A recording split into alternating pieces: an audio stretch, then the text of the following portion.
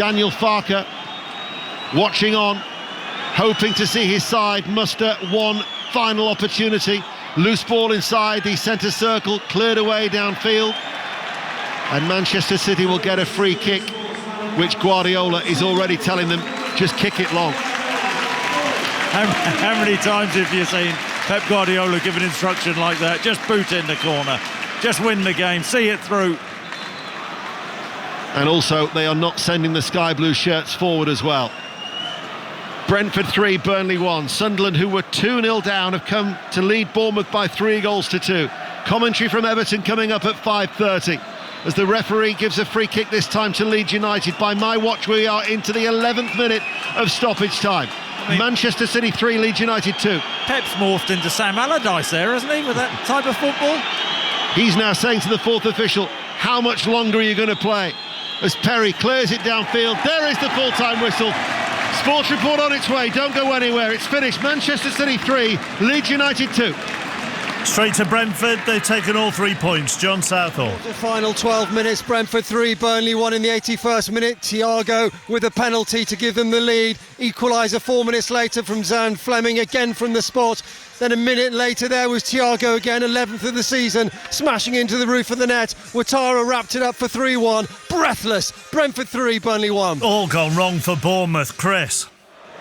Now they're down to 10 players. Lewis Cook has just been sent off for an elbow on Mukiele. Sunderland 3, Bournemouth 2. Sunderland from 2 goals down look likely to win this 3-2. They have been excellent in this second half. Bournemouth will be kicking themselves. Still playing and a good 4 minutes to play. Sunderland 3, Bournemouth 2. Big game at the top of League 2 was Walsall against Bromley. The home side were 2-1 up. There's been a late goal. Nikesh Ragani. There has. They've managed to get a third. Walsall. The final whistle has just gone. Walsall stay top of League 2 after starting the day there. Courtney Clark putting the final touch on it on the break as Bromley were pushing hard for an equaliser. Bromley took the lead though in the first half through Ben Crowehouse. They looked good for that lead too. 3 changes for Walsall at half time turned the game on its head. First Daniel Kanu with an equaliser, then a Ryan Finnegan header, and as I just mentioned, Courtney Clark deep into stoppage time in the 101st minute, taking all 3 points. Finished Walsall 3, Bromley 1. No doubt who's top of the championship.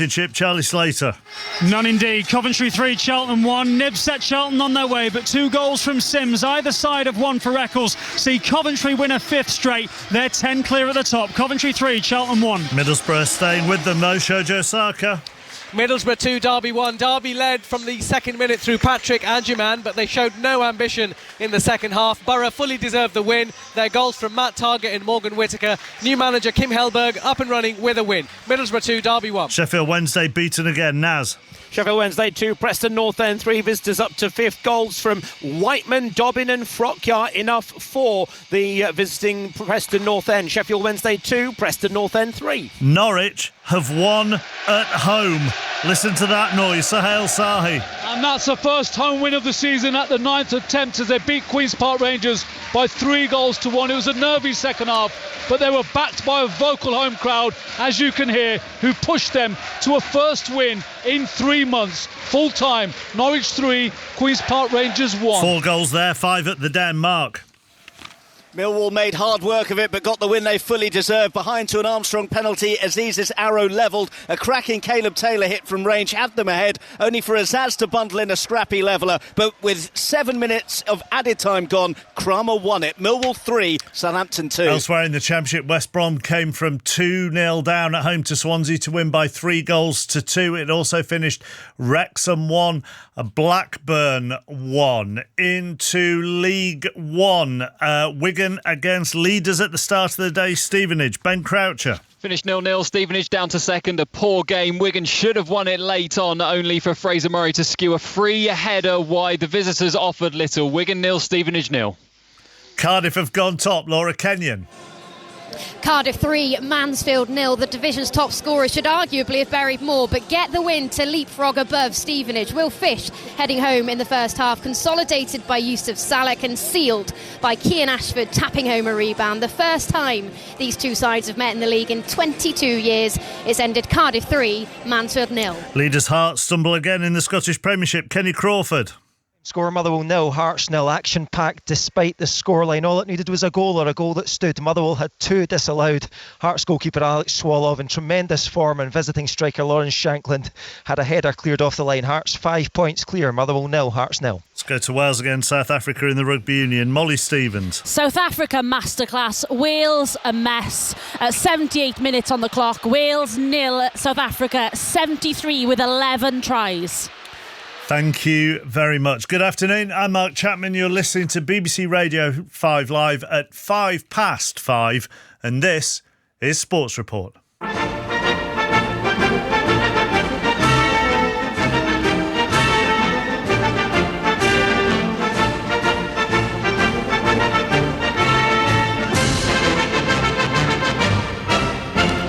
The headlines this Saturday tea time. In the Premier League, City leave it late to beat Leeds and close the gap on Arsenal to 4. This is Foden inside the penalty area. Foden keeps his balance. Gets the shot away and scores. Phil Foden finds a way. Finished 3-2. Sunderland are still unbeaten at home. They fight back from 2 down to win 3-2 against Bournemouth. Robbie! Off the bench as Sunderland come from behind to lead against Bournemouth.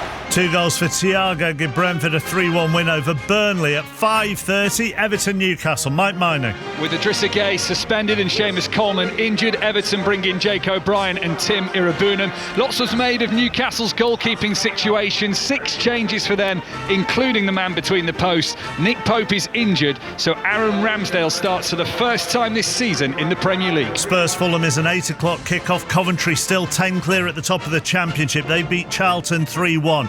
Norwich have got their first home win of the season, 3-1 against QPR. Cardiff go top of League One. They beat Mansfield 3-0. Stevenage and Stockport both draw. Walsall fight back to defeat Bromley 3-1. They stay top of League Two. Finished Motherwell 0, Hearts 0. The Scottish Premiership leaders now 3 games without a win.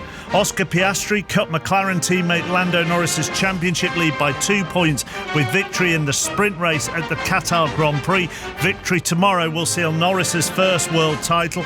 South Africa are thrashing Wales 73-0 at the Principality.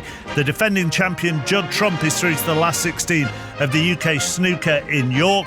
The former champion hurdler Constitution Hill fell once again as Golden Ace came through to win the fighting 5th hurdle at Newcastle. Reports and reaction to come before full commentary of Everton against Newcastle. I'll give you all today's football results as well in England and Scotland, and we will start with the Premier League. Just the 3 games at 3 o'clock so far. Brentford 3, Burnley 1, Manchester City 3, Leeds 2, Sunderland 3, 10-man Bournemouth 2. Let's go to the Etihad. 3 points for Manchester City, just Ian Dennis.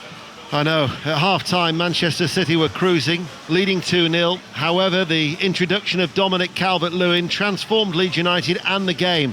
So much so that Daniel Farke will feel disappointed that they didn't get something from this. Phil Foden scored the quickest goal of the Premier League season with a volley after 59 seconds. And when Gvardiol stabbed in a second, you feared the worst after 25 minutes. Perry made saves from Foden and Gonzalez. Reinders fired over. If Leeds were passive in the first half, they were anything but in the second period. Calvert-Lewin reduced the arrears. He gave them a focal point, and his presence caused problems. He won a penalty after a clumsy foul from Gvardiol. Metch's penalty was saved, but he scored from the rebound midway through the second half. Leeds were fighting for everything. It could have gone either way, and then Phil Foden found a way in injury time, keeping his balance and his composure to get a 91st minute winner as Manchester City moved within 4 points of leaders Arsenal. Sort of feels like it's 3 points for Manchester City, Chris Sutton, but plenty for Leeds to build on. Yeah, I mean, they just didn't compete in the first half, and Ian described them as passive, and that was spot on. Manchester City get off to the perfect start, scoring inside a minute, get the second, and they were cruising. They were in total control, playing at will, totally dominating the first half. And then the change from Daniel Farke, who's often criticised for not being as proactive as he should be, and Dominic Calvert-Lewin came on, and Leeds just went direct, and Dominic Calvert-Lewin roughed up the Manchester City centre-backs. They get the goal back through Calvert-Lewin. Poor defending from Nunes allowed Calvert-Lewin to finish. and then another long ball. They win the penalty. Calvert-Lewin wins the penalty. Metcher misses the penalty and pops in the rebound, and then you're thinking, here we go. Is this going to be a massive turning point in Leeds' season? But Manchester City, who barely laid a glove on Leeds in the second half, score late on from a bit of brilliance from Phil Foden. He's so good in tight spaces. He found the corner, and City get away with one. 3 big points. They're still in a title race. You felt it was an important game for them, but they stumbled over the line. And for Leeds, you think, as a performance, you can take something from it, but they would have preferred a point or points.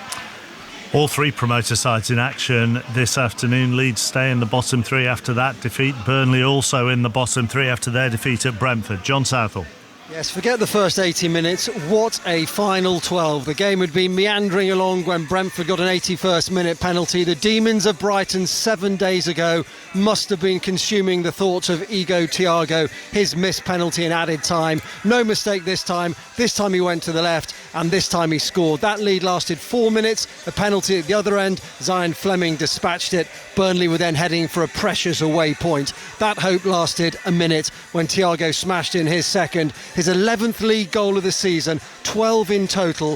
What a success story he has been. Dango Ouattara wrapped it up in added time. A remarkable final 12 minutes. This Brentford's 5th home win of the season. Imagine where they'd be if they could win away. John, thank you. The 3rd promoted side in action, Sunderland. They've won again. They came from 2-0 down to beat Bournemouth by 3-2. Danny Murphy, part of the Match of the Day team, and he watched this. They are, it's a cliche, isn't it, Danny? But they are turning the Stadium of Light into a fortress.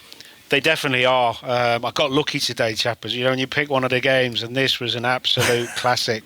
It was end to end. I mean, did you do the senior pundit thing back in your box, Joe? I'm going to pick the game I want. No, I actually went with the flow. He's the City man, isn't he? Yes. So Bournemouth were outstanding as well. They both had a go. I think the way the styles set up, because Sunderland went to a back four today, and you felt that they were, willing to try and go toe-to-toe with them and be more on the front foot and more creative, because we've seen them be pragmatic at times, and which there's nothing wrong with that, by the way. So it was end-to-end, and it could have been, after 20 minutes, could have been 3-3. I think that's probably the beauty of that game, isn't it? Because Bournemouth are more than happy to go man for man as well. They are, and then they did. And I think Sunderland will feel a little bit lucky in that the decisions went their way. The crossbar saved them near the end. The decision to get them back in at 2-0, chappers, is a big turning point, because it got the crowd back on side and it shifted back momentum to Sunderland. But I think it's a really soft one. They gave it on pitch. We'll have a look at it later, but it was one of those where the lad who got Ronaldo he initiated the contact, basically, and when you see it, you'll be like, oof, if it was your team, the manager is not going to be happy. It's a big decision, but we'll have a good look at it later. I mean, Sunderland are flying. They're 4th. They've lost 3 games on their return to the Premier League. Bournemouth are just wobbling at the moment a little bit, aren't they? Psychologically, you kind of think they could have done with holding on to something there. Yeah, but the way they play, this is going to happen. They're going to have spells where they lose a few and concede a lot of goals, and they're going to have spells where they get a few big wins and look really good on the eye. You can't have your cake and eat it. It's like they are so cavalier and so on the front foot and willing to try and win games that they're going to lose some when they're trying to win them, if that makes sense. So I just think for Bournemouth fans, it's part of the journey. Your manager plays that way. It's great to watch. The players look like they enjoy it, but sometimes it's going to go against you. They didn't deserve to lose today, chappers. Okay, we know he doesn't like to use the furniture. Is he sat on the floor the whole time in the office? He has, he's just got up, just this second. Thank you, Danny. Take care, mate. Cheers, mate. Bye. Danny and Joe with Gabby. Match of the Day, 10:25 tonight on BBC One. All the extended highlights and the analysis. Still got Everton, Newcastle and Spurs, Fulham to come. Let me give you the Premier League table. Everybody has played 12 unless I say otherwise, because just the 6 teams this afternoon have played a game more. So Arsenal have 29 from 12.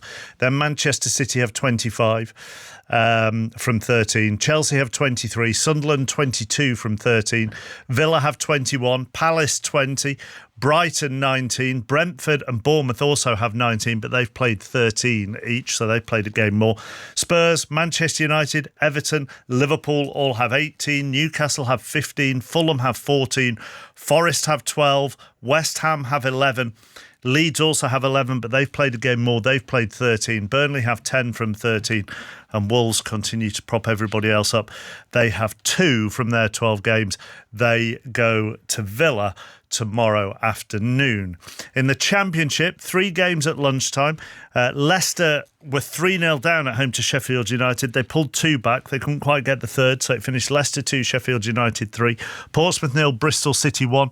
Stoke led Hull at half-time by a goal to 0, but the visitors came back to win that 2-1. Coventry beat Charlton 3-1. Middlesbrough 2, Derby 1. Millwall 3, Southampton 2. Norwich 3, QPR 1. Sheffield Wednesday 2, Preston 3. West Brom 3, Swansea 2. Wrexham 1, Blackburn 1. I'll give you the table after details of another win for the leaders from Charlie Slater. Yes, it did finish Coventry 3, Charlton 1. On Tuesday night at Middlesbrough, I called Coventry inevitable. And I'm going to use the same word again today, because even when Charlton went in front through Harvey Nibbs, a Coventry comeback felt exactly that, inevitable. They are irresistible like that. Their equaliser came late in the first half from Josh Eccles, before Ellis Sims put them in front before the break and made sure of all 3 points 15 minutes from time. His 4th goal in 2 games, Coventry's 50th of the season. That's 20 more than anyone else in the Championship. For Charlton, it's 4 defeats on the spin, but for Coventry, 5 straight wins, and Frank Lampard celebrates a year in charge by maintaining that 10-point cushion at the top. And I always give their goal difference because it is remarkable compared to everybody else in the division. Their goal difference now up to plus 32. The next best in that division, Stoke, who are on plus 12. So Coventry have 43, Middlesbrough 33, Millwall 31. So they go third after that win at home to Southampton. Stoke dropped to 4th on 30. Preston also have 30 after winning at Sheffield Wednesday. Bristol City have the final playoff place. They have 29. In the bottom 3, Sheffield Wednesday still on minus 4. Norwich now on 13, Portsmouth 17, Swansea also on 17 and only out of the drop zone courtesy of goal difference.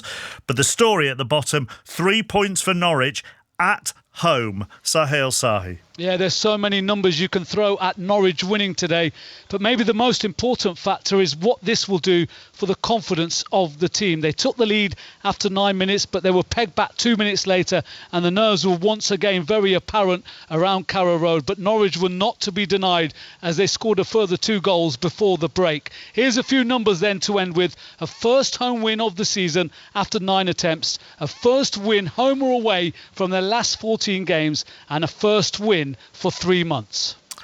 Into League One then, at lunchtime, Blackpool 0, Reading 3. Stockport ended their run of recent defeats with a draw at home to Barnsley. It finished 1-1. Then at 3 o'clock, Bradford 1, Exeter 0, Burton 0, Leyton Orient 4, Cardiff 3, Mansfield 0. That's taken them top of the table. Details of that shortly.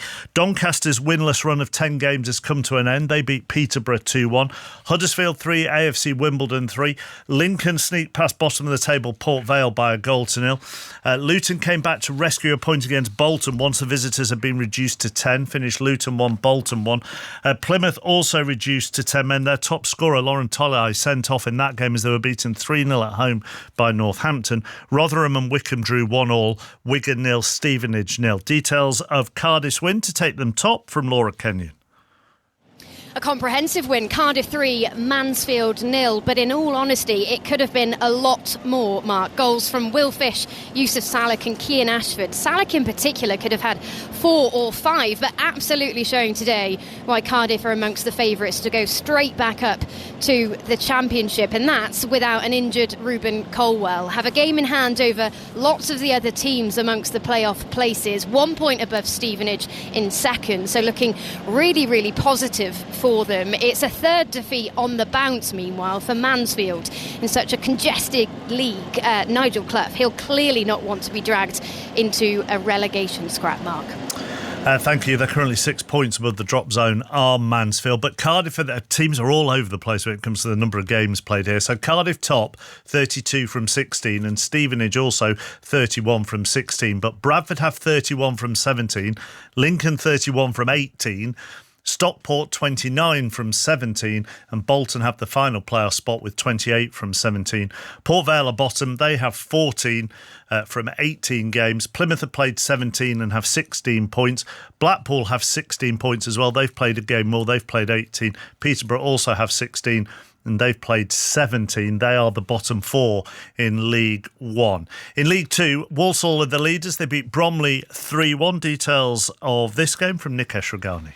Yes, it finished Walsall 3, Bromley 1. Walsall staying top of League 2. They had to come from behind, though, after being outplayed in the first half. Bromley taking the lead through Ben Crowhouse. At that stage, the visitors were heading top of the table. But at the break, Matt Sadler made 3 changes, which completely transformed the home side. Their equaliser coming from Daniel Carney before Ryan Finnegan headed them in front late on. Bromley then pushed forward hard, looking for an equaliser, which didn't come. Instead, Walsall countered in the 101st minute, and Courtney Clark sealed the 3 points for the home side. Bromley's 4-match winning run is over, but they can take huge credit from today. It finished Walsall 3, Bromley 1. Elsewhere, Accrington 1, Oldham 0 and MK Dons 2, Fleetwood 1 at lunchtime. Then at 3 o'clock, Barnet and Harrogate drew 1-1. Notts County, despite being reduced to 10 men, won 1-0 at Bristol Rovers. Cambridge got a late winner at home to Crewe. It finished 2-1 there. Swindon were down to 10, but they won 2-1 at Chesterfield. Colchester 2, Cheltenham 0. Newport 2, Barrow 2. Salford 4, Crawley 3. Salford had been 3-2 down. Shrewsbury 3, Gillingham 3. So Walsall are top, they have 35. Swindon 34. MK Dons 32. Notts County 31. Bromley 30. Cambridge and Salford, the final 2 playoff spots, they're both on 29. The bottom 2 remain Newport on 12 and Harrogate on 16. In the National League, at lunchtime, Solihull Moors 1, Wealdstone 1. Altrincham were 2-1 down at home to Scunthorpe going into the last couple of minutes, and they won by 4-2, did the home side. Braintree 1, Morecambe 0. Carlisle 2, Tamworth 1. Forest Green Rovers beat Southend 2-1. Hartlepool 3, Truro 1. Rochdale 2, Eastleigh 0.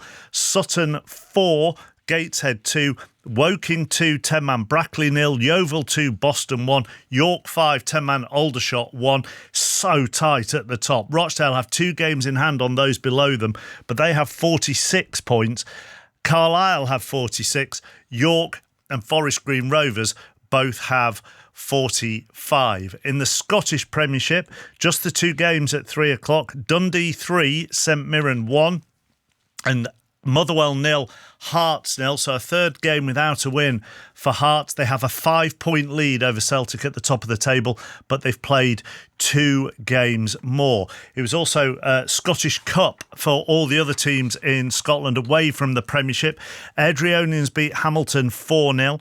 Annan 4, Buckie Thistle 0. Ayr beat Turriff United 3-0. Banks Heady 0, Ross County 2. Benburb, who were the lowest side left in the competition, were beaten by Montrose of League 1 by 3-0. Bonnyrigg Rose 1, Spartans, who are the League 2 leaders 2. Camelon Juniors 2, Edinburgh City 1. So that's a shock. That's 6th tier beating League 2. Dumbarton 0, Auchinleck Talbot 4. That's also a shock. League 2 being knocked out by a 6th tier side as well. Dunfermline 2, Queen of the South 1. East 5-0, Arbroath 2. Elgin and Stirling has gone into extra time, with Elgin leading Stirling 4-2. Forfar 0, Partick Thistle 2. Kelty Hearts 2, Brechin 0. Peterhead and Morton are in extra time, and they are level at 2 all, are they? Yes, 2-2. Wraith beat Alloa by a 0-0. St Johnstone, the Championship leaders, are in extra time against Cove Rangers of League 1, and they trail by 2-1. Stenhouse Muir 4, Clackner-Cuddin 1, and Stranraer Clydebank 2-1. Again, that's in extra time. From the Scottish Cup to Pep Guardiola, live on Sports Report with Gary Flintoff. The dancing Pep Guardiola. Pep, congratulations. That was a great way to win the game. Was it a relief to win, or was it an enjoyable match to watch?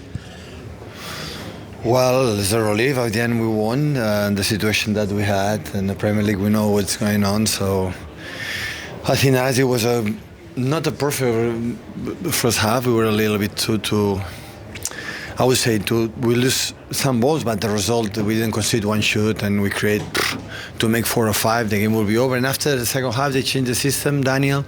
They made 5-3-2, and we concede the goal first, and we have to adjust the way the press, and we had we struggle in that moment. And after the 2-2, we make a step up. We put more players at the end, in the box. With Omar, with Phil, with Ryan and everyone there, and we create enough chances to score the third, and at the end the quality from Phil that we're happy is back, and again with 2 goals and the quality in the finishing.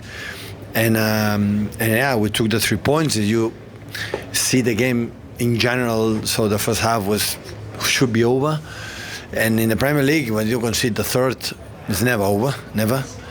But sometimes win that game is necessary, and today we sleep second in the table, and I keep going.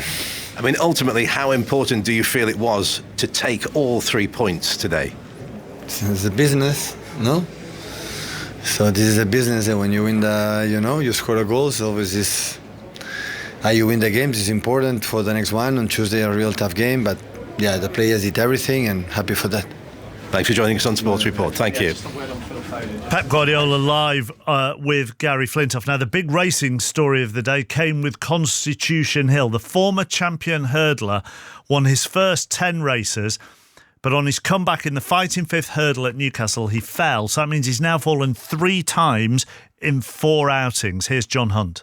Well, indeed, Mark, what happened to Constitution Hill remains the hottest topic in racing. He jumped the first flight of hurdles splendidly today, but then at the second, he either panicked or simply got too brave and hit the hurdle with his front legs before tumbling to the ground. His rider, Nico de Bonville, punched the ground in disappointment before watching his main rival, the New Lion, also fall late on, and then champion hurdler Golden Ace eventually winning from Amsterdam a length and a half away in second place.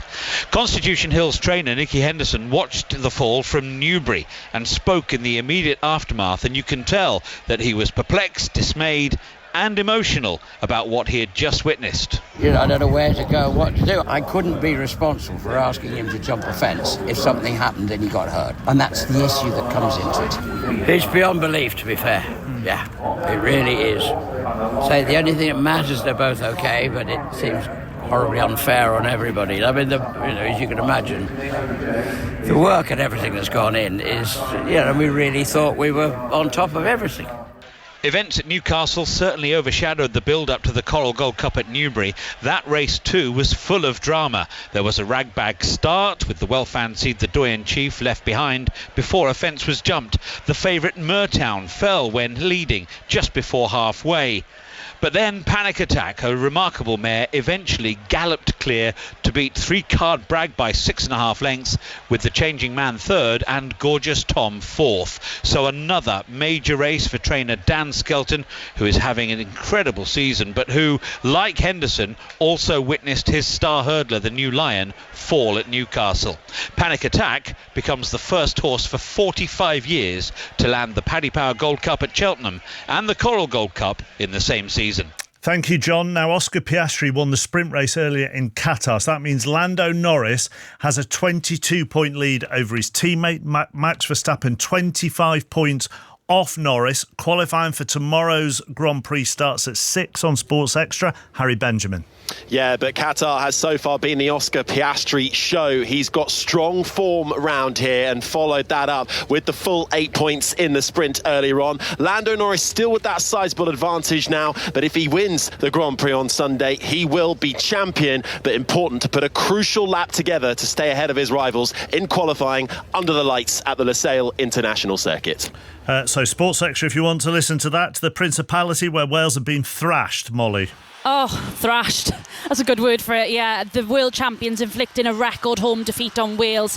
From a South African perspective, 11 tries. They ran the show in every single area. That's why they're the best in the world and haven't lost a game all year. But for Wales, what can you say? It's an absolute mess. They were without some of their best players, but what I think seemed most disappointing was the way in which they played the game into the Springboks' hands and lacking in areas where they could have taken some control, like discipline. Miserable day. Wales 0, South Africa 73. In the Gallagher Prem earlier, Gloucester 26, Quins 15. In the Women's Premiership, Loughborough 50, Leicester 15. Saracens beat Trailfinders 57-5. In the Rugby Championship, Lions beat Bulls 43-33. Cardiff won 29-14 away to Zebra. To the opening day of the UK snooker, Jamie Broughton. And the defending champion, Judd Trump, beat Stephen Maguire by 6 frames to 4. Trump was 3-1 up at one stage. Maguire then threatened a famous comeback to level at 3-0 when he knocked in breaks of 111 and 82. He then had further chances but couldn't take enough of them, and Trump wrapped up the win. He now plays Si Jiahui. Sports Extra 2 has commentary of England-China at Wembley. Katie Smith. Serena Wiegman not making as many changes as perhaps we expected as the Lionesses return to Wembley for the first time since defending their European crown this summer. Sold out 80,000 inside. News this morning that goalkeeper Kiara Keating's withdrawn from the squad with a minor injury. Hannah Hampton already out. So the big news, Orlando Pride's number 1 Anna Morehouse making her debut in goal at the age of 30, just kicking off 0-0. St Johnstone have gone out to the Scottish Cup to Cove Rangers 2-1. Barlatan 2, Cardiff 2. Britain 2, Flint 2, Colwyn Bay 5, Pennybont 4 in the Welsh Premier, and in the Northern Irish Premiership. If I can find the scores, I can't find them at the moment, so I'll tell you what I'll do them at half-time of Newcastle's trip to Everton. Mike Mino. Mark, thank you. Welcome to Merseyside, where the players will be very glad that the rain has stopped. The drizzle that has penetrated the northwest for most of this afternoon, most of the day really, has finally stopped, and it should make the surface nice and slick. And already the palms of Jordan Pickford have been tested. Low shot from Anthony Elanga straight away from kick-off. He ran down the right-hand side, pushed it around the post, giving Newcastle a corner on the far side. Ball goes in straight from the header of Malik Chow. And Newcastle, inside 55 seconds, have taken the lead at the Hill Dickinson Stadium. Corner from Newcastle's left. Chow was in the 6-yard box, glances it on into the right-hand side. And if Phil Foden had claimed the title for the quickest goal in the Premier League this season, Malik Chow has just stolen it from him. Everton 0, Newcastle 1. What a start from Newcastle. Everton absolutely shell-shocked. Half the Everton players, majority of the Everton players haven't even touched the ball yet. Straight from kick-off, they went down towards the Everton goal. Anthony Elanga, one-on-one with Jordan Pickford. He gets the corner, and it's a wonderful in-swinging corner into the 6-yard box. Causes the Everton defence all kinds of problems. And Malik Chow, he rises the highest above James Tarkowski, in between him and Michael Keane. Glances it into the bottom left-hand corner of Jordan Pickford's goal. Nothing the Everton goalkeeper can do. What a wonderful start for Newcastle. A club plagued by terrible away form this season. They're yet to win in the Premier League, just the one win on the road for the Geordies this season so far, and that came in the Champions League in Belgium against Union Saint-Gilloise. Well, if there's any way to start to get over that poor form, it is score with inside the first minute and give your side the positive boost they need. Malik Chow's first goal for Newcastle. It was actually a really good save from Jordan Pickford that led to the goal, that led to the corner kick. Newcastle made a really bright start. Anthony Elanga starting today on the right-hand side, on the right wing. He got the wrong side of Mikalenko on the angle about 12 yards out. Fires it low and hard across Pickford. He makes a really good save. But then the Everton defence just switch off from the in-swinging corner. And it's a superb start for Newcastle. And those travelling fans away to our left. Tucked away in the corner over on the northwest side of the ground from where we're sat, high up on the main stand of the brand new Hill Dickinson Stadium. Newcastle operating sharply early on, try and force their way forward in the Everton half once again. Everton in those royal blue shirts, the white shorts and blue socks are right to left in this first half, and Kiernan Dewsbury Hall now starts to get Everton into their first attack of the game, into the penalty area on the right-hand side. Dewsbury Hall just hangs back a little bit from Iliman Ndiaye, who rolls himself out towards the corner, trying to twist and turn up against Hall of Newcastle United in that left-back position. We'll run you through the two teams when we get chance, but it's been a fast-paced start here on Merseyside. The give and go, but Dewsbury Hall chooses not to return it to his teammate. Here's Irabun, one of those two changes made by David Moyes ahead of the game. Jack Grealish just creeps forward, level with the left corner of the penalty area on the near side. He loses out, he's challenged, and then he slips trying to work out where the ball's gone. And Lewis Miley can bring the ball away for Newcastle United. Forward to Nick Waltemada, who turns on the edge of the centre circle inside the Everton half. Good recovery from Ndiaye, and the home side are back in possession. What a lively start it's been to this game. Everton just trying to get a foothold in the game, trying to retain possession. Michael Keane now trying to rotate the ball to Mikalenko. But it's a really good start from Newcastle. The changes that Eddie Howe's made to his side today. I know you're going to run through the changes in a minute, but there are a number of them, 6 in total, I think. Started extremely well for Eddie Howe. They've come out with a really poor away form. won 1 in their last 11 away in all competitions. So it was a big start for them. Certainly has been. Malik Chow's goal. We've played 4 minutes. Everton 0, Newcastle 1. And it's almost like the stadium screen operators here at the Hill Dickinson Stadium predicted that as well, because before kick-off they flashed up a test of the scoreline on screen and it had Newcastle winning by a goal to 0. So a bright and lively start. 55 seconds is how quick Malik Chow has given Newcastle the lead here on the banks of the River Mersey. Everton intercept the ball just before the halfway line inside the Newcastle half. James Garner inside the centre circle, just steadying himself down, steadying Everton down. They need to get on the ball and just calm down. The advantage for them is Malik Chow scoring inside the first minute. There's still 89 minutes to recover this game. Something I notice immediately different about Newcastle away from home. They're playing a 4-5-1 formation. Harvey Barnes and Anthony Elanga are dropping in alongside Gomeres, Miley and Joe Linton, who will be a central midfield 3 when they're out of possession, and Nick Voltemade will cut a lonely figure on his own in front of that midfield 5. So 5.5 minutes played. Everton 0, Newcastle United 1. 2 changes for Everton. With Seamus Coleman injured and Idrissa Gueye suspended, having struck his own teammate on the face in that win over Manchester United on Monday night. So Jake O'Brien comes in to the defence. Irabunam is chosen in midfield. So Pickford is their goalkeeper. O'Brien, Tarkowski, Keane and Mikalenko the back 4. Garner and Irabunam hold the midfield.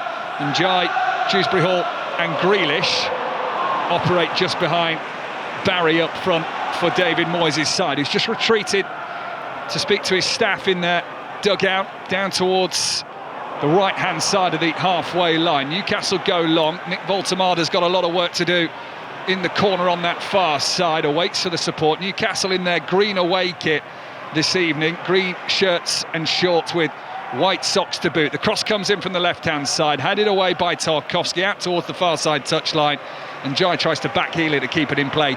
He can't. So Newcastle, 6 changes. Chow, Byrne, Guimaraes, Livramento and Barnes are the only ones that remain from the Marseille defeat in the Champions League on Tuesday night. The big change is in goal. Nick Pope, whose performance was questioned in France in midweek, is injured, we are told. That's the official line from the club. So Aaron Ramsdale starts in the Premier League for the first time for Newcastle United. Livramento, Chow, Byrne and Hall are there, back 4.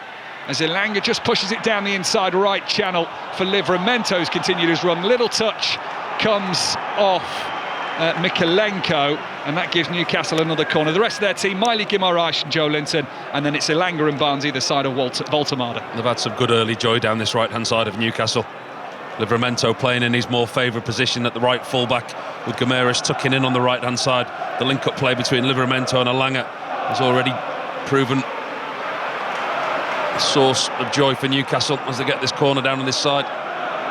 So corner which Lewis Hall will take, swings it in towards the near post. Everton are able to see that clear up towards the halfway line, but had everybody back, so it's an easy recovery for Livramento. And Aaron Ramsdale, all in what, a light shade of purple, the Newcastle goalkeeper tonight, almost a pinky purple, isn't it, is able to clear it long, and they've swung the ball into the box, and Harvey Barnes takes the shot, which deflects wide, well wide in the end of Jordan Pickford's right-hand post, and goes behind for a Newcastle corner. Harvey Barnes is in form. You'd have backed him to score there, but the block comes in, and it's a Newcastle set-piece instead. The Everton defence are all over the place at the moment. Newcastle are picking holes at will. This time it's down the left-hand side. Lovely ball in to Harvey Barnes on his left foot, 6 yards out on the angle. It's Michael Keane who actually gets across and makes a lovely block just in front of Jordan Pickford, because that was heading towards the bottom corner. So Hall goes with the corner again. He's put that right under the crossbar, and Pickford clawed at it. There's a foul given by the referee, Craig Pawson, inside that 6-yard box. Dan Byrne was flying in there. It's gone behind for a goal kick anyway, so Everton can have a momentary relief. 9 minutes played, Everton 0, Newcastle 1. Paul Robinson. Yeah, they're causing problems as well from set plays, Newcastle. You can see it's something that they've clearly worked on. I think there's a weakness there from Everton. Almost everyone piled in the 6-yard box, and it's one of those corners swung in right under the crossbar, right under Jordan Pickford's crossbar. All the bodies pile in. Dan Byrne, I think it is, that clatters everybody, puts about 4 players in the back of the net. Get the free kick in the end, Everton, but Newcastle have been superb from the start. Now it's Everton's turn to try and respond on the right-hand touchline. Midway inside the Newcastle half is Illiman and Giant, he gets a good cross in towards Barry. Livramento takes no chances, kicks it straight behind for a corner, just beyond the head of Barry. Better from Everton than Jai and Grealish in the wide areas. They've got to look to make the pitch big, get some joy in those wide areas. Everton go quickly with the corner, doesn't work out. They've had to settle for a throw-in instead. So nearly 10 minutes played, Newcastle leading by a goal to nil. First time since 2022 that Everton have come into this fixture above Newcastle in the table. But with Newcastle's lead that they have at the moment, Newcastle leapfrog them and go one place above them. Everton throw from the left-hand side, the near side. It is flicked out by two Newcastle heads, bounces once awkwardly. Elanga is trying to get some control on it and set Newcastle on their way. He can't. So Everton playing out towards this near side again. Mykolenko with a floating, hanging ball in, and then Keane deflects behind for a corner. Keane met that on the half volley, edge of the penalty area, central, caught it nicely enough, but Newcastle body's in the way, and it's going to be a Toffees corner on the far side. I'll tell you what, that was on its way from Michael Keane. We know he's a good striker of a ball. He's a good diagonal ball, and here's a sentence that you won't hear very often. Tarkowski chests it down in the 18-yard box to Michael Keane, who strikes on the half volley, and it takes a deflection and goes for a corner. The two centre-halves looked like expert centre-forwards at that point. It was a lovely piece of play. Unlikely assist, would have been unlikely goal scorer. Everton corner from the far side, in swinging towards Barry. The header's looping onto the roof of the net. And it will be a goal kick to Newcastle. But that's pleasing to the Everton fans who, despite being sat in their seats, some of them with their arms folded and certainly their bobble hats and scarves on this evening, do give a warm round of applause. Their team fighting to get level. 11 minutes played, Newcastle leading by a goal to nil. And it's a great atmosphere inside the stadium, isn't it? I know we've talked about it a lot on 5 Live this season. Covered a lot of games here, but this is my first visit here, and you cannot help but be impressed. It's a wonderful stadium and a wonderful atmosphere, it really is. They've architecturally done it brilliantly. You've still got the brickwork pattern on the outside, rising up to the roof, which keeps it in the feel of the Liverpool dockyards. It is right on the River Mersey. And you've got the nice modern finish with the metalwork roof that surrounds this stadium. And inside, on those laser blue seats, it is a steep banked stadium, looping round on all 4 sides, and that really does make it quite a hostile atmosphere. Goodison Park could be the same, and they've obviously tried to keep that as they come here. It's a lovely description. You after Dion's job. It is the master of Ian Dennis that we learn from. Everton attacking, Garner through to Grealish, left of the penalty area. And he'll look for the support to lay it back to, can't find one man, but then Garner curling shot, never get the curl on it, it goes wide. Newcastle goal kick, there has been a goal at Wembley. England taking on China, women's international this evening, and Katie Smith can bring us up to date. And it's the European champions that leads the Asian champions. England 1, China 0. It was China who started the brightest, but England starting to find really lovely pockets of space in the last 6 or 7 minutes. Lucy Bronze with the work up the right-hand side. First time she crosses in, scuffed header by Alessia Russo. Second time she tries it, finds the right foot of Beth Mead, tucks it home. England 1, China 0. Katie, thank you. We will keep you up to date with that. You can listen to it on Sports Extra 2 right now. On Sports Extra in around about 15 minutes time or so. Build up and action from Qatar, qualifying for tomorrow's Qatar Grand Prix. Oscar Piastri winning the sprint race earlier today. He's taken 2 points out of Lando Norris's lead. So he leads fractionally, slightly less Lando Norris, but a win in Qatar will give him the championship tomorrow. Everton try and get control on the halfway line, and Dye wriggles his way inside and then plays it across the centre circle, but it was too easily read and cut out by Anthony Elanga. Newcastle, Livramento heavy touch, just gives the ball back to Mykolenko, and Pickford can send that long out towards Jack Grealish. Control isn't the best with his bright orange boots, but he keeps it in on the near side touchline. And Mykolenko just calmly knocks it back to Michael Keane. 1-0 Newcastle. Well, what Newcastle have done well is that midfield 5, what I talked about. They've flooded the midfield, and Everton found it hard to get any kind of momentum going and rhythm and get the ball moving forward because the green shirts are all over them in the middle of the park. There's been another goal at Wembley. Katie Smith.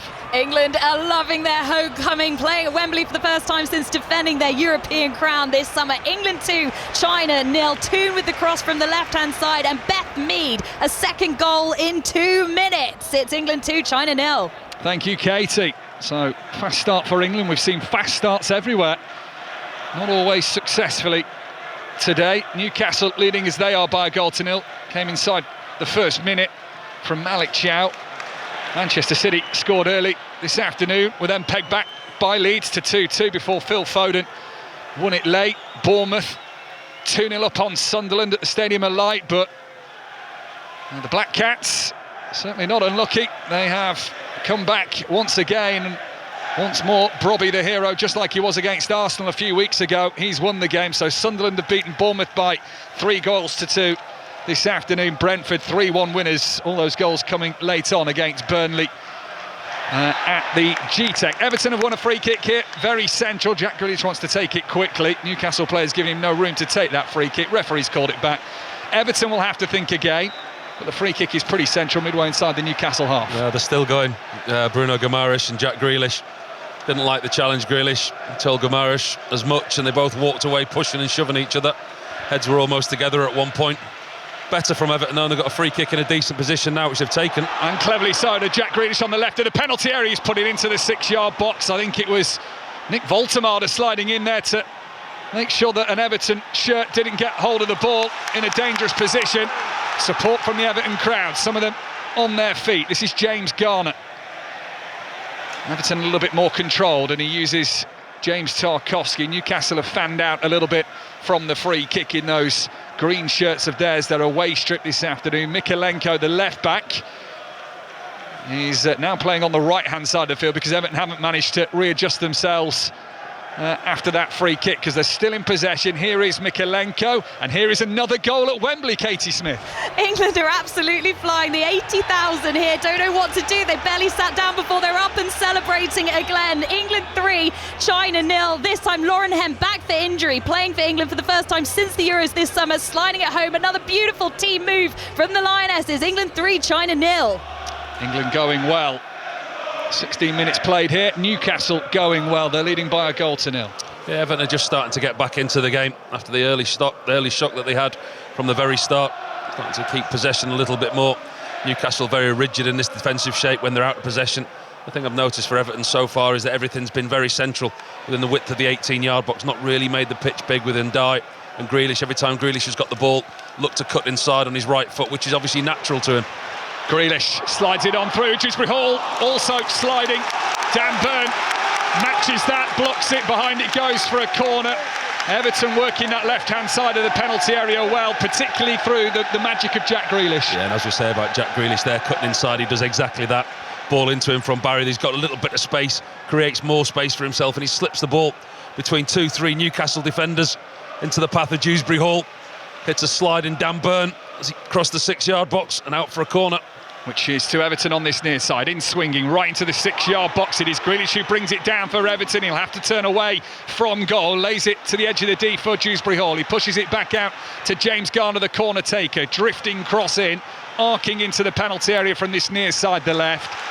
And it is dealt with by Newcastle, but Everton still in possession, edge of the centre circle for Vitali Mikalenko. 5 live from the Hill Dickinson Stadium this evening, where Newcastle lead by a goal to nil. Mikalenko sends it up towards the right-hand side. One header is an Everton one. Then it's Dan Burns' turn to get it away. Lewis Hall tries to bring it down. Showed too much of the ball to James Tarkowski. Newcastle think that went over the touchline. Linesman's very close to it and remains unmoved. And now this is Garner, central position. Everton feeling a sense of momentum here. That was until Anthony Elanga stepped in. Both him and Jack Grealish slide for the ball. Referee says throw in to Everton initially, and then I think the linesman on this near side has said no, that's a Newcastle throw. David Moyes is angry about it, and Jack Grealish has run all the way to the halfway line to have a word with the linesman. I agree with you. I think that Jack Grealish did superbly well. He looked like he was chasing what was a lost cause. Anthony Elanga just letting the ball run out. And looking at the replay now, Jack Grealish, he hooks his right foot around the lost cause, plays it back against Anthony Elanga. Referee, who was the closer out of the two, the assistant on this near side, was further away than the referee. Referee gave the throw into Everton, the assistant gave it to Newcastle. Wrong decision. The referee should have given the throw into Everton. He should have stuck with his original decision.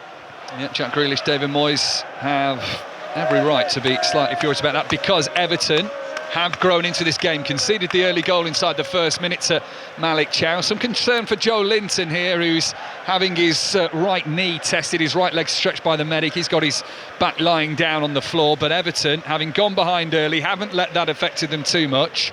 And they are getting back into this game. Yeah, it's a worrying one for Joe Linton because he's gone down with nobody around him. Physio's come on, looked at his right knee, I think. He's hobbling off towards us on this near touchline. Just giving David Moyes an opportunity to do that team huddle like we see when there's a break in play, when the teams come over for a drink. Pass some communication, some instructions. He's down beneath us now talking to Jordan Pickford. Quite an intense conversation by the look of it. Maybe a little restructuring after the early scare, but they've certainly got themselves back into the game, Everton. For the 5 minutes it took them to warm up into the game, they've had the better of the chances. And Newcastle, when they are attacked, there is that fragility. They're a completely different side away from home than they have been at St James's Park this season. So Joe Linton moves to the side of the pitch. Eddie Howe's just had a chat with him. Scored in Newcastle's last win at Everton. Did Joe Linton. Came all the way back in April 2023. A 4-1 win at Goodison Park. Many teams coming to the Hill Dickinson Stadium for the very first time. This modern arena right on the River Mersey. Here's Jack Grealish. Newcastle leading by a goal to nil after 20 minutes. Grealish just waited for Mykolenko to get onside. Mykolenko's cross from the left is easily dealt with by Newcastle. Now Elanga, we know he's got the pace. Jack Grealish is trying to go back with him. Elanga is able to force the ball out towards the left-hand side. He's down on the deck, thinks he got a touch as he played the ball, wants the free kick. Newcastle still in possession. If they are going to play deep now, they've got the goal up. Newcastle, if they are going to sit and invite Everton onto them, players like Elanga with his pace in behind on the turnover of possession are going to be a threat. Elanga and Harvey Barnes on the left-hand side, they will look to use those type of players on the counter-attack. Anthony Elanga yet to score this season since his big money move from Nottingham Forest in the summer. Surprised the amount of changes that Eddie Howe's made from the midweek game, I really am. When you look at players like Fabian Schär, Tonali and Anthony Gordon, those two in particular, who you would expect if they were fully fit would start the game, find themselves sat on the bench today. A number of changes, obviously, including the big change in goal.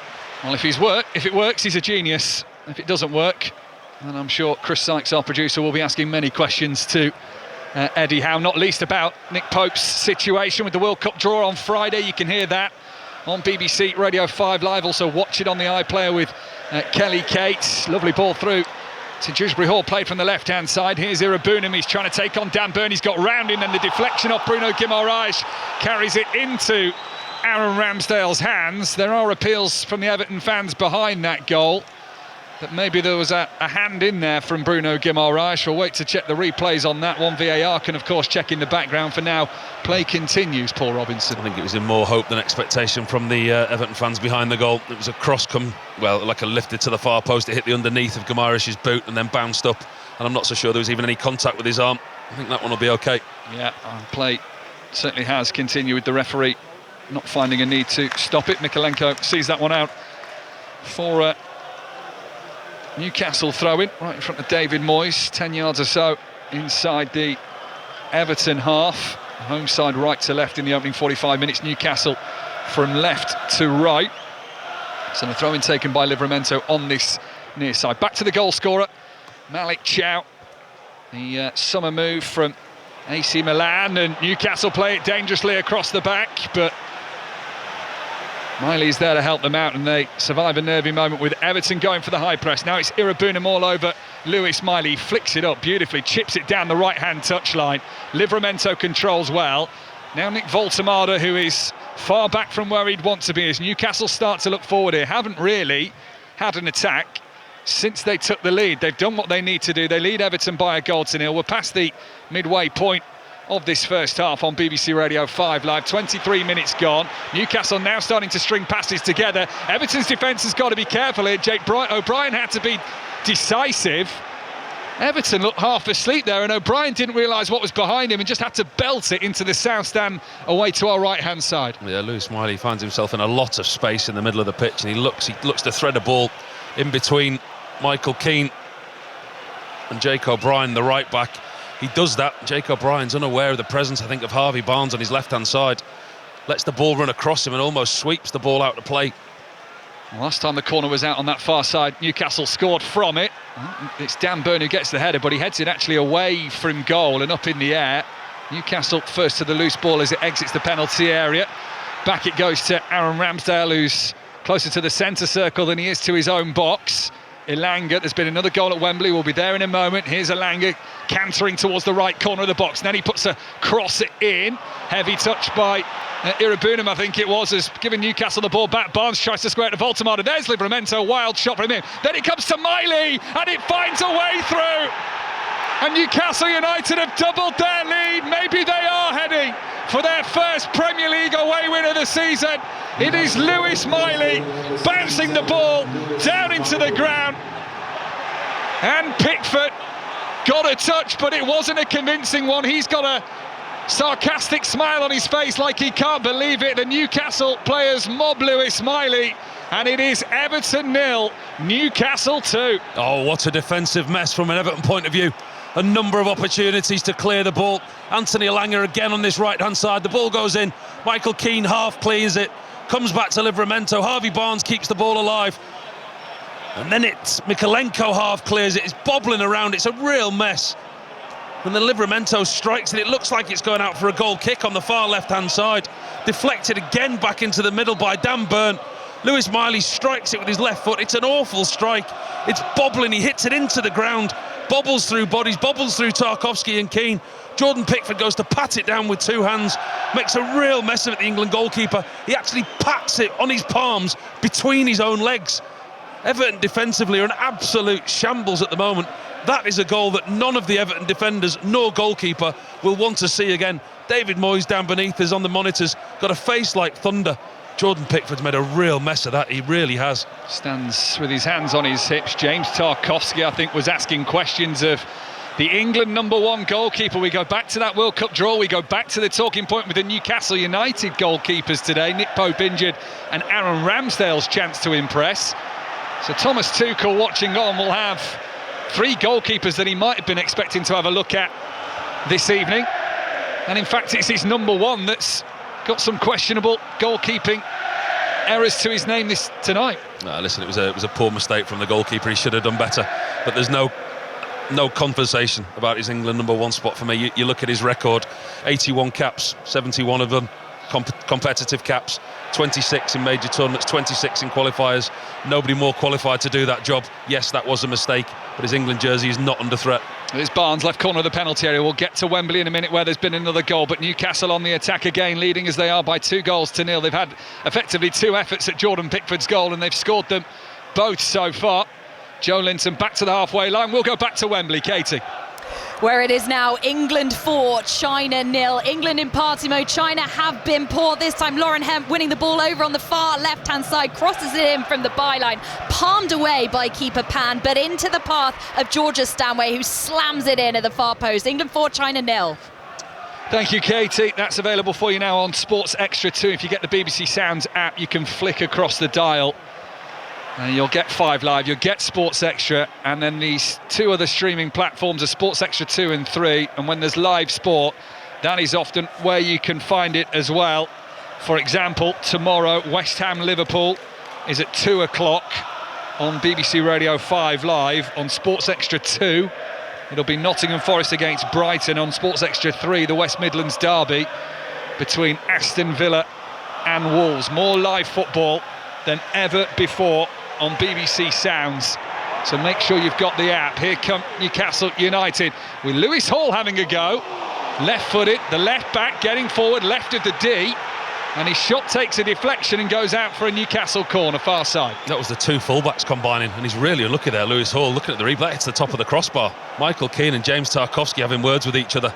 The Everton defence, all at sea, they really are. They lose possession, and on the turnover possession, Newcastle are extremely quick, and it's Livramento who plays the ball to Lewis Hall on his left foot. He takes a deflection off Michael Keane, loops up and over Jordan Pickford. He's beaten again, the Everton goalkeeper, hits the crossbar and goes out for another corner. Offensively, Everton have been okay, but defensively, they've been awful.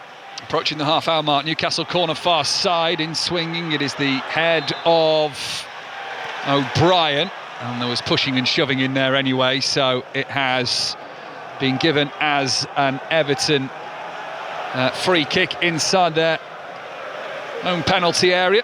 Don't think David Moyes would have seen this coming today from his team. I mean, you look at the win last time out against Manchester United, clean sheet. a win last time they were here, 2-0 against Fulham, a clean sheet. Looking for the third clean sheet in a row, and they're already 2 down with only 30 minutes played, but obviously avoidable goals as well. You know, the set play, very, very avoidable. Free header inside the 6-yard box. And then the second goal there, far too many mistakes and far too many opportunities for Everton to actually clear the danger. And if they are to get anything today, they're going to have to do it the hard way now. Well, Everton came into this game having their best start to a season after 12 games for 4 years when Carlo Ancelotti was the manager. Newcastle, despite all that's been made about them, only 3 points worse off after 12 games. That's a good ball into the box, left-hand side for Barry to chase. Byrne has the strength, has the know-how, has the body position, and can just shield that ball out for a goal kick, and he gets low fives off Aaron Ramsdale and also off his defensive teammates as well. It's a really good piece of defensive work from Dan Byrne. Ball slipped down the side of him, he's kind of out of position, very quickly alters his position, gets back goal side, doesn't have to do much, he just ushers Barry out of play. It's a heavy first touch from Barry with his left foot. Dan Byrne just steps across him, puts his left arm and shoulder out and says, no, not today. So half an hour played, 5 live, Everton 0, Newcastle 2. Everton went behind inside the first minute, got back into the game, and if you were to say around about the 20-minute mark who was going to score next, it probably would have been the home side, but Newcastle, in a moment of fortune and some lucky play in the way the shots fell from Livramento into the path of Byrne, and then Lewis Miley's strike on out, 2 goals up. You can watch it all back on Match of the Day tonight from 10:30 with Gabby Logan, Joe Hart, Danny Murphy in the chairs this evening. Also highlights of Brentford beating Burnley by 3-1, Manchester City's late win over Leeds by 3-2, and Sunderland's comeback win over Bournemouth, 2-0 down. They won at the Stadium Light by 3-2. We've got 14 minutes to half-time here. Everton trailing by 2-0. Mikalenko back to the halfway line for Michael Keane. We normally have a conversation about who's going to be last on Match of the Day, don't we? We see which game's going to be the last pick. Tonight there's a race to be the first. I mean, there's been some incredible games today, and this one's by far from over. And we're not done yet in Premier League terms. We'll have reports later from the Tottenham Hotspur Stadium when Spurs host Fulham from 8 o'clock. We'll bring you team news. Here's Everton's chance to get back in the game, or at least it was. Barry down the middle. It hit the back of his heel, not the front of his heel, and the ball goes the wrong direction, and Everton lose a promising bit of attacking play, and now it's Newcastle's turn. Down the far side left to try and get themselves up the field. Here's Harvey Barnes, uses Hall as an outlet. He just flicks it with the outside of his boot to Joe Linton. Hall again, now he's lost it. Showed far too much to Iliman Ndiaye. He missed his footing a little bit, and now Ndiaye can try and give it to Kiernan Dewsbury Hall on the right-hand side, who's got 2 Newcastle players around him, yet with a little swivel can get away from those. Now Jack Grealish. David Moyes wants to see Grealish add goals to his games, but he'll be happy trying to assist them if he can. Foot race between Byrne and Grealish out towards the right-hand side. Everton weren't on the same page there as the ball was played out to a flat-footed and almost stalled Jack Grealish, and Newcastle have a reprieve once again. He'd stopped his run, Jack Grealish. It was a good little interchange between Garner and Ndiaye. Ndiaye looked for Jack Grealish. He thought that he continued his run on the outside. He hadn't. He'd looked to stay and try and regain possession. Maybe not as quick as Everton wanted to be. It's a little bit clunky, isn't it, from Everton? They've not really managed to get anything going. The 2 goals for them have come at the wrong time, just as they were getting a foothold into the game and looked like they were building up momentum. They've conceded again. Be an interesting team talk for David Moyes at half-time. Well, they have got issues in midfield, Everton, and they've got a few injuries. Obviously, that added to by the fact that Merlin Rawle has now had to have an operation for a hernia, so he's out till January at least. They've got the suspension of Idrissa Gana Gueye from Monday night, and they'll miss him for 3 games. So is it Everton's midfield that's letting them down in this game? I think, well, the defence as well, obviously. I mean, when you look at the goal back, the second goal, there was a number of errors. I mean, the amount of times that they had to clear it. I think Michael Keane, and on this right-hand side, Anthony Elanga has clearly got the beating of Mikalenko, got the ball far too easily into the box, rebounded back to Harvey Barnes. I just think it's the number of opportunities that Everton had to clear it, and then the mess that they found themselves in, and then Jordan Pickford doing what he did. And here come Newcastle. Miley's crossed on the right-hand side. Headed away by Everton in the penalty area. Lewis Hall first to it, back to the halfway line for Dan Burn. It was a tough one when you actually analyse it for Jordan Pickford to actually do what he did. I mean, he's gone down in almost a star shape, where you see the goalkeeper's going in the K shape, and he's trying to pat the ball down to take the sting out of it, but as he's patted it down, it's hit the underside of his palms and gone between his own legs. Granted, there was a couple of players in front of him on the 6-yard box. It may have had a slight deflection, but he didn't really get his full body behind it, and he made a real mess of it, in all honesty. Chow with a crossfield lofted pass out towards the far side, the left. Chow, who got Everton, Newcastle in front after just 55 seconds. Now Bruno Guimaraes, and he gives it to Harvey Barnes, who's cantering in from the touchline, tries to get to the byline. Jake O'Brien, well-timed tackle, stands on his feet, wins the ball back, and then can send it up towards Barry. And Dye slips but keeps it in on the touchline and does really well to avoid Newcastle stealing in with Lewis Hall to win the ball back. Everton have it thrown on the halfway line. Newcastle are celebrating defensive tackles like the goals at the moment. The away supporters to our left-hand side in the corner are getting very excited. Another good tackle there by Bruno Guimaraes in the middle of midfield. They look up for this Newcastle. They're biting into challenges. They're quick into the, trying to get the press. And they're in a very, very good shape. As you said, was sat very high up here in the stadium, elevated, and you can look down and you can see the shape. And it's clearly a back four and midfield 5 out of possession. And the spaces between the units are what's keeping Everton away. Elanga gives it to Mykolenko whilst trying to control the ball out of the air. Midway inside the Newcastle half. No foul given on Kiernan Dewsbury-Hall. And Newcastle push it out towards the left-hand side with Lewis Hall. Newcastle, who've drawn 4 and lost 5 on the road this season, with 10 minutes to half-time here on BBC Radio 5 Live. Lead by 2-0. They have maintained their record as well as we hit 35 minutes. Newcastle, the only side this season not to concede in the opening half an hour of a game, and they're leading by 2-0. Malik Chow and Lewis Miley, perhaps the 2 unlikely goal scorers. Lots made of Lewis Miley from Newcastle fans on social media. Eddie Howe stuck by him, and he has certainly quietened a few critics with his goal tonight that has Newcastle 2 goals to the good. Jack Grealish left-hand side, back to Mykolenko, and back to Michael Keane just inside his own half. I think you forget Lewis Miley's still only 19 years of age, an academy product, doing extremely well. I saw him play in the England under-21s at Birmingham on a Friday night a couple of weeks ago. He's an integral part of what they're doing at the moment. The new development under Lee Carsley, and I think he's going to have a big role to play at this club for a long time. And as I say, you forget, still only 19 years of age, starting Premier League games regularly. He was on Instagram this week picking up his brand new car as well, Lewis Miley. Newcastle on the road to success, leading as they are by 2-0, as are England, who have fought to the good against China. And there's a penalty as well for Katie Smith. Yeah, a chance to make it 5. VAR, a lengthy stoppage, but a review here to give England the penalty after a handball in the box from a Russo shot.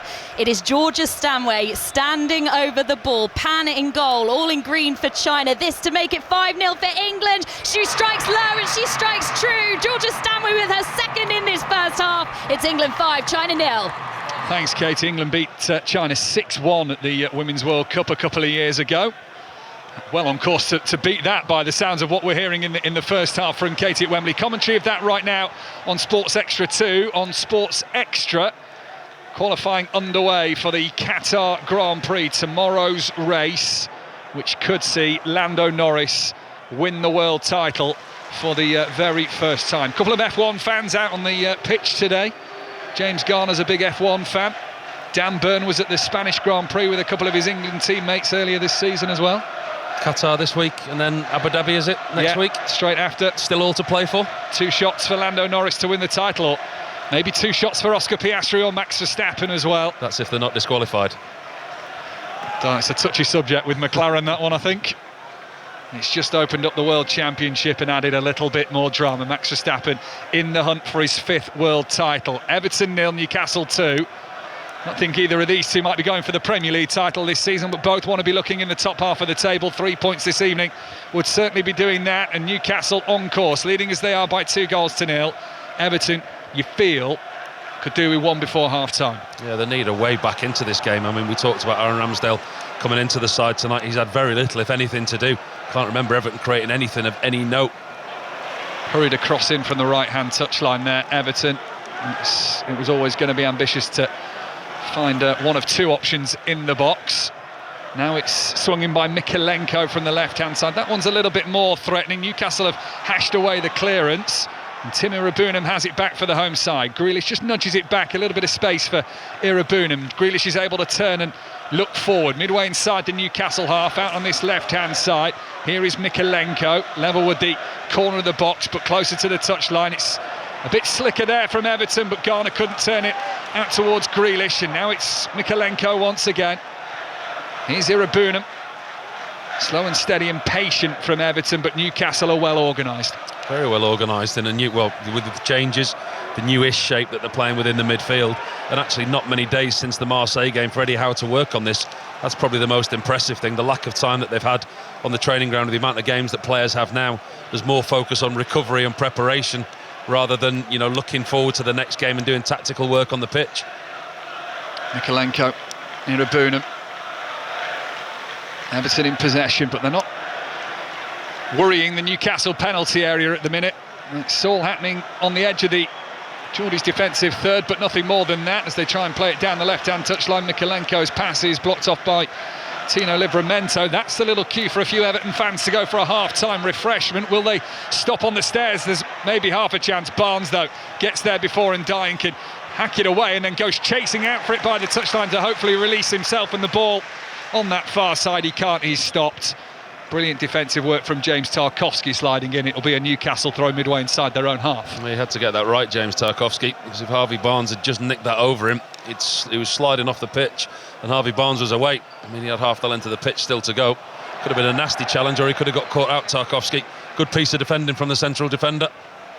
Half-time, we'll be hearing from Ruben Diaz after Manchester City won it late against Leeds, and be interesting to hear what Daniel Farke has to say. We'll hear from him as well.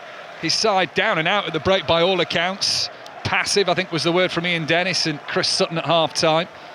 And they came back 2-2 before Phil Foden won it late. Yeah, I thought he was banging the pressure this week, Daniel Farke, but his side have produced a performance that would suggest he's not lost them. Elanga cut off by Mykolenko towards the Everton penalty area. It came from a nice back heel, whether he meant it or not, from Nick Voltemade. Too sure he knew where the ball was or where his teammates were, but it did work for Elanga. Newcastle now have it on the far side left. 3.5 minutes to the break, leading as they are by 2-0. Here's Guimaraes. Now Miley out towards the left touchline. Jacob Bryant just almost in that crouching position, tries to shield him, but then Hall's managed to break free on the left-hand side. Looks for Voltemade in the 6-yard box. That's blocked by a host of blue shirts of Everton players. Now it comes to Guimaraes. She's sending it out towards Elanga. Voltemade gets his head on it. Everton fans a little panicked here by just how promising Newcastle look. Livramento, Elanga, short pass along the turf to Guimaraes, who was able to turn 180 and face infield. Has Dewsbury Hall stride for stride with him. Now Elanga and Livramento combine, back with Elanga. Livramento just stood off the ball and provided a distraction. Newcastle have a throw. They're getting a lot of joy, Newcastle, when they go forward. You just can't help believe that if they just play with that more belief and confidence in the final third, you can see this Everton defence creaking. Lewis Hall's been a constant threat down the left-hand side, cutting inside. That time he gets an opportunity to run into the 18-yard box. Michael Keane knows that he can't touch him. Comes to nothing in the end, but again the ball's rotated out. Elanga on this right-hand side. You just feel in the wide areas Newcastle have got the pace and the beating of this Everton defence. Which is ironic, really, because it was Eddie Howe giving the praise to David Moyes and Everton for their wide play this season. Newcastle can't work the throw-in. Jordan Pickford bowls the ball underarm out towards the right-hand side. Everton in their blue shirts, right to left as the first half has just a couple of minutes to run. Can't imagine there'll be too much added time either. Feels quite mild inside the stadium this evening. The drizzle has just started to fall again. The floodlights create a little haze on these winter evenings. Plenty of fans heading for the concourses as Everton come down the right. It's an early cross again from Ndiaye. Didn't really get off the ground and was blocked at source by Lewis Hall. You say about Eddie Howe conscious of Everton's threat in the wide areas, and that's probably one of the reasons that he's actually played with that midfield five when they're out of possession. Normally we see Newcastle in quite an obvious 4-3-3, but with Guimaraes, Miley and Joe Linton, when they're out of possession, they go narrow. Barnes and Elanga tuck in, and when they break, They've got the power and the pace in the wide areas to not allow the Everton wide players any joy going forward. It pushes them back in the other direction. Jake O'Brien, long throw, headed out of the box by Malik Chow. Garner steps in, Everton have won it back, and Jai pushes it to the right-hand side. It'll be Jake O'Brien's cross that deflects up into the air, and Aaron Ramsdale makes a good call. The ball was in the air for a while, but he caught it with two hands and can get Newcastle looking forward again. Not been troubled at all, Aaron Ramsdale. What he has had to do is look confident and comfortable. Another easy cross for him to deal with. And Elanga gets round Irabunam, misses Voltemada, lifts it over Pickford and into the back of the net. What an away performance this is from Newcastle United. Their fans go berserk in the northwest corner from where we're sat. Voltemada, a little punch in the air from him, but it was the work of Elanga to get round Irabunam, and Voltemada had most of the 18-yard box to himself. It's a delicate chip over Pickford that Tarkowski couldn't recover, and David Moyes slumps in his chair in his dugout, arms folded. His side might be beaten by half-time. Everton 0, Newcastle 3. It's a delightful finish from the big German, it really is.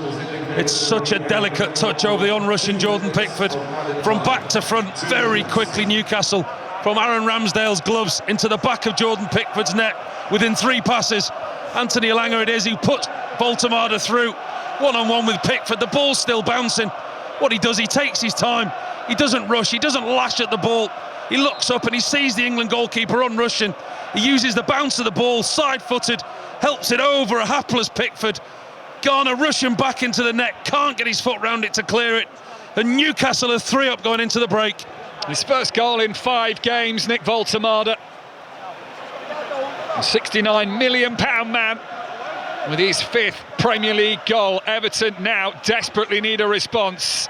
Dewsbury Hall goes down inside the D, and the referee doesn't look twice at it, and Newcastle could be off again. They'd spotted the run of Elanga on the right-hand side. It couldn't get to him. Handball given against James Garner, I think it is. Newcastle free kick just inside their own half to the left of the centre circle. Eddie Howe's game plan in this first half has certainly worked, but I bet even he couldn't imagine them to go in 3-0 up at half-time.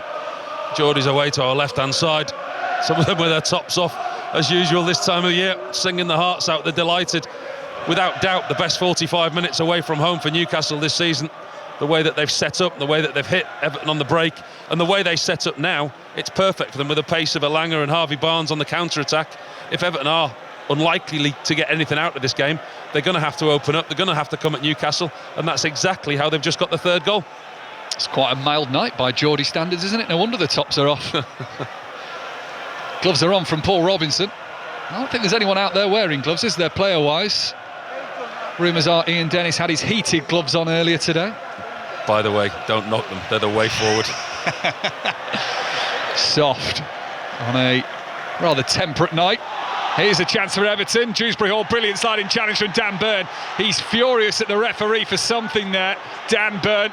But as Dewsbury Hall got in narrow angle on the right-hand side, Burn recovered brilliantly.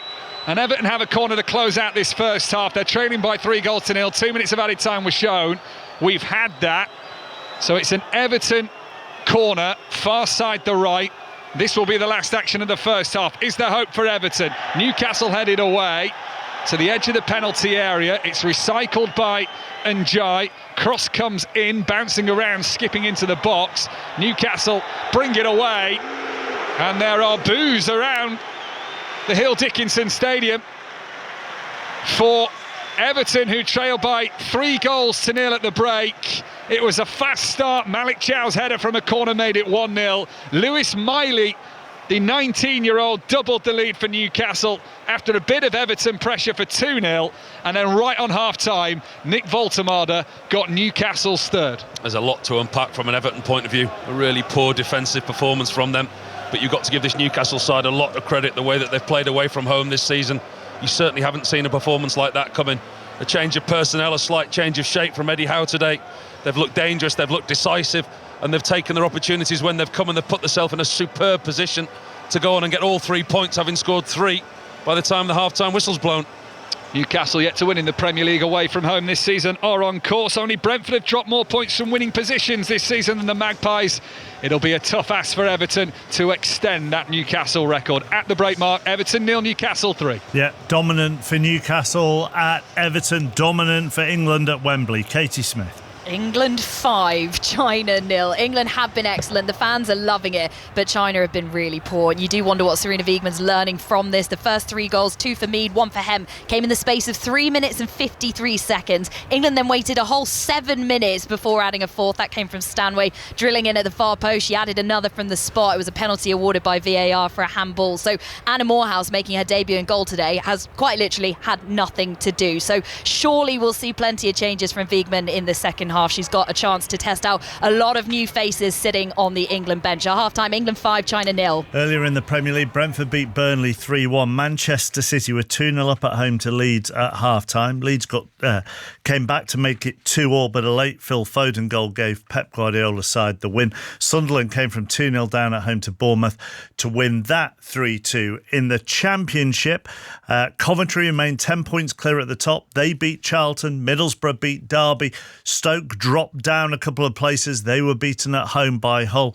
One other big story, Norwich get their first home win of the season. They beat QPR by 3-1. Cardiff are the new leaders of League One. They beat Mansfield 3-0. Stevenage, the morning leaders, could only draw 0-0 at Wigan. Walsall stay top of League Two after a 3-1 win over Bromley.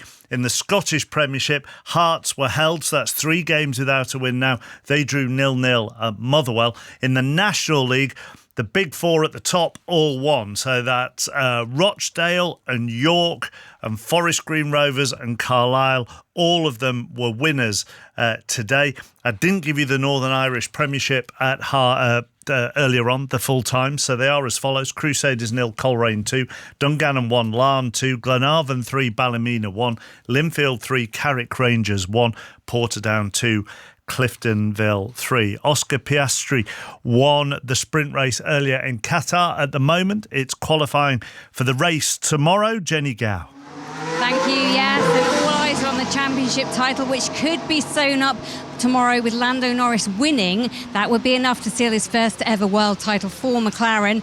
But first, it's a small matter as qualifying, as you said. And Norris tips the tables for Q1 ahead of Piastri. Verstappen also up there and looking a bit more improved than he did in the sprint earlier on, but those out include Lewis Hamilton. Ferrari's rows continue to elude the form, but when it comes to McLaren, they are back on top. Norris first, Piastri second. Let's go to the snooker next. First day of the UK Championship. Judd Trump through to the last 16, Jamie. Yeah, the defending champion Judd Trump beat Stephen Maguire by 6 frames to 4. The sellout crowd saw 2 centuries plus 6 of the breaks over 50 in what was an entertaining match. This season, Trump has been trying out a new cue, but today he reverted back to using his old cue, the one with which he's won multiple tournaments. But why did the world number 1 want to experiment with a new cue? I just felt like sometimes under pressure, I just don't have full confidence in the cue. So I hate changing cues and stuff like that. For me, it's last resort. If something's not broke, then don't fix it. So if I'm winning tournaments, I just felt like I needed some of the heavier conditions, some more consistency and maybe some more power. Judd Trump will now play Si Jiahui in the last 16 after the Chinese star hammered Ryan Day 6-0. In the Scottish Cup, a couple of the big headlines were wins for non-league Auchinleck Talbot and Camelon Juniors against sides in League 2. St Johnstone, the championship leaders, went out to Cove Rangers of League 1. In the Rugby Union, South Africa thrashed Wales 73-0 at the Principality Stadium. In the Gallagher Prem, Gloucester beat Quins 26-15. Nearly at half-time in the other game, and Bristol lead Northampton by 28 points to 0. In the Women's Premiership, Sale and Exeter drew 26 all. There were convincing wins for Loughborough and Saracens over Leicester and Trailfinders respectively. Lions and Cardiff have won in the United Rugby Championship. Half-time in 2 games, Edinburgh 5, Ospreys 5 and Munster 21, Stormers 6. And the former champion hurdle Constitution Hill fell once again as Golden Ace came through to win the Fighting Fifth hurdle at Newcastle. Panic Attack won the Coral Gold Cup at Newbury. We'll bring you some reaction to the day's Premier League football before we return to Everton, who are 3-0 down at home to Newcastle, after the latest BBC News at 24 minutes past 6. The voice of the UK. This is BBC Radio 5 Live. The award-winning playwright Sir Tom Stoppard has died at the age of 88. His family says he died peacefully at home in Dorset. President Trump says the airspace above and around Venezuela should be considered completely closed. In a message on social media, he said the warning was aimed at airlines, pilots, drug dealers and human traffickers. Torrential rains have triggered floods and landslides across parts of southern Asia, killing around 600 people. Monsoon rain exacerbated by tropical storms caused some of the region's worst flooding in years, with millions affected in Indonesia, Malaysia, Thailand and Sri Lanka. And Zara Sultana is accused leading figures in the new party she's founding with Jeremy Corbyn of carrying out a witch hunt to purge left-wing activists. Sultana boycotted the first day of the Your Party conference after several members who also belong to the Socialist Workers' Party were expelled. BBC iPlayer is the home of EastEnders. You ain't seen nothing yet. You can watch whenever you want, with new episodes landing at 6 a.m. All this entertainment, eh? Must be my lucky day. The best way to watch EastEnders. BBC iPlayer. This is 5 Live Sports with Mark Chapman. Listen on BBC Sounds. Let's bring you some reaction to the day's Premier League football. Then Manchester City were 2-0 up at home to Leeds. Leeds got it back to 2-2. Phil Foden got a late winner. City goes second. Here's Ruben Diaz. At the end of the day, obviously, we're not happy with the beginning of the second half. These kind of mistakes, they can cost us heavily, but still, we faced the situation. We kept on fighting. We had obviously the goal from Phil. We had a clear chance from Omar just before, and I'm proud of the way the team kept on fighting. Even Ryan, the way he came on, wanting to help us and finish the game. I really appreciate everyone's effort. Yeah. So after a couple of results which have gone against you, what does it say about the character in the dressing room that eventually you find a way to win this game? Yeah, I mean, I think essentially it just means that we need to play one game at a time. One game at a time, one game at a time, one game at a time. And whenever we try and deviate from that, it causes problems. So we need to play one game at a time, and that's the message. That has to be our core. That has to be the only thing in our minds, and period, nothing else. Just next game and period. There's nothing else after that. Is that sometimes hard, though, when everyone else is talking about, Manchester City are closing the gap on Arsenal with a win today? I feel like that's the challenge. That's where we need to be professional and be able to avoid the noise from outside. Ruben Diaz with Gary Flintoff. Leeds have now lost 5 of their last 7 in the league. Here's Daniel Farker. Disappointed because we came here in order to win points. Not for compliments, not for warm words. We wanted points, so the overriding feeling is disappointment. But of course, the lads should be proud of themselves. So after the worst possible start into this game, if you concede here at the Etihad in the first minute, normally it's a long afternoon, and then so we concede out of a set piece. If you want to travel away with points, normally you have to win the set piece scoreline. It was the worst possible scenario in the first half, but we showed great character, great resilience, great passion, and also great quality in the second half. Fully deserved to equalise the game. It was the open game in the last 10 minutes. Both teams could have won it. They had the better end for that. It's disappointing for us, but the boys should be really proud of it.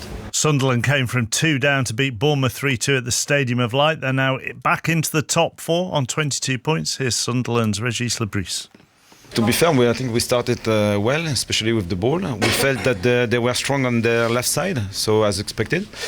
But the game was balanced. We made 2 mistakes, and this league is so demanding that if you make 2 mistakes, you can be punished with 2 goals, and it was the case. So a bit hard at that moment, but we didn't feel that we were far from the level. So probably the players were aware of the situation as well, and then. Now, just one goal can change the dynamic, and it happened with this penalty. What does it say about your side that you've come from 2-0 down to win 3-2, helped by the crowd clearly, but you must, as a head coach, be so proud of your team to be able to do that? Yeah, it's a big achievement, especially in this league.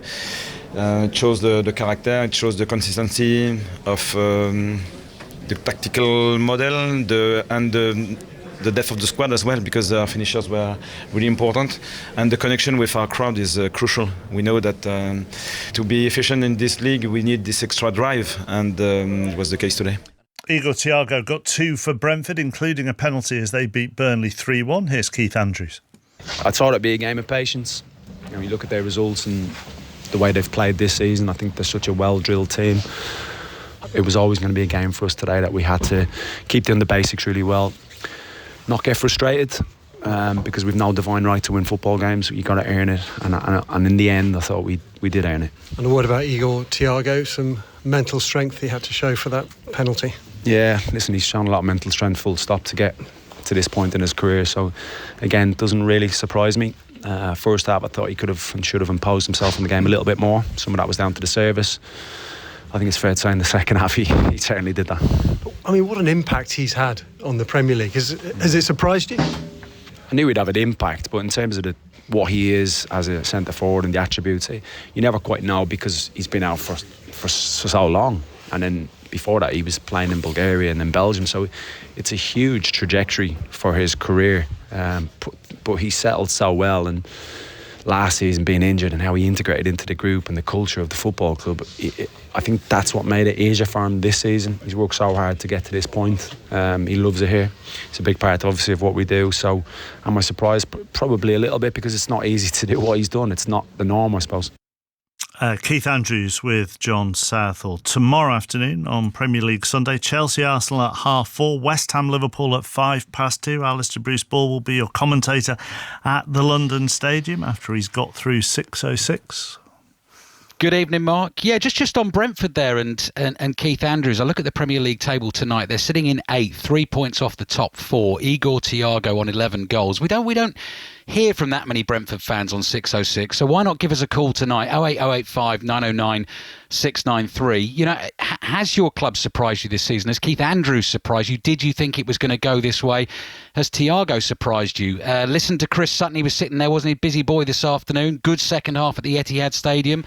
Love to hear from the Leeds fans, because I heard Chris Sutton and Rob Green going at it, Mark, earlier in the show on the job Daniel Farke has done so far. And Chris very much sticking up for Farke, wasn't he, in terms of the resources he's had available to him as a Premier League manager. So I'd love to know where the Leeds fans stand on that one. You know, Daniel Farke made the changes at half-time. Leeds got back in the game, gave Manchester City a real run for their money. I think from City fans, I'd like to know, what did you make of that second half, and where did the control go, and what do you make of the way your team is playing at the moment? Sunderland in the top 4 again tonight. Next 3 fixtures for them: Liverpool away, Manchester City away, Newcastle home. So Sunderland fans, how many points are you going to get from those games? That's a classic sort of Chris Sutton question. And obviously ahead of that game, Mark, I'm doing tomorrow. It's our 2:05 commentary on 5 Live. You know, Liverpool fans, would just love to hear from Liverpool fans tonight, just on, what are you thinking? What are you expecting? How is this going to improve? How is Arne Slot going to dig you out of the rut? So loads to go out tonight. And Norwich fans as well, Chris. Well, I was going to say... Chris. Mark, whoa! Whoa. Oh, dear. I do apologise. I mean, I've been called some things in my time. Yeah, that's poor from me. Right. I mean, I would like to hear from, I don't know, maybe former Norwich and Celtic players on what they think about the job Philippe Clement has done this afternoon. Yeah, and the other one, Mark, there's loads of great stories in the EFL, but Leicester fans as well tonight lost at home to Sheffield United today, didn't they, by 3-2, and were well behind in that game. So if they want to give us a call, whoever you are, whoever you support, give us a call, 08085 909 693. Thank you, Ian. Let's go back to Everton, Newcastle. Very comfortable at the break. Here are Paul Robinson and Mike Minor. Thanks, Chris. Sorry, Mark. We are just seeing Newcastle players come out from the tunnel below us. I can't imagine they'll be making a change for Robinson, but we know, or we heavily suspect, Charlie Alcaraz will be coming on for Everton. He was warming up at half-time, and in fact he does emerge down below us as part of the Everton set that are walking out across the white line, ready to start the second half. 3-0 down. What's this change going to do? He's going to have to change something, David Moyes. One thing he's going to have to change is the mindset. 3-0 down, they're going to have to find something. They need an early goal, try and get themselves back into this game somehow. The ball's just gone up. It's Irabunam who's gone off. Almost a like-for-like substitution, but Alcaraz will offer more going forward, I think. So it'll be Garner out the midfield that sits, and Alcaraz will be allowed to join in higher up with Dewsbury Hall, Grealish and Ndiaye. They need to find something, Everton. They need to find it quickly. Well, he turns 23 tomorrow. This is Charlie Alcaraz. Summer signing, permanent deal after being on loan from Flamengo in the second half of last season. That reminds me that the Copa Libertadores final is on the BBC iPlayer this evening, which you can watch. The South American Champions League final. As we prepare for kick-off in the second half then with Newcastle, 3 goals to the good. Goals from Chow, from Miley and from Voltemada. In a first half that started quickly for Newcastle, they got the goal on 52 seconds through Malik Chow. Then Everton grew back into the game, but effectively with Newcastle's second attack, they got the second goal, and that really deflated the Everton team and the Everton crowd that aren't exactly rushing back to their seats for the start of the second half. No, this wonderful new stadium, we're getting to see quite a lot of the blue seats at the moment. I mean, there was an early exodus at half-time, wasn't there? And they're certainly not rushing back to the seats in front of us. Very difficult for the team 3-0 down. I, for one, probably them included, didn't expect the team to be getting beat in the way that they have at this point today. Normally defensively under David Moyes, difficult to pick gaps. That's one thing they are. They're a tight unit. If they do concede, it's very rarely a lot. I know they lost here 3-0 to Tottenham, but you look at the other games, they're always tight games when David Moyes is involved. Played 14 all competitions and got 5 clean sheets. Including in their last 2 games, Everton. The win at Fulham, the win at Manchester United. They were looking to keep 3 clean sheets in a row in the Premier League for the first time since April 2024. 3 clean sheets in 3 wins in a row, I should say. December 2024 is the last time they kept 3 clean sheets in a row. And Jordan Pickford in goal, but he was certainly at fault for the second goal in terms of keeping it out. You can watch that back on Match of the Day tonight. Everton looking for a bright start to this second half. Comfortable header back to Aaron Ramsdale, who's the Newcastle goalkeeper. We talk about Jordan Pickford at one end. Aaron Ramsdale in goal. We'll come to that in a moment because we're off back to Wembley. Katie Smith. Well, we played a couple of minutes of this second half. England 5, China 0, and probably as expected and hoped for by the fans, Veegman's made a few changes at half-time. So off go Esme Morgan, Beth Mead, Lauren Hem. In come Chloe Kelly, Jess Park and Lotte Verbemoy. So we're seeing rotation. Still a lot of unused substitutes, uncapped, and I think a lot of fans would like to see some of them come on. England 5, China 0. Thank you, Katie. So that's on Sports Extra 2 with commentary right now. Over on Sports Extra, you've got qualifying for the Qatar Grand Prix. I can tell you that Lewis Hamilton out in Q1 again. It has been a miserable month or so for Lewis Hamilton in the Ferrari. As if you can have so many problems with a Ferrari. You'd know about that, would you? Big problems to have that, isn't it? Oh no, my Ferrari's not working. First world problems is Ndiaye for Everton. I'll run you through the 2 teams when we get chance in a moment. 3 minutes gone in the second half. Everton trailing by 3 goals to 0. Here is Garner out towards the near side touchline. Everton in their blue shirts, white shorts, blue socks are now left to right attacking the south stand, which is kind of designed to look like a single tier rising steeply. It is got a little slight separation about halfway up, but an impressive architectural feature of this new stadium that can be noisy when Everton are going well. Certainly the PA system had us deafened pre-kick-off. It has gone very quiet in and around the Hill Dickinson Stadium in this second half. Still so many blue seats on show, particularly in the home end. Newcastle end in the northwest corner. There's a little bit more hard to find the seats, and they are applauding their team who've won a throw in midway inside the Everton half. Newcastle in their green shirts, green shorts and white socks are left to right, leading as they are by 3 goals to 0. Everton, Pickford in goal. O'Brien, Tarkowski, Keenan, Mikalenko at the back 4. Garner is holding the midfield. Alcaraz on for Irabunam at half-time, and Ndiaye, Dewsbury Hall and Grealish behind Tierno Barry up front. As for Newcastle, Ramsdale is their goalkeeper. Nick Pope injured is the line from the club this evening. Livramento, Chow, Byrne and Hall the back four. Miley, Guimaraes and Joe Linton in midfield. Elanga and Barnes either side of Nick Voltemada up front. And Guimaraes has used a lovely bit of skill to almost flick the ball with the heel of his boot to Joe Linton. He sends it on the Hall. This is Barnes. Barnes with a cross standing up towards the back post. Elanga tries to get there. So does Joe Linton. Michael Keane hacks it high into the night sky above the Merseyside stadium. And Everton have survived that Newcastle attack again. They don't attack often, Newcastle, but when they do, they look threatening. Last gasp defending again from Everton. Michael Keane it was that time. Swinging a left foot at it, clearing it away from Jordan Pickford's goalmouth. Poor defending all afternoon, all evening, from Everton. Newcastle, you can see what they're going to do in this very early stage of the second half. They're quite happy to sit back and allow Everton possession so long as it's in front of them. They've got the back four, the midfield, and Voltemada as the isolated striker. Sit together, sit tight as a unit, but they know on the break, as they had then in Elanga, they've got the pace on the right-hand side, and it's all about managing their way through this second half, Newcastle. Everton need a goal. I mean, if they need to change the atmosphere here, they need to change the mindset, because at the moment they're struggling. They get one, there might be a renewed sense of belief, but for now, they are heading for their second defeat in the Premier League at their new stadium, having left Goodison Park. Still tributes to Goodison Park. I noticed the LED boards and a kick-off kind of created this metal pole and stanchion effect to kind of give you that old Goodison Park feeling. That's a lovely ball through to Barry, who just takes a touch onto his right boot, edge of the D, lays it off for and dies. He got a route through to goal. He curls his shot on target. Ramsdale saw that all the way, goes to the ground on his knees and clutches the ball at his chest. But it is positive from Everton. 6 minutes in the second half, they trail 3-0. Barry's had very little involvement this game. I mean, his touches have been minimal, but every time the ball's come near him, he's looked like he's going to fall over. He looks like he's going to slip. I don't know what boots he's got on, but David Moyes is down there, he's talking to his kit man, because every time that Barry touches the ball, he looks like he's walking on glass. He looks like he's going to slip at any time.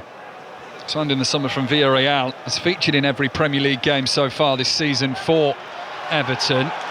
But his last goal came for France at the Under-21 European Championship in the summer. How Everton need a goal, trailing as they are by 3-0 on 5 Live this evening.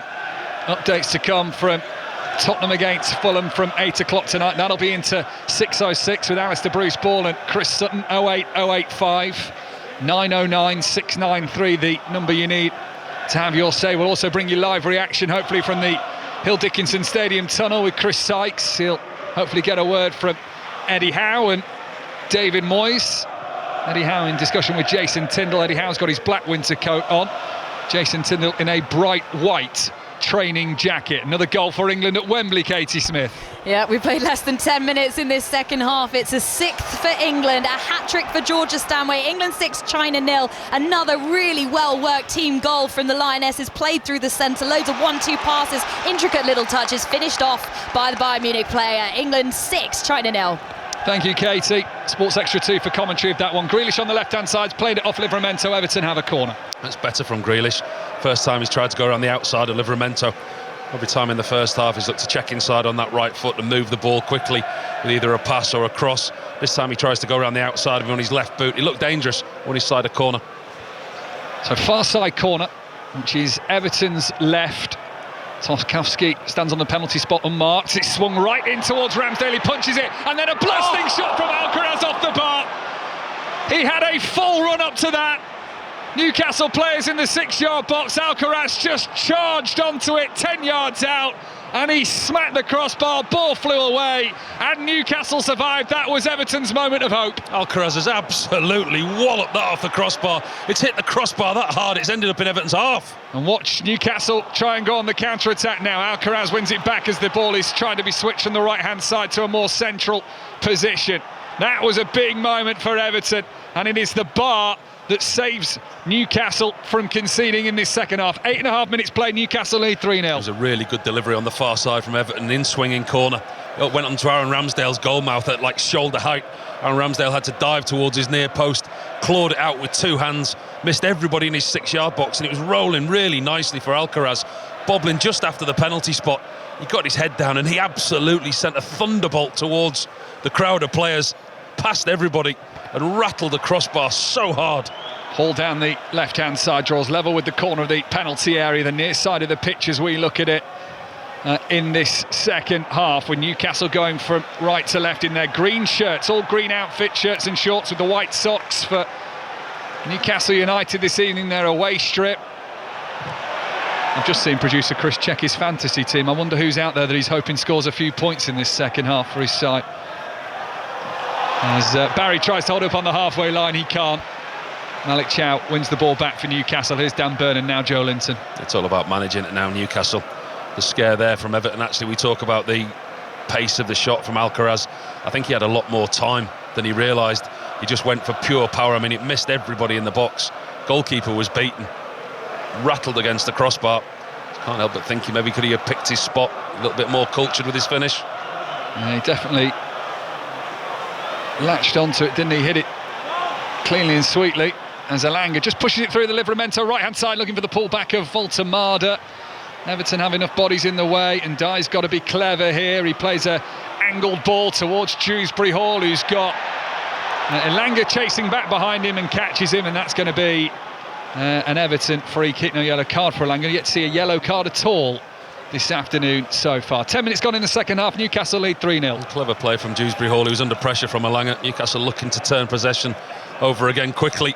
But once again, it's all too slow from Everton. It's too methodical. Tarkowski going a little bit longer now, trying to open up the defence. Dewsbury Hall looking for a penalty. He's not going to get that. Not really working for Everton today. It's been a tough watch for those in blue.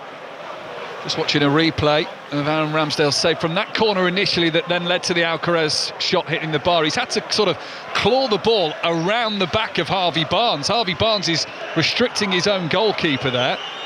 He does well, Aaron Ramsdale. Done well to get it off his goal line. But actually, you see the opportunity for Alcaraz. I believe how that's not either hit anybody or gone in the back of the net. It's gone through clean as a whistle onto the crossbar. Like I say, it hit the crossbar that hard, almost rebounded back into his own Everton half. Ball over the top and Barnes will chase. Pickford doesn't know what to do. Here is Barnes, and Pickford's legs save the day, and it goes behind for a corner to avoid any further Everton embarrassment. Barnes in on the left-hand side, trying to roll it around the goalkeeper, but Pickford was in the way. It is a Newcastle corner. He gets lucky, Jordan Pickford. He gets so lucky. Ball over the top from Lewis Hall into the path of Harvey Barnes on the corner of the 18-yard box. Jordan Pickford decides to come, then he stops, holds his ground, and he's in what we call no man's land between the corner of his 6-yard box, corner of the 18-yard box.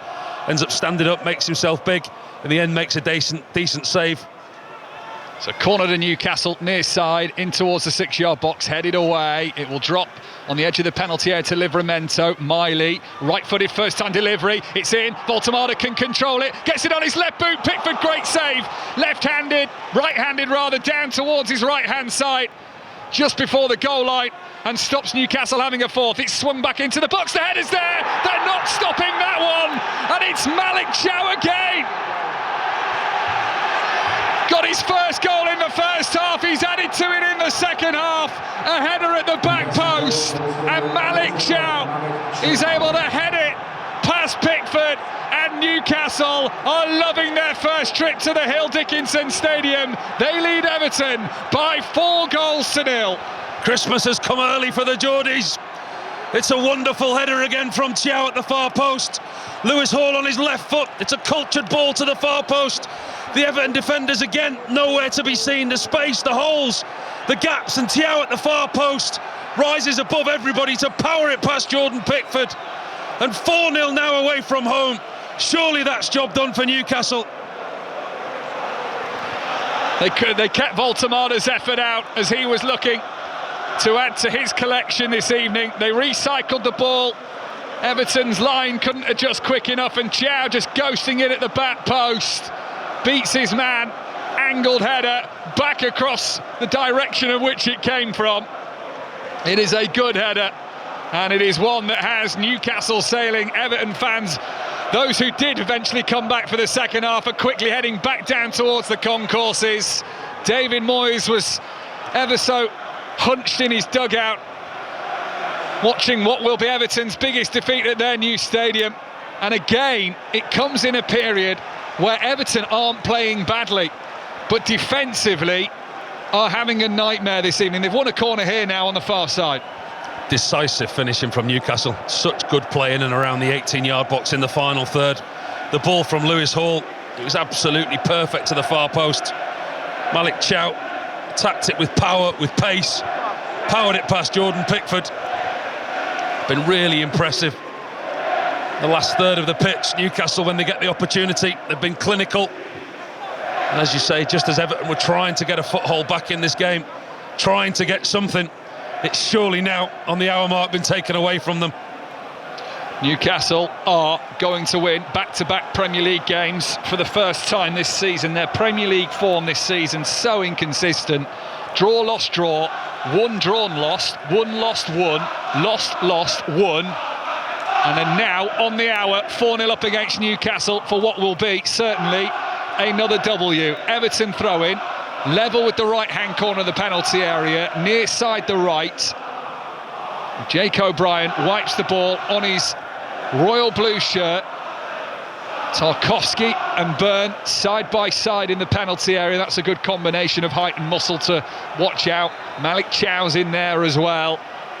Jake O'Brien steps up to the touchline, launches the ball in. It's Dan Burns' header that goes behind. Ramsdale tries to keep it in. That was a lost cause. Everton throw-in turns into an Everton corner. It's been a very uncharacteristic-like performance from Everton today so far in the game. Defensively, all at sea. They've been found wanting too many times. Going forward, it just hasn't worked for them in the final third. Struggling to find any way back into this game. What are we, 3/4 full probably now inside this stadium? Well, everybody tells me how bad it is to get away from, but I don't think we'll have a problem tonight, will we? It'll be easy out in the car park this evening. As Everton's corner is headed away, comes to Mykolenko midway inside the Newcastle half. Tarkowski uses his body to shield it. He'll run out towards the far corner for Jack Grealish, who squares up against Livramento. Two England potentials for the World Cup, perhaps. Cross comes in. O'Brien's header is down, but can't find a Everton teammate. And the ball bounces away up towards the halfway line from the Newcastle clearance. Defending very resolutely. Newcastle at the moment, Chow and Byrne in deep conversation, talking to the midfielders in front of them, trying to close the gaps, not allow Everton any type of space. They haven't given them an inch really all day. Look at Ramsdale coming in today. It's been a very, very comfortable evening for him. 08 085 909 693, the number you need for 606 on 5 Live tonight with Alistair Bruce Ball and Chris Sutton. Newcastle fans, you finally get that first Premier League away win of the season. Everton fans, let's hear from you after this performance today has left your side defensively stricken at times. Certainly want to hear from Manchester City fans, but also Leeds fans. How impressed were you by Daniel Farke's side performance today, coming from 2-0 down to test Manchester City to the very end for 2-2. Sunderland into the top 4 of the Premier League with a comeback win over Bournemouth. You'd think it was going to be a tough week for Leeds. A lot of questions over Daniel Farke and his future this week. Very tough away game at Manchester City today. They play Chelsea midweek. They've got another very tough game against Liverpool at the weekend. What looked to be a defining week for him. His team have somehow dug out a performance today and almost got a result, the most unlikeliest of results. Well, they've scored 4 here. In their previous 7 away games, they'd only scored 3. Newcastle United in the Premier League. They have had a trip to remember from one side of the country to the other. I can tell you shortly we're going to bring you commentary of the closing of Q3 for the Qatar Grand Prix. Qualifying this evening for tomorrow's Grand Prix. Can Lando Norris, the main protagonist in this F1 three-way title battle, put his McLaren on pole, or will Oscar Piastri do what he did in sprint qualifying and the race earlier today and start from top spot and win from top spot? Or maybe, and never write him out, Max Verstappen might still have something to say. Qatar qualifying coming up shortly. Right now we're watching Everton 0, Newcastle 4. You can hear how Q3 begins, by the way, on Sports Extra commentary, uninterrupted on there of that on Sports Extra 2. England thrashing China by 6-0 in a women's international. O'Brien on the ball for Everton, trailing 4-0. Alcaraz, 5 live from the Hill Dickinson Stadium. And it goes towards the far side. A little bit of space for the cross to come in. It's not a bad one. It's towards Barry, who turns and shoots, and there is a way through. It wasn't the cleanest of strikes from Thierry Barry, his first goal for Everton. They will hope it means something. At the minute, it doesn't, but suddenly a little bit of hope around the hill, Dickinson. And it is Everton 1, Newcastle 4. If nothing else for Everton this afternoon, that's Barry off the mark, and he's a popular figure here at the Hill Dickinson Stadium. You saw him get applauded off last week after another goalless performance. He's finally got his goal, and it was celebrated like a winning goal. It wasn't the cleanest of strikes. It came off the outside of his boot, kind of looked up and over Aaron Ramsdale into the side netting. It was a pretty ugly strike. He went for the header first, and VAR are just checking that it hasn't come off his hand on the way down. But I think the rule is, isn't it, if it hits a part of his body and then goes onto his hand, he should be okay. Oh, his hand does come out, though. They are checking. They're having a good look at this VAR. So the cross has come in. That would sum his luck up, wouldn't it? That would really sum his luck up this season. The cross comes in from the left. Dan Burn misses his header. Barry's just behind him, but as he's stooping with his header, does it come off his right arm? Listen, that'd be harsh. That would be really harsh, but VAR are taking a good long look at this. He's headed it almost down. Dan Burn's put him off in front of him. He's gone to head it. He's headed into the ground. But VAR are just looking to see if he's brushed his hand on the way down. This is a matter of opinion. It's going to be very close. Comes off his head first, rolls onto his right arm. He has a shrug of the shoulders. There is an ironic cheer from the Newcastle fans. Here's the decision.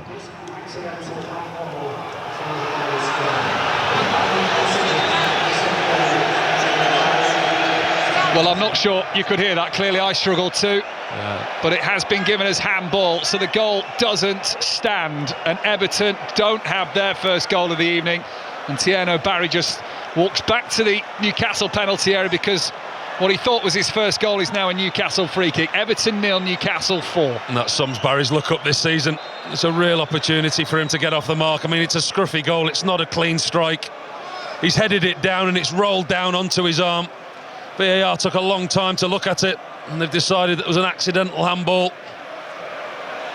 Closes his eyes, tilts his head to the sky, almost in a regrettable disbelief on the face of Tierno Barry. Everton 0, Newcastle 4, almost at the midway point of this second half, as Pickford hurries the ball away from his penalty area under a little bit of pressure. Now Dewsbury Hall chases down the left-hand side. That will be Malik Thiaw's all day long, and he rolls it back to Aaron Ramsdale, who gets a touch. And I think maybe for the first time this evening I can bring you into the conversation of Aaron Ramsdale getting his chance in goal with the injury to Nick Pope, Paul Robinson. And quite ironic, isn't it? Not last season, but the season before. It was Everton away where Mikel Arteta relieved him of his duties as #1 goalkeeper for Arsenal, having just played for England at the midweek before.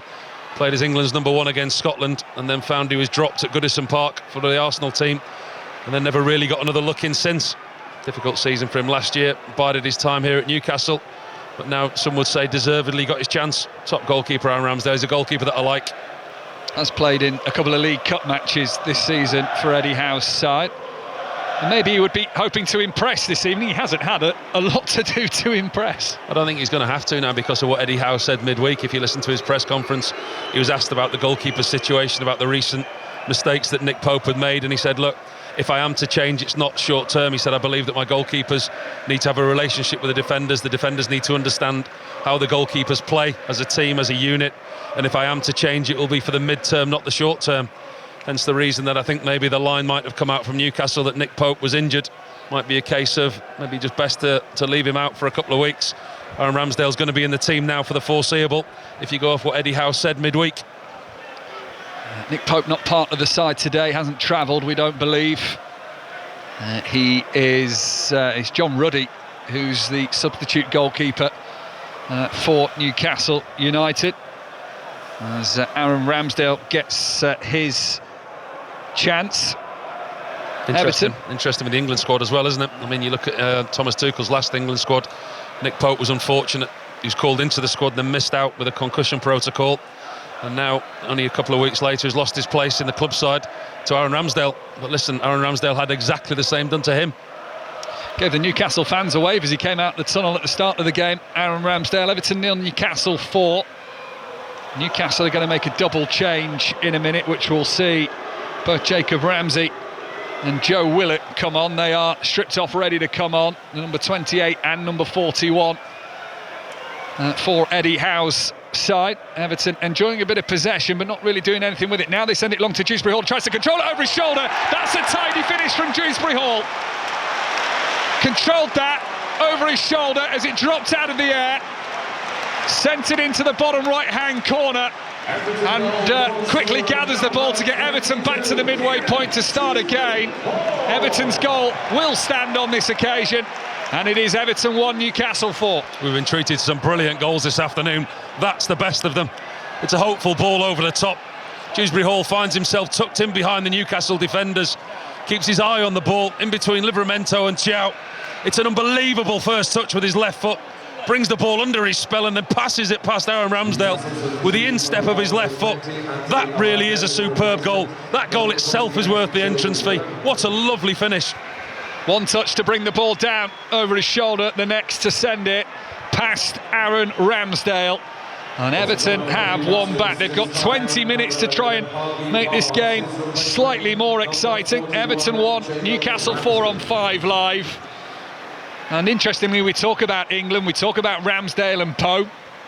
We've looked at Jordan Pickford at the other end. Kiernan Dewsbury Hall said after the win on Monday night he'd be doing himself an injustice if he can't work his way into Thomas Tuchel's World Cup plans. Certainly with touches and goals like that, he's not going to do himself any harm. I think the thing that he's up against is the plethora of talent and the quality that England have got in those areas. Very, very blessed with a number of attacking wide players, attacking midfielders in the same kind of role. Watch Everton go forward here. Tarkowski down the right-hand side, loses his pace, loses sight of the ball, but then Newcastle have just given it away. And Dye with a lot of work to do. Ramsey straight into the action to try and defend the ball. It's up towards Barry, header behind.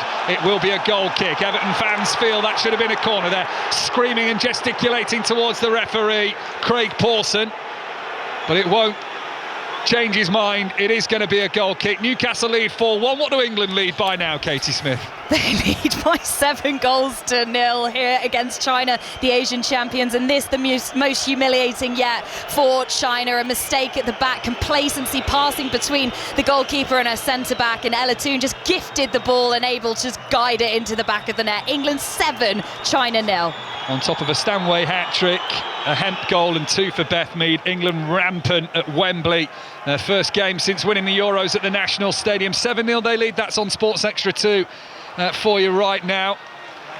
Everton trailing here by 4-1. Alcaraz tries to spread the play. Livramento cut that out well enough. Now Willett wants to push it around the back of Mykolenko and go chasing for it. Mykolenko, the Ukrainian, wise to it. Back to Pickford it goes. Yeah, they're trying, Everton. They're trying to get themselves back in this game. The supporters that have remained in the stadium, they're getting behind their team. This is the first time really this evening that they've played with any kind of belief going forward, any desire.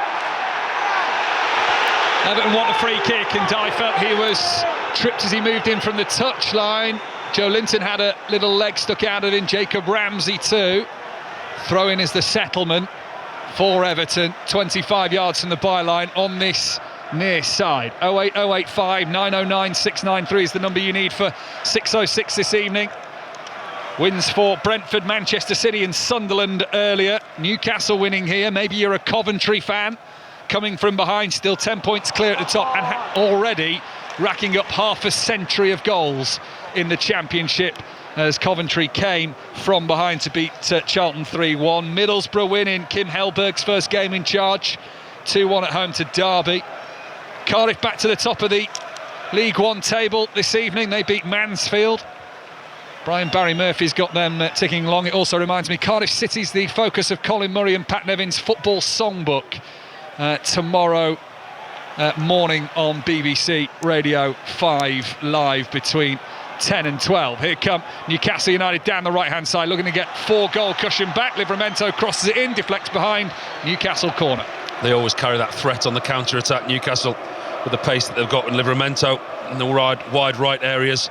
And now with Willock and Ramsey coming on, Barnes and Elanga going off, they've got fresh legs, fresh opportunities to break on the counter-attack. Paul walking over to the far side. He's certainly not in a rush to take this corner. And he's going to get the applause from the Newcastle fans in that corner of the Hill Dickinson Stadium on the bottom tier that sweeps around as he walks over to that right-hand side to take the corner. Many of them singing his name, no doubt. Busy 6-yard box that. Everton have everybody inside their own penalty area. 8 players inside the 6-yard box in a blue shirt. It goes right towards the near post. Pickford punches it away, comes back out to hold the corner taker. His cross blocked immediately by Ndiaye and ricochets away for a throw on the far side. Well defended by Everton, good decisive play from Jordan Pickford, but it's not where Everton want to be at this stage of the game. Got a foothold back in the game somehow by getting a goal. Once again, they're sat again deep. Newcastle really controlling things now. This is all they have to do now, Eddie Howe's men, between now and the final whistle. Control play, take the time over throw-ins, corner kicks, ensure they don't concede again, don't give Everton a glimmer of hope, and manage their way through what's been a very, very good away performance. Well, Everton have won it midway inside their own half. There's a lot of work for Jack Grealish to do, but he's heading down the left-hand side of the field, stopped by Livramento. Ball stays in play. Newcastle United have it back. Newcastle, who go back to St James's Park and take on Spurs in midweek. That'll be a really interesting fixture. Tough one for Everton, although they might fancy their chances against an out-of-form Bournemouth. I think they've got a tough run, Everton. I do. When you look at their fixtures, away at Bournemouth, then at home to Forest, and then they go to Chelsea, and then they've got Arsenal here. They've got a few tough games ahead, especially if they play like today. They're going to have to shore up defensively. Newcastle 2 home games, Spurs and then Burnley, then they go to Leverkusen, and then they go to the Stadium of Light just before Christmas for a Tyne Weir derby, and it's going to be an interesting one to watch, certainly at the Stadium of Light, given Sunderland's home form yet to lose this season.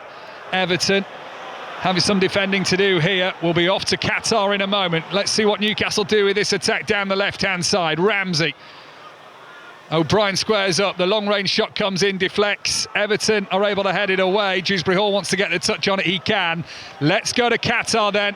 Could be a pivotal moment for Lando Norris, Oscar Piastri or Max Verstappen as we head to the penultimate Grand Prix of the season, qualifying the last few minutes with Harry Benjamin. Welcome along to the last 13 seconds of qualifying. We think Lando Norris is out of this one. He's currently in provisional pole, but his final lap scuppered after a mistake. So all eyes on Max Verstappen and Oscar Piastri. Piastri is currently in second. 35 thousandths of a second split him and pole position. Piastri's quicker in the middle sector, but Max Verstappen is fastest of anybody in the first sector. This could be pivotal for Piastri. It is! It's Piastri on pole for the Qatar Grand Prix by just over a tenth. But can Max Verstappen, who's struggled all weekend long so far, find anything at the close to the line? He puts it in third, and the top 3 are Piastri, Norris and Max Verstappen at the moment, but George Russell is flying out there too. But our championship protagonists are all within an inch of each other. Antonelli comes to the line in 5th. George Russell's bailed out of this one, I think, so that'll be that for qualifying. Oscar Piastri on pole position ahead of Lando Norris with Max Verstappen in third. They are your 3 title contenders, all inside the top 3 ahead of the Qatar Grand Prix. Harry, thank you. What a race that will be, and the whole race live on Sports Extra tomorrow. If you've got the BBC Sounds app, what you'll be able to do at any point is flick between our choice of commentaries across BBC Radio 5 Live, Sports Extra 2 and 3 tomorrow with more Premier League action to come. Newcastle coming forward on the left-hand side with 13 minutes to go, leading by 4-1 here at the Hill Dickinson Stadium. Any hope that Everton had when they got a goal back through Keane and Dewsbury Hall has slowly evaporated as the time starts to tick down and Everton need to find 3 goals. Yeah, Newcastle somehow, seemingly today, they've replicated the St James's Park form away from home, this wonderful stadium. A really good performance from them. Controlled the game from start to finish. They got the early goal, obviously filled them with confidence, and from that point on, the game plans worked really well from Eddie Howe. They've defended when they've needed to. They've not allowed Everton any space. Not really looked susceptible at all, apart from the goal, which was a really well-taken goal from Dewsbury Hall. Once again, they're rotating the ball now. Dan Burn, Ramsdale, Chow at the back. And just a reminder, Oscar Piastri on pole for the Qatar Grand Prix over the course of the weekend. Lando Norris needs to beat both Piastri and Verstappen by 2 points. If he wins the Grand Prix, he'll win the title. Talking of winning games, Newcastle ought to have done that. They're going to try and wrap it up here with Ramsey, saved by the legs of Pickford. Shot on the corner of the 6-yard box. The angle was probably against Ramsey there. Pickford did well. Newcastle still have it alive here. Another goal at Wembley there in a second, as Willock just tricks his way into the penalty area. It will be a goal kick. That gives us a chance to go to the National Stadium. Is it 8, Katie?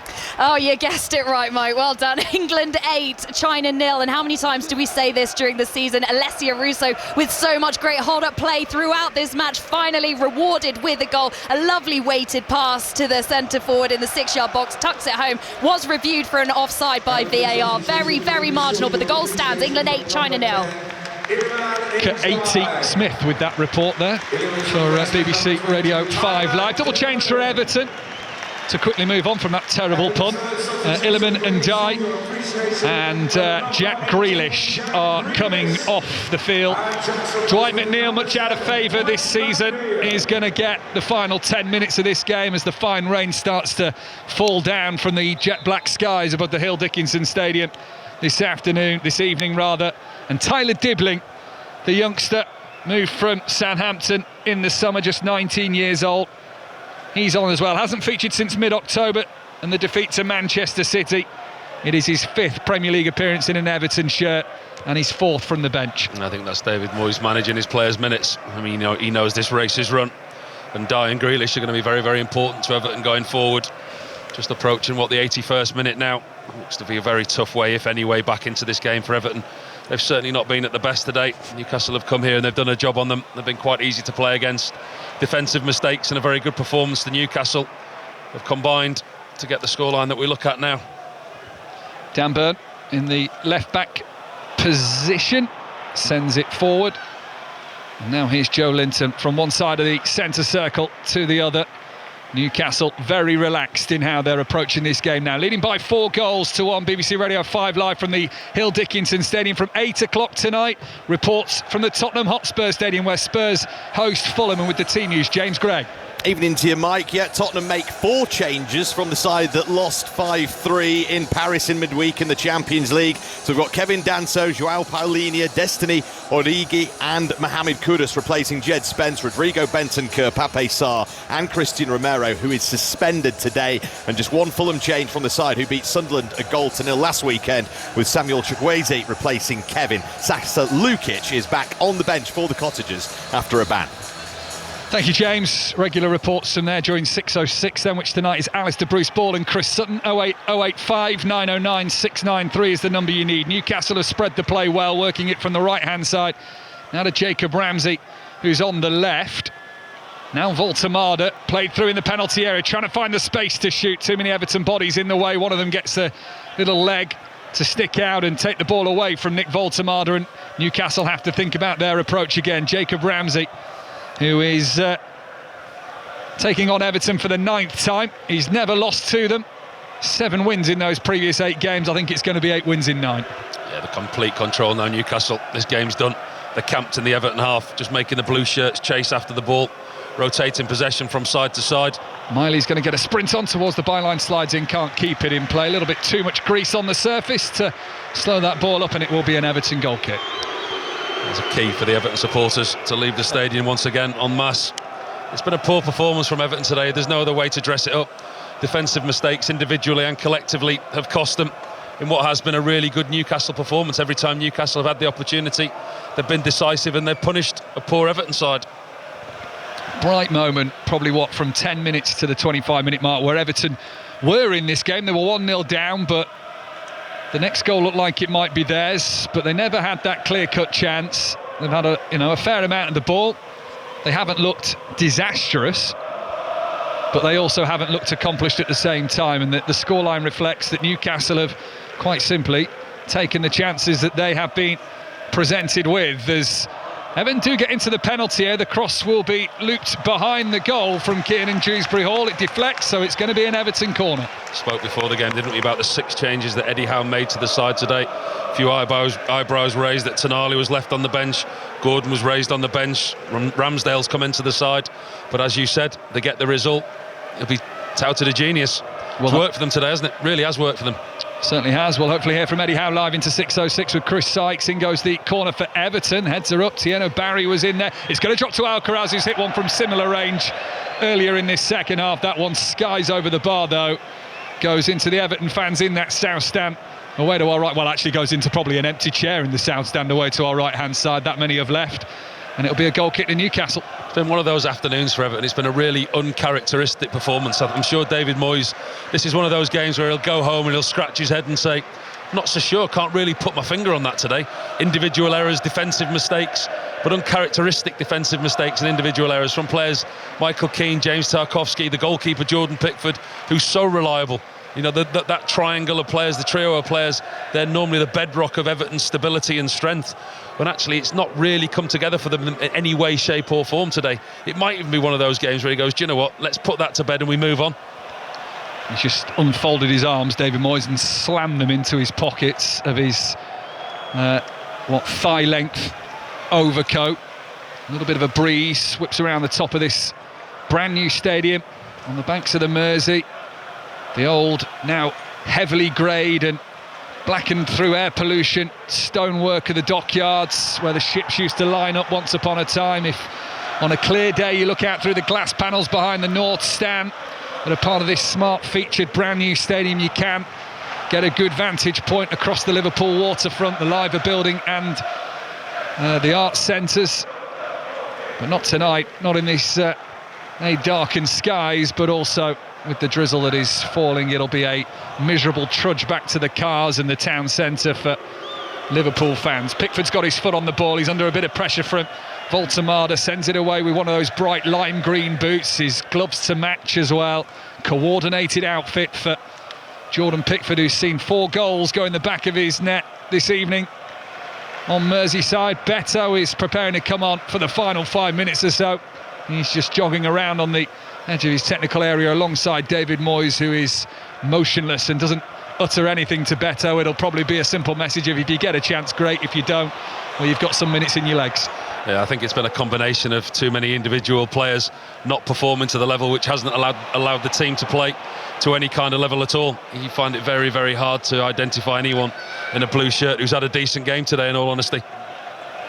In the Scottish Premiership, by the way, second bottom at the start of the day. Kilmarnock had the lead against Dundee United. Dundee have equalised, so it's 1-1 in that game. That was a 5:45 kick-off. Here comes the change.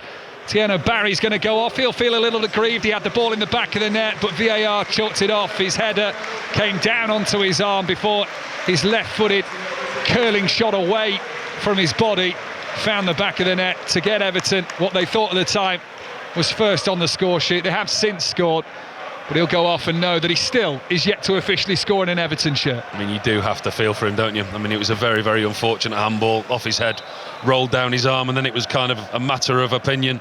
The VAR official deemed that there was enough contact on his arm, which he did. He looked to head the ball into the ground, hit his arm, and as I say, it wasn't a clean finish from it. It all came off the outside of his boot, looped into the net, and he scored it like it was the winner, didn't he? Celebrated it like it was the winner.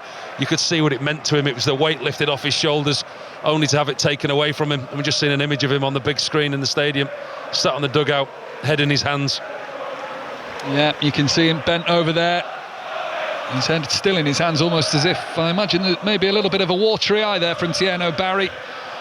I'm disappointed that he still can't get off the mark after his big money move from Villarreal. Newcastle leading this one by 4-1. What's interesting, in terms of goal difference, I know it's early days in the Premier League, I know things are tight, but when Newcastle took the lead for 1-0, they leapfrogged Everton into 11th. Everton were 12th. It's now 4-1 to Newcastle United, and Everton have now slipped below Manchester United, who play Crystal Palace at lunchtime tomorrow, and Liverpool, who go to West Ham in our 2:05 commentary at the London Stadium. It's not too early. The clocks have gone back. You're allowed to look at the league table now. That's the official rule. Did you know that? I didn't. When the clocks go back, you can start looking at the table and making judgments. Unless you're a Sunderland fan, in which case I'm sure you've been looking at the league table since August the 10th or whenever the league started. And that opening day win over West Ham. A collision of players here. James Garner being one of them, Jacob Ramsey being the other. Double change on the way, triple change on the way for Newcastle United, leading as they are by 4-1.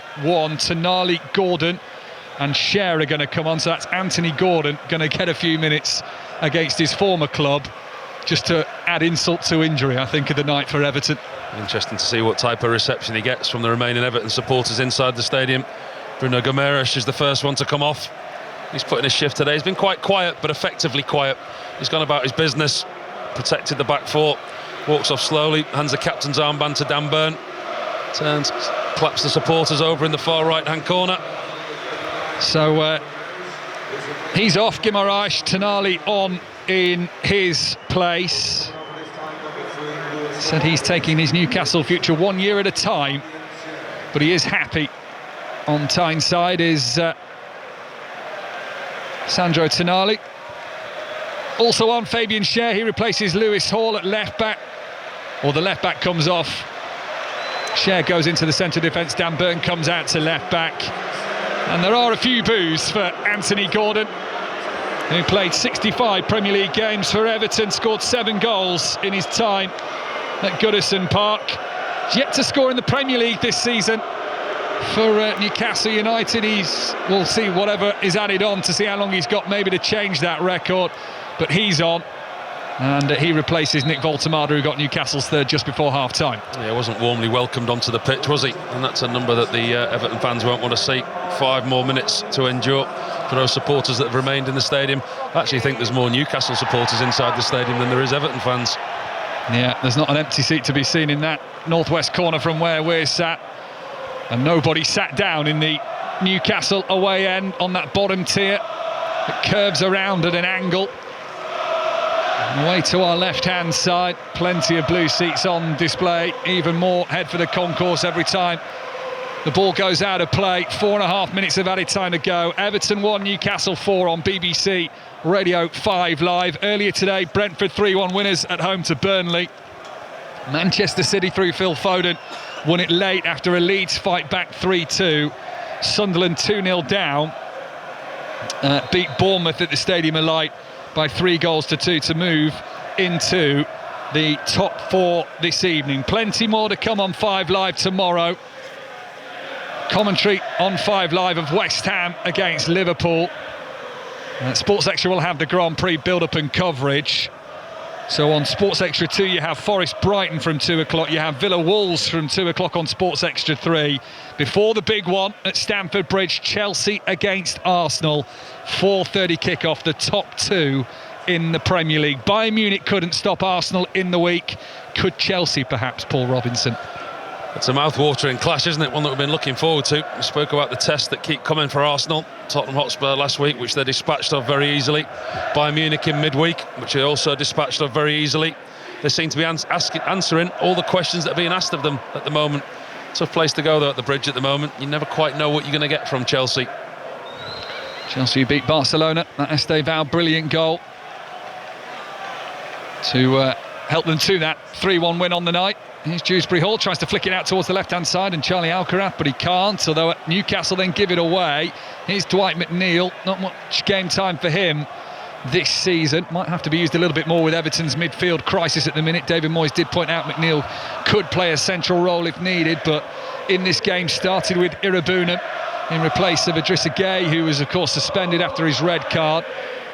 Cross comes in from the left for Everton, deflects up into the air. Does that carry it into a helpful path? Beto goes to the bicycle kick. Jake O'Brien's in there. Newcastle have poked it away. I think the referee has called it back anyway for Beto's wild attempt at a bicycle kick. Is he given that for that reason? Newcastle free kick anyway, inside their own penalty area. They're leading by 4-1. 2 minutes of added time left. Yep, Aaron Ramsdale got the ball in his hands. There's a free kick to Newcastle inside their own 18-yard box. Certainly won't be in a rush to take this. He'll run the clock down. The green shirts will push forward. It is all over at Wembley, and what a performance on their homecoming at the National Stadium for England, Katie Smith. Yeah, there was a lot of talk about proper English performances in the summer at the Euros. That felt pretty proper and pretty easy for England against China. England 8, China 0. They carved them open time and time again. A hat-trick for Stanway, 2 in 2 minutes for Mead. Goals for Russo, Hemp and Toon as well. All established regulars, though, for Serena Wiegmann, who resisted the opportunity to throw on some untested players despite that one-sided scoreline. A clean sheet for Anna Morehouse on day debut in goal. I think I counted just the one save she had to make. So England's homecoming continuing with a win at Wembley. England 8, China 0. Katie, thank you. Newcastle, not quite as comfortable as England, but not far from it, leading by 4-1 with just over a minute of added time to go. Then it's 6:06, 08, 085, 909, 693. Alistair Bruce Ball and Chris Sutton, your team, taking your calls tonight. Everton move it out to the left-hand side. McNeil's cross is over everybody in a blue shirt. Dan Burn can volley it away. Everton bring it down. But Newcastle have seen the danger away for now. They're certainly celebrating, the Newcastle fans. You can see a bit more skin than I'd like to. In fact, far too much more skin than needed at this time of year.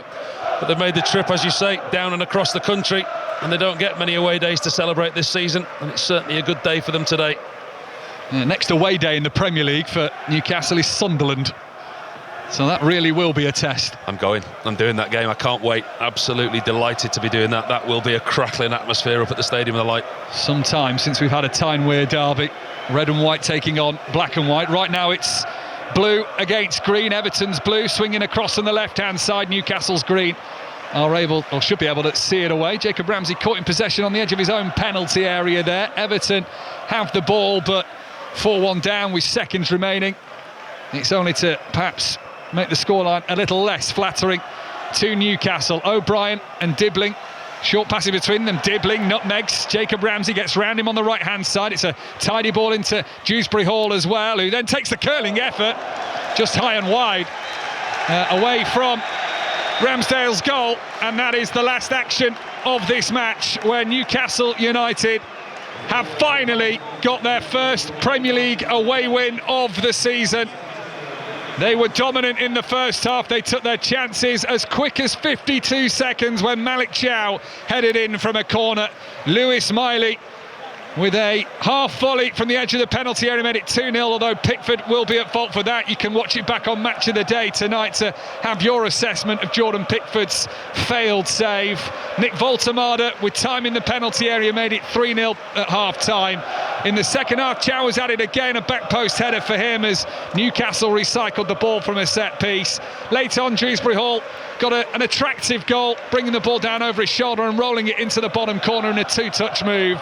But it was never going to save the day for Everton. The hope was only temporary. Newcastle managed the game well, and it has been an impressive performance from Eddie Howe's side. Everton 1, Newcastle 4. Paul Robinson. An excellent away day for Newcastle, and we haven't had many times to say that this season. He rung the changes, Eddie Howe. He made 6 changes to the personnel before the kick-off. They set up with 4 at the back, 5 across the midfield. Voltemada up front on his own. The early goal certainly helped them, but they managed the game from that point. They never really looked in much danger. A really, really good performance. The fullbacks, Lewis Hall and Livramento, they looked a threat going forward. Guimaraes was quiet but effective. Voltemada led the line well. They always carried a threat in Alanga and Barnes, and it was excellent away performance from those in green down there. The Everton performance, it'll disappoint David Moyes defensively, and I think the easiest way to sum up the Everton performance today, it was uncharacteristic, and most of the Everton supporters will be in the car listening to us now. I mean, it was very, very poor from them defensively. They caused themselves a lot of their own problems. Like I say, unlike them, but Newcastle won't mind. They were decisive, they were direct, they took their opportunities, and they were clinical in front of goal. A really good 3 points for Newcastle. And those Newcastle players now head over to the northwest corner in the bottom tier, where their fans, no one has left early in that away and can safely say that, and now they're applauding. Dan Burns got his arms aloft, as has Joe Linton, who was replaced just a few moments ago, but he's not put any tracksuit on. He's still there in his full Newcastle kit. Aaron Ramsdale will go over. Tidy performance from him. Didn't have a lot to do. Dewsbury Hall's goal was just a moment of creativity from him that has to be applauded. But that is a good performance from Eddie Howe's side. What will that do now? Eddie Howe has been asked about this away form consistently throughout the season. The media are going to have to find something else to try and pin on Newcastle now. Well, coming into this game, the stats didn't add up for them, did it? I mean, you look at their performances at home, especially their last performance against Manchester City. They beat Athletic Club at home 2-0. They beat Manchester City at home. They beat Spurs at home in the FL Cup. They beat Fulham, Benfica. And then they go away on the road and they lose games away at West Ham that you wouldn't expect them to lose. And the record on the road, the defeat against Marseille as well. He had to change something, Eddie Howe, and he did that today. Winless in their last 9 away from home before this, drawing 4, losing 5. 1 win in their last 11 away from home in all competitions. So you can't underestimate the magnitude of what they've done today. They've not only changed it and come away from home, they've not just nicked a performance, they've not nicked a result. They've come here, they've dominated from start to finish. They've scored 4 past a good Everton side, who are normally a good Everton side, I must add, because they weren't today. And it's an excellent 3 points for Newcastle. Newcastle fans and players still applauding one another. Eddie Howe's got a big smile on his face and looks promisingly towards those Newcastle fans. They'll hope it can really kickstart them now and build a bit of momentum. Spurs at home in midweek to start building a little bit of run of form. Back-to-back wins in the Premier League for the first time this season for Newcastle. Where Everton are concerned, their players have trudged off quickly down the tunnel. You did allude to it in commentary, and I think it was a fair comment that it was just one of those days. There wasn't any glaring errors from Everton. Newcastle took their chances. It's a head-scratching performance from Everton, especially on the back of their last 2 results. I mean, the win here against Fulham, the 2-0 win here, good performance, great atmosphere, another good performance at home, a clean sheet. The performance last time out against Manchester United was superb. I know they were down to 10 men, they had to dig in, and they ground out a result. When they went down to 10 men, I, like a lot of other people, probably Everton fans too, sat there and watched the TV and thought, OK, I wonder how many this is going to be now. It's going to be a long evening. It's going to be a difficult night for Everton. They showed togetherness. They were combative. They dug in. They got the clean sheet. Not only did they get the clean sheet, at that point when they were down to 10 men, David Moyes would have taken a point. I guarantee he'd have taken a point. They got a fantastic result. They got a clean sheet. They win at Old Trafford.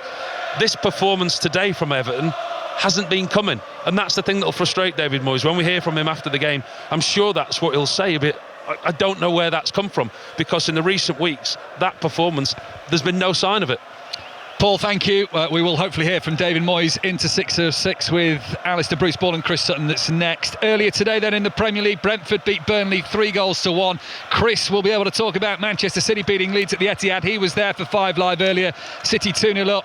Leeds got it back to 2-2, but Phil Foden won it late on. Sunderland from 2-0 down beat Bournemouth, 10-man Bournemouth by 3-2. And here at the Hill Dickinson Stadium, Newcastle rampant. First half, certainly, they've beaten Everton by 4-1. At 8 o'clock tonight, we'll bring you updates of Tottenham against Fulham in the Premier League.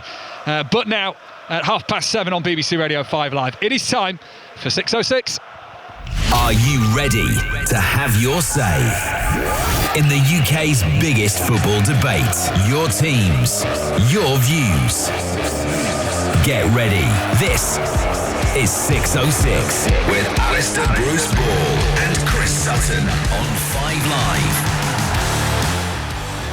Yes, a very good evening to you. It's time for you to have your say about your club on 6:06. Chris and I taking the calls until 9 o'clock tonight. Some thrilling games to react to in the Premier League today. Manchester City left it very late against Leeds. This is Foden inside the penalty area. Foden keeps his balance.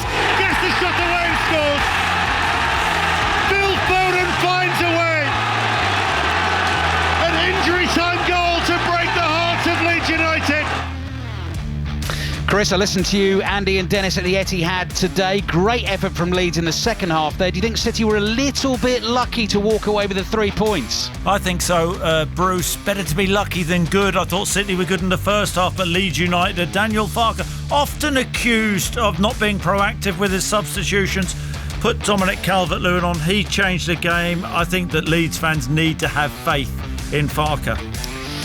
OK, Leeds fans, what do you make of it? Chris and I both triple-captained Erling Haaland in FPL. That went well. Manchester City fans, what do you make of the way your team's playing at the moment? The number to dial is 08085 909 693. Earlier on, Sunderland moved back into the top 4. Corner from the left, swung in here, headed goalwards in. Roby! It's 3-2 to Sunderland. Woo! 3-2. In the 70th minute, Brian Broby heads in the third for Sunderland. This is BBC Radio 5 Live. Call free 08085 909 693. Text 85058. Text will be charged at your standard message rate. Visit bbc.co.uk/5live terms for our terms of use and privacy notice. How about that for a bit of commentary on Sunderland's winner at home? They came from 2-0 down to beat Bournemouth 3-2 at the Stadium of Light. Their next 3 games, Chris, for Sunderland: Liverpool away, Manchester City away, Newcastle home. I don't think any of those 3 will be relishing taking on Sunderland. No, they've been brilliant all season, haven't they? Do you know what, Bruce? I was thinking, in recent times, have they been the best promoted side I can remember? Ipswich? Oh, come on, Bruce. You're I'm not talking about recent Ipswich, I'm talking about...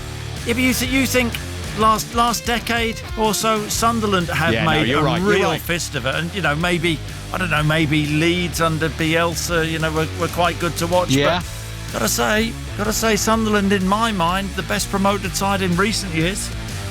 OK, Sunderland fans, do you agree with that? You probably will. Give us a call, 08085 909 693. Bournemouth fans, 1 point from the last 4 games, and you've conceded 12 goals in those games as well, although I think played their part in a great game this afternoon. Bournemouth fans, give us a call as well. Chris, who else this evening do you want to hear from on 606? Well, I want to hear from Brentford fans, Brucey. They are 8th in the table tonight, and Thiago is the 2nd top goal scorer. At the start of the season, there was a lot of talk, wasn't there, about Brentford possibly being relegated. What a job Keith Andrews is doing. But Burnley fans, just sense, are you going straight back down? Let us know. Newcastle fans, back-to-back wins in the Premier League.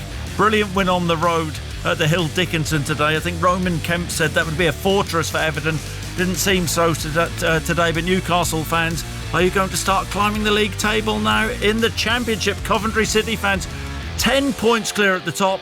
Scored 50 goals, that's incredible. But the big game of the day, Bruce, Norwich City under Big Philip Clement. I've always liked Big Phil. First home win of the season. Leicester City fans, a 3-2 loss at home to Sheffield United today. What is going wrong? And north of the border, Bruce. Yep. Hearts drew 0-0 away at Motherwell. Are they blowing that sort of title charge?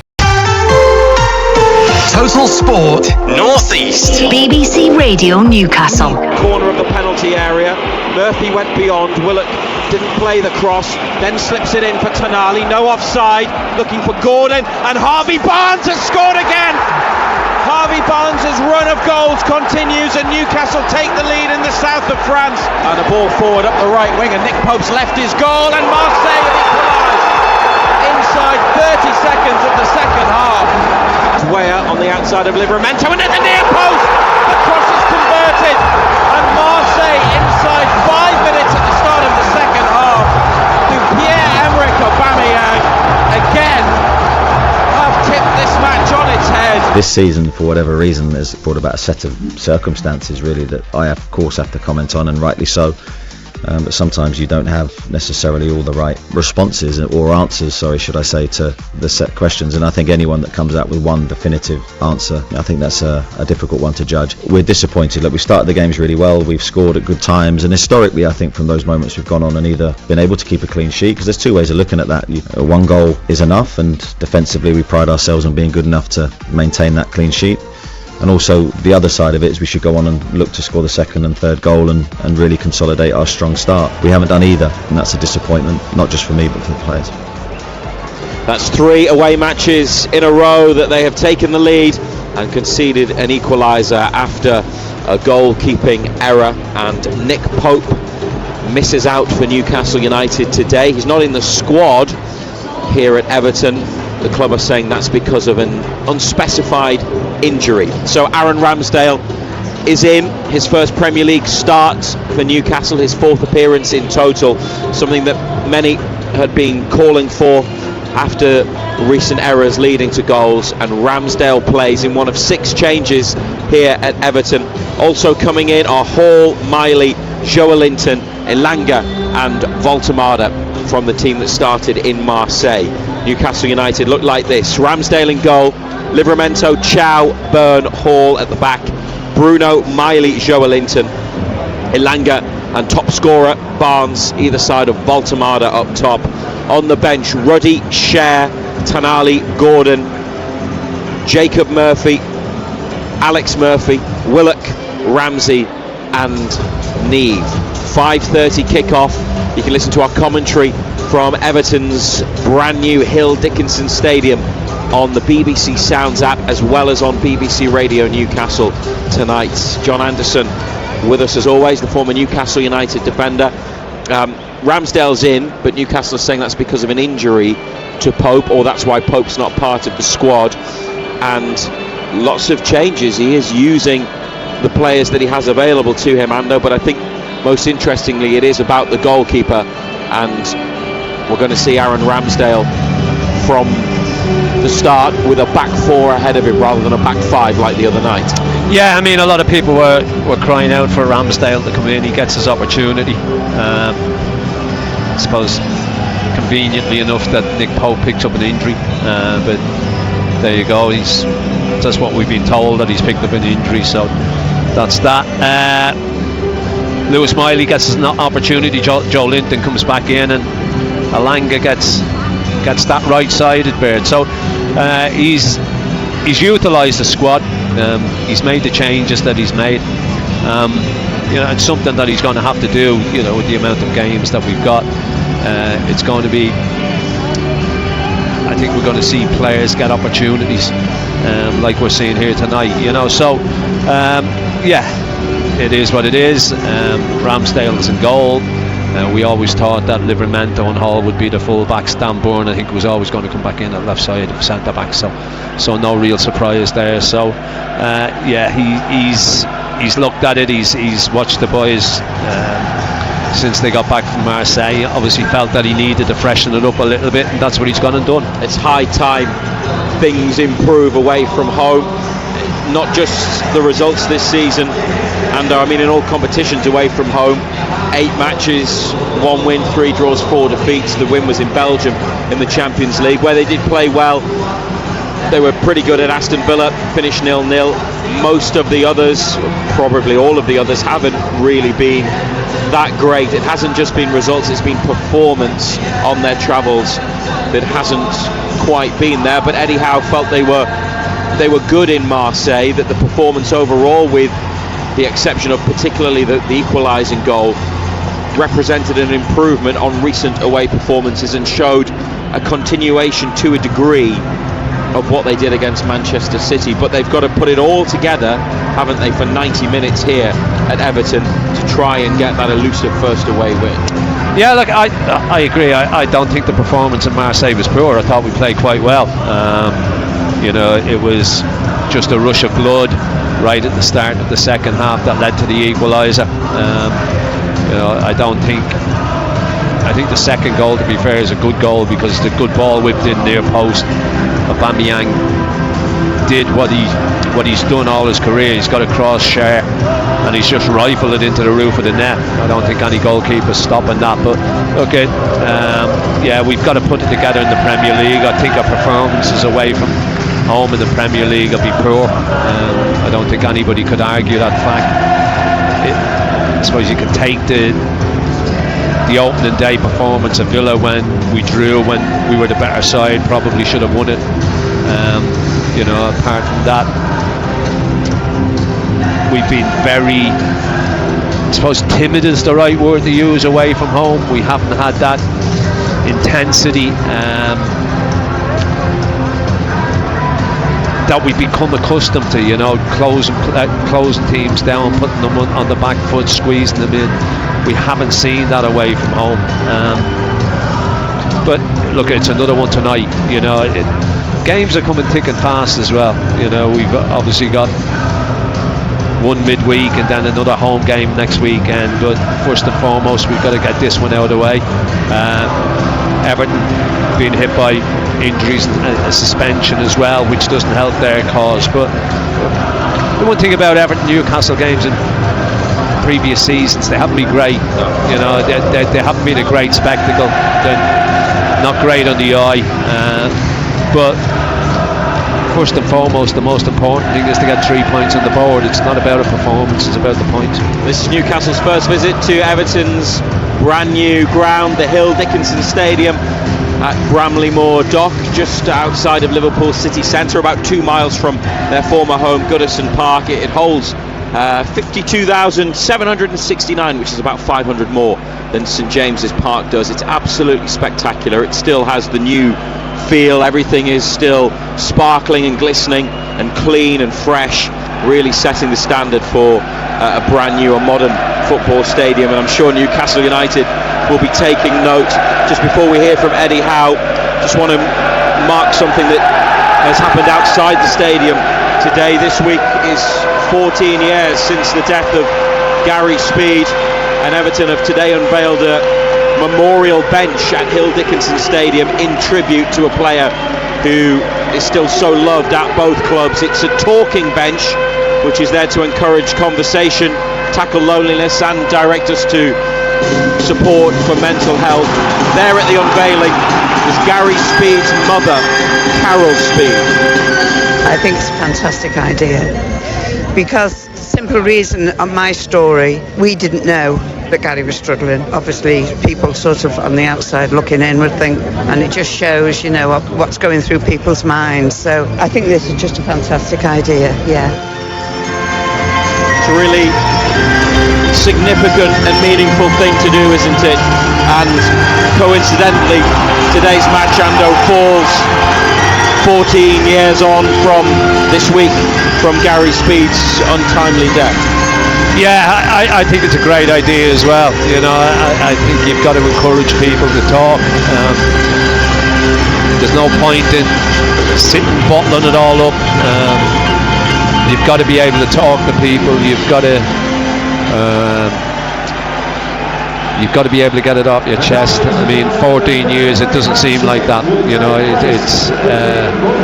it's still a little bit surreal, to be quite honest, because he was a great ambassador for both clubs. You know, great player at Everton. He was fabulous when he was with us as well, and he's a sad loss. Newcastle United away to Everton here on BBC Radio Newcastle and BBC Sounds. They produced their best performance of the season last Saturday, and then they tried to build on it when they were in Marseille. We did use it as a catalyst to a degree for a strong start in Marseille, and I left the game with a feeling of that was a strong performance from us. Was it perfect and faultless? No, and that's why we didn't win the game. But I thought you saw an attacking team, a dynamic team, a really good athletic team as well, and a very good attitudes from the players, as you'd expect, but ultimately disappointed. And then it's how we handle that disappointment then for this game and make sure we control our emotions and put things in perspective and move forward into another tough Premier League game. Everton are doing well at the moment, so it's a good challenge for us. Newcastle wearing their green away kits tonight. The shorts and shirt are green, the socks are white. Ramsdale wearing purple. And the Newcastle goal away to the left. Everton blue shirts, white shorts, blue socks. Goalkeeper Jordan Pickford, and two changes to the outfield players. Jake O'Brien comes in at right back for the injured captain Seamus Coleman, and Tim Irabunam, the former Aston Villa midfielder, starts in place of Idrissa Gueye, who is serving a suspension for slapping his teammate Michael Keane. That incredible incident in Everton's brilliant win with 10 men at Manchester United on Monday night. So Pickford in goal, O'Brien, James Tarkowski, Michael Keane, Vitaly Mikalenko at the back, James Garner alongside Irabunam in the middle. Iliman Ndiaye, who is having a terrific season for Everton. He's got 4 goals for them, the former Sheffield United player. Kiernan Dewsbury-Hall, who scored the winning goal on Monday, and Jack Grealish on loan from Manchester City. And up front, Tierno Barry, 23-year-old French striker, yet to score since his £27 million move from Villarreal in the summer. They have got a few outs, Ando, but in Grealish and Ndiaye, creative players who are in very good form, particularly Ndiaye. Yeah, I mean they've got good players. They are missing 1 or 2, but I think you look at Jake O'Brien at right back. He's a natural centre back. A little bit like the situation with Dan Bourne having to play at left back for us. He's having to play at right back. Tall, big boy, not the quickest. So I think you've got to get the ball to Harvey Barnes. Let him get at him. Let's see what he's made of. But look, it's not about them. It's about what we do, how we go about it. You know, the performance, as I said earlier on to you, Matthew, the performance in Marseille I didn't think was bad. I thought there was a lot of good things to come out of that game. Okay, we didn't win it, but it was a better performance than we've seen away from home in a while. Everton kick off and we're underway on BBC Radio Newcastle and BBC Sounds. Whistle was about to go, but referee decided not to. Newcastle on the attack. Voltemada to Elanga, who's got the pace to get away. Elanga's shot tipped wide by Pickford. Whoa, what a start that would have been. 20 seconds on the clock.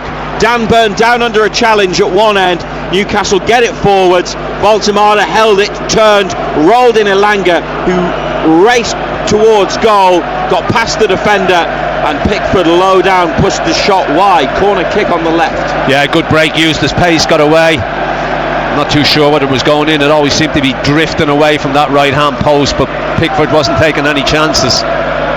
Corner sent to the near post, it's in! They've scored early. Malik Chow has got his first goal for Newcastle United. One of their players of the season. The German centre-back has got his head on the corner that was whipped into the near side, and the away supporters at the far end are going absolutely wild.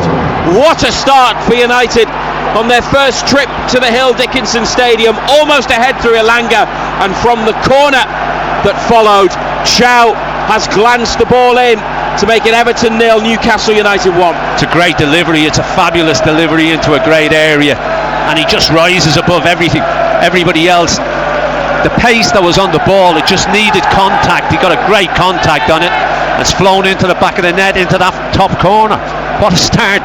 What, 1 minute 20 seconds, 80 seconds on the clock, and we're ahead 1-0. Blimey. Well, that's now 4 away games in succession that they've taken the lead in. What they must do this time is not throw it away, like at West Ham, at Brentford, and in Marseille. Lewis Hall gets past a challenge on the far side into midfield towards Lewis Miley, making his 3rd Premier League start of the season after the draw at Bournemouth and the home win over Fulham. It's also Hall's 3rd Premier League start of the season.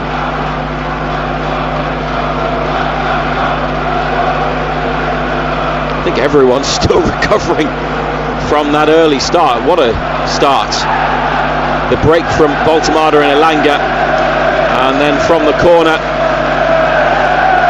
Newcastle taking the lead. We're now in the 3rd minute. Grealish, Livramento's won it with a bit of help from Elanga. Voltemada, lovely flick for Livramento, and they look for Barnes in the centre, but it's cut out by Everton through Tarkowski, who defended it well. And now the centre forward Barry to Dewsbury Hall, and here's Everton's first proper attack, and Jai in the box on the right. 2 green shirts with him, trying to block his route towards goal. They forced him out wide near to the corner. Hall still with Njai. Joelinton there as well. He's produced a pass for Dewsbury Hall. It goes back up the line to O'Brien. Played short to Dewsbury Hall. He wanted the return. Irabunam here.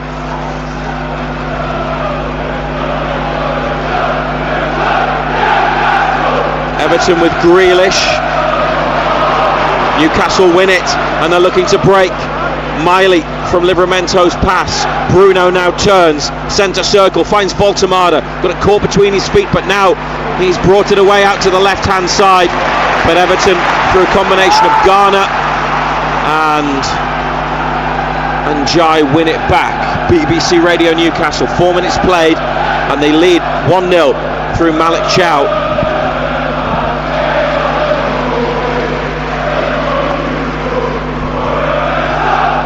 On the diagonal, Everton out to the near side. It's away from Tierno Barry, and Tino Livramento with a throw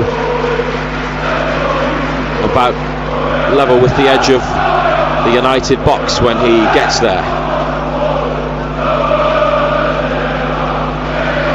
Been a lively start to the game. You know, obviously scoring inside 80 seconds helps, of course it does.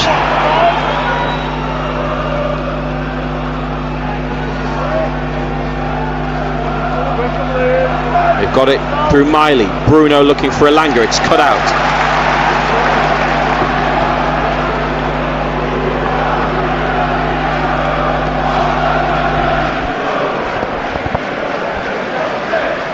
Michael Keane on the halfway line. Up to Grealish on the left wing. Mikolenko at left back, inside to Garner. Speaking of players being out of position at fullback, he played there at St James's on the final day of last season when Everton won 1-0. He didn't play badly either. He's another that's had a good season for Everton, but he's in his midfield role. James Garner, who's from nearby Birkenhead, just across the water, isn't it? On Merseyside. They got him from Man United. Well, he started his career at Manchester United, James Garner. Newcastle didn't really get at him that day, though. Unfortunately, the 1-0 defeat at St James's, thanks to a bit of help from Aston Villa and the officiating at Old Trafford, limped across the line into the Champions League. But it doesn't matter how you get there as long as you do. Ball into the penalty area. Chow's got it back from Barry. And Bruno now to Joelinton. Wide left, Harvey Barnes just behind halfway. Voltemada has made a run in behind here, out towards the corner, left side, and the flag stays down from the assistant. Voltemada holding it up, turns, goes on the outside again and leaves it for Barnes. He's getting to the middle. Barnes sends in a cross which was lacking height. Everton managed to get it clear, and it's going to be a Newcastle throw about 20 yards from the goal. They take it from quite a bit further back, or they're about to. It's left for Lewis Hall by Harvey Barnes. 1-0 up. Chow's early goal from the corner. Back to Byrne on halfway. Chow takes a touch at the back of the centre circle, up to Livramento. Nice take on the turn. Gives it to Elanga. Back through for Livramento in the corner. Mikolenko makes a challenge. Corner kick, Newcastle United. Ooh, another set piece. They scored from the last one. Now they've got their first on this near right hand side, and Hall comes across to deliver it.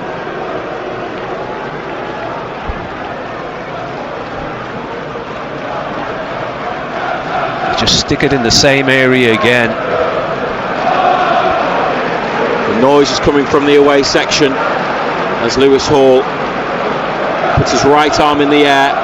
Here's the corner, flat to the near post, or played back by Voltemada from the goal line towards Miley. Everton get it clear. Yeah, it wasn't the greatest corner kick, was it? It's a strange ball in because it looked like it was going out, but Voltemada by the post kept it in, and Newcastle, Byrne and Joelinton, nice move. Barnes in the area, Harvey Barnes, deflection on the effort, and it's gone across the face of goal and out for another corner. That was a brilliant move, Joelinton and Byrne, and they found Barnes in space, left side of the box, and he took the shot on with his left, looking for another goal. Everton managed to deflect it behind, crucially. Well, I spoke about O'Brien earlier on, didn't they? And they just got in behind him. They just took him out of the game. Could have been 2-0. Michael Keane, that's great defending to get across. Here's the latest corner. This one towards the back post. Pickford pushes it wide for a corner. However, the whistle has gone from referee Craig Pawson, citing a foul on the goalkeeper, who is punching the air after getting the ball clear and then winning the decision. See that again? If anything, Pickford's backtracked into Dan Byrne on the line.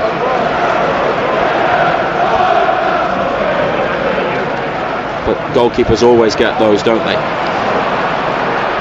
And Jai from the long goal kick. He's turned away from Hall, who's trying to get back to him. Here's the cross, too high for Barry, and Livramento sticks it behind. Everton's first corner. Dangerous ball, wasn't it? In the 10th minute. Taken by Grealish quickly. Gets it back from Garner. Elanga makes a good challenge to put it out. It's been an enjoyable start, but they perhaps ought to be 2-0 up rather than just 1-0 ahead, Newcastle.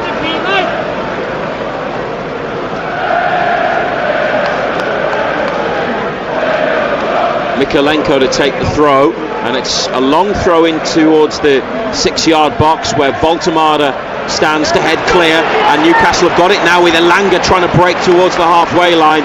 Important challenge from Irabunim, the Everton midfielder. Back out wide to Mykolenko. Tarkowski down to Keane. One centre back to another in the box. Tarkowski chested it down and Keane hit it pretty well, but a deflection took it over Aaron Ramsdale's goal, and Everton have another corner, this time on the far right hand side. Yeah, good ball played in, good chest down, wasn't it? Good technique from the big centre back.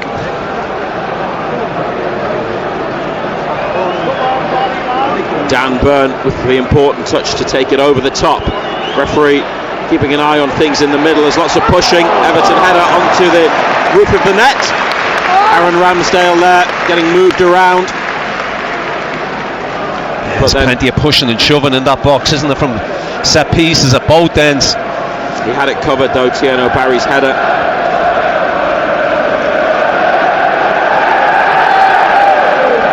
The Everton bench, by the way, 2 goalkeepers, Travers and King, McNeil, Beto, the big centre forward, Dibbling, Alcaraz, Asnu, Welch and Campbell. Newcastle leading 1-0 away from home again. Eddie Howe, who is celebrating his 48th birthday today, is at the front of the technical area. Jason Tyndall standing a couple of metres back next to the seats on the bench. Dewsbury Hall with it 30 yards out, and Jai back to giant Jake O'Brien, 6'6". That is the build and the height of a centre back, not a full back, as we've mentioned, playing out of position. Grealish inside, Garner tries to play it back to Grealish, finds him in the penalty area on the left, then the cut back, Newcastle get it clear, Garner bends a shot wide from about 15 yards. Yeah, good play, wasn't it? Lewis Miley got out to him quickly and narrowed the angle. Everton 0, Newcastle United 1. Yeah, Grealish gets in behind, just give and go, wasn't it? Hasn't the presence then to try and pick somebody out.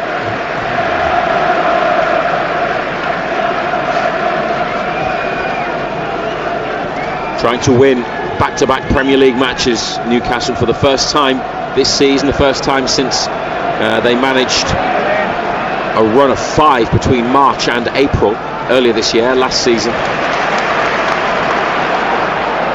Voltemada blocks a clearance on the far side in the Everton half.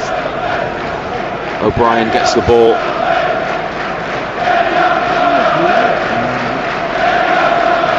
Prepares to throw it back into play. Garner comes short. It's a diagonal throw. Good first touch from Dewsbury Hall. Lewis Hall tries to win it back. Everton through, and Jai then have it on halfway, but he's passed it straight to Elanga, who's got his head up and found Livramento, but the first touch from Tino Livramento gave the ball back to Everton. Mykolenko to Pickford, up the line to Grealish, who has taken it under control and rolled it back to left back Vitaly Mykolenko. And now Pickford, lots of space at the edge of the penalty area. Newcastle drop back, and David Moyes' side bring it forwards. Barry, who's pulled out wide right onto the touchline, trying to get away from Barnes and Hall, and he made a bit of progress, turned back and played the pass back up the touchline to another teammate in blue. Swept across the pitch from right to left, and now it's with Grealish, 30 yards from Aaron Ramsdale's goal. Grealish lays it off to Irabunim, makes his run in behind, but the ball sent over to the far side from Garner. And Njai slowed the game right down, stopped the ball. Hall and Barnes there doubling up on him. Dewsbury Hall back to Tarkowski. Everton possession in the Newcastle half. Close to halfway now though, in fact back into their own half for Tarkowski, and on to Keane on the left hand side on halfway. 15 minutes played on BBC Radio Newcastle and the BBC Sounds app. Baltamares tripped Grealish, getting on for 35 yards from the goal. Grealish tried to take a quick free kick. Bruno wouldn't let him, and there's a bit of afters there, but the referee's bringing the ball back for the Everton set piece. Newcastle lead 1-0 through Malik Chow.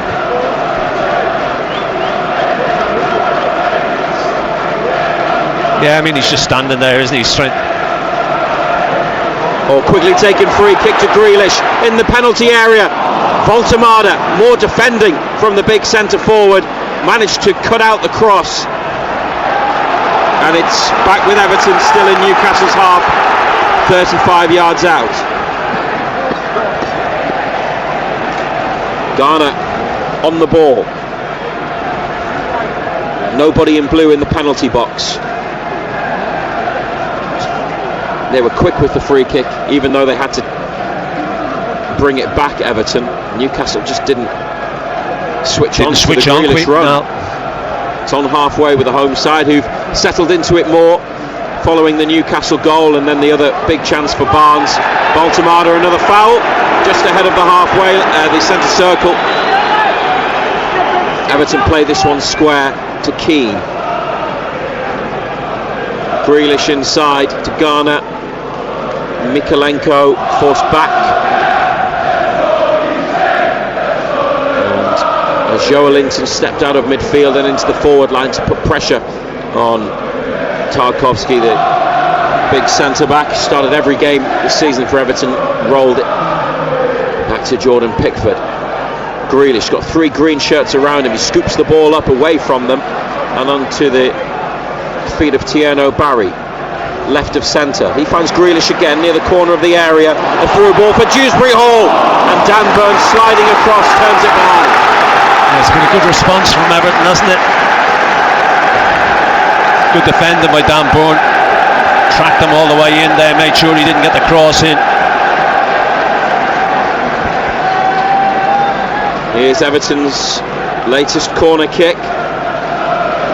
They were 3 points above Newcastle when the match kicked off. Here is a header from United across the penalty area, collected by Grealish, who turns, and Dewsbury Hall back out to Garner on the near side, scoops it up into the middle, comfortably headed away, and back to Mikalenko, the furthest outfield player from the Newcastle goal for Everton, on the halfway line, and Garner to Dewsbury Hall. Having a spell here, Everton, who, as well as being above Newcastle, were above and still are above Liverpool in the standings. Into the penalty area, header there from Tarkowski, then Dan Burn with a header. Lewis Hall challenged by Tarkowski on the far side. Newcastle think that went out. Assistant referee nearby says no.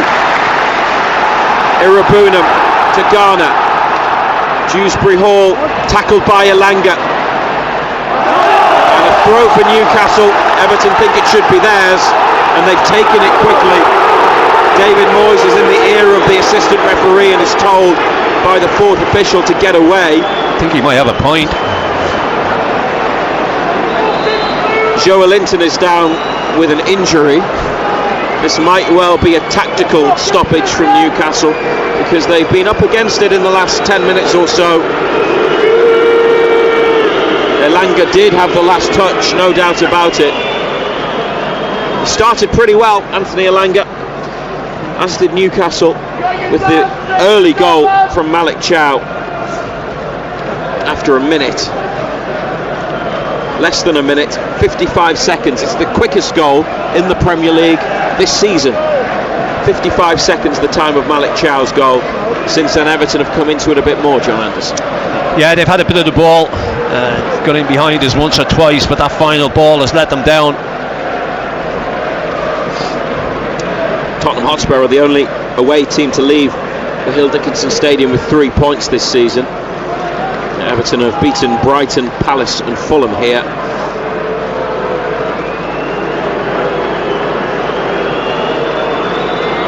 And also had a cup win over Mansfield. Malik Chow with the only goal. Joelinton has had to come off. following treatment, but they're going to send him back on by the looks of things. 6 changes tonight. Nick Pope not in the squad. Newcastle say that he is injured. Ramsdale in goal. Livramento, Chow, Byrne, Hall, a back 4. Bruno, Miley, Joelinton, Elanga, Barnes and Voltemade. That's the 11. Chow wins a header. It's collected by Njai. He scored the very first Everton senior goal here against Brighton in August. He's still on the ball, but in a deeper position. Plays it square to Irabunam. Grealish, Livramento in front of him. Rolled up the line to Mikalenko. He sends in the cross. Dan Burn down for Lewis Miley, who looks up and finds Elanga. And Anthony Elanga on the break. And he's carried it well, done really well. The pass is slightly behind Harvey Barnes, but Newcastle still have it. Elanga wanted a free kick. He asked the referee, who said no. And this is Chow onto the feet of Livramento on the near side, just past halfway. Back to Chow. 21 minutes on the clock. Byrne square to Hall. Barnes drops in and he gets it on the far side. Joelinton goes beyond. Barnes looks for Hall, gives it back to him. But under pressure, Barnes could only knock it forwards, up the line and out. Everton with the throw. Tarkowski here. Long pass. Over halfway. Dewsbury Hall knocks it on. Chow heads it, but it goes straight to Barry. And Grealish to centre half Keane. And back out to Grealish, who looks for the run of Dewsbury Hall, edge of the area. Byrne at his back, laid off to Irabunam, away from Byrne. And then Bruno manages to get something on the cross, and it's in the hands of Aaron cross, Ramsdale. wasn't it? Yeah, claiming handball, never handball. Came off Monday Sundays. Came off his studs, didn't it? Nowhere near his arm. Newcastle out to Hall, heavy touch, or good drop of the shoulder to get away from Dewsbury Hall. And Bruno bringing it over halfway. Miley back to Joelinton, almost lost control there, Newcastle. Bruno back to Chow. Elanga's available, he gets it and plays it against Mikalenko and out.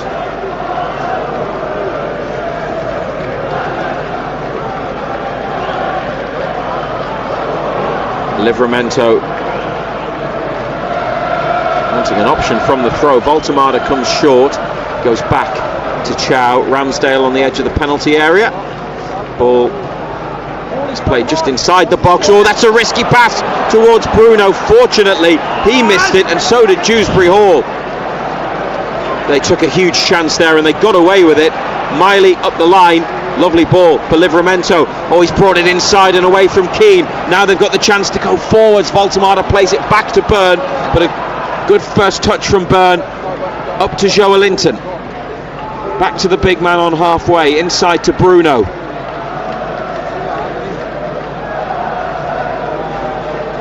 Exchanges passes with Miley. Bruno into the penalty area. Oh, O'Brien, don't think he knew Barnes was he coming was all in. over the place. He was waiting and waiting, and then at the last second smashed it behind for a corner when he caught sight of Barnes. He didn't have a clue, did he? Everton players shaking their heads. Must have been a lack of communication, but the through ball was between Hall and Voltemade, and the run of Barnes forced O'Brien eventually to stick it behind. And here is the corner kick. It's a header from Byrne that's gone back out wide. Lewis Hall will retrieve it, and he's gone into his own half to Ramsdale rather than anything complicated up the pitch. On to Livramento here, and he finds Elanga. Another chance for Anthony Elanga to run. He's had some good moments so far. There's another. He beats his man. The cross is straight at an Everton player, but the clearance is straight to Livramento, who finds Barnes, and he cuts it back. Livramento, shot blocked. Lewis Miley hits one and scores! Newcastle have got a second goal. Lewis Miley brought back in for only his third Premier League start of the season. Into the ground, and that's gone through Jordan Pickford, who might want to reflect on whether he could have kept it out. A second goal has arrived in the 25th minute. Everton 0, Newcastle United 2 from the left boot of Lewis Miley. Well, Everton have been all over the place defensively, didn't clear the lines, felt it. He swung his left foot on it, hit it into the ground. Just goes straight through Pickford, doesn't it? Keeper should do better. I mean, they don't clear the lines. Balls recycled back in, half cleared again. Oh dear. Won't to see that again, will he? Livramento had a shot from the cutback from Barnes after it was cleared, and it was heading out towards the corner, but Dan Burns stopped it, and when it came back to Miley, it's into the ground, and Pickford, I'm not even sure what he's trying to do, Pickford. Just go straight through. There's a phrase, isn't there, and it's crisp packet hands, because he's tried to stop it, and he's just sort of flapped it in. I don't think he even flapped at it, did he? Just listen, we shouldn't laugh because he's England's #1 goalkeeper, no doubt about it, but he will be bitterly disappointed with that. But what a position to be in. Should have been 2-0 ahead earlier on. Everton have come into it more, but now they've got their second goal, Ando. Yeah, I mean, Everton had come into it, but they haven't looked comfortable defensively all evening, Everton, especially from those set pieces as well. But I mean, they had numerous opportunities to clear the lines there and didn't do it, and they've got paid the penalty for it.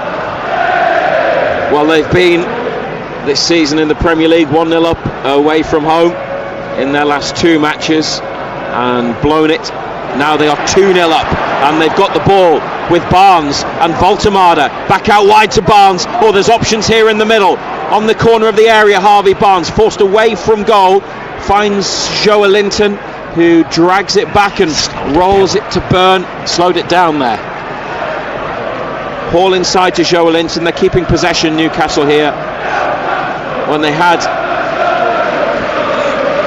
perhaps not a numerical advantage, but they had numbers in the attack. But keeping the ball, that's all right. Chow here, got to be quick. Barry's on his shoulder. This is Elanga inside to Miley, then inside to Bruno, next to the centre circle. Bruno, big diagonal switch. Barnes backpedaling, brought down on his chest. Support inside from Hall. Flicks it back to Lewis Hall. Bruno comes to receive it. Everton 0, Newcastle United 2 on BBC Radio Newcastle, the BBC Sounds app. You can also listen to us if you have a smart speaker. Ask it to play BBC Radio Newcastle. Decent football on the far side. Barnes has got it. Now Miley, a run through the middle from Livramento.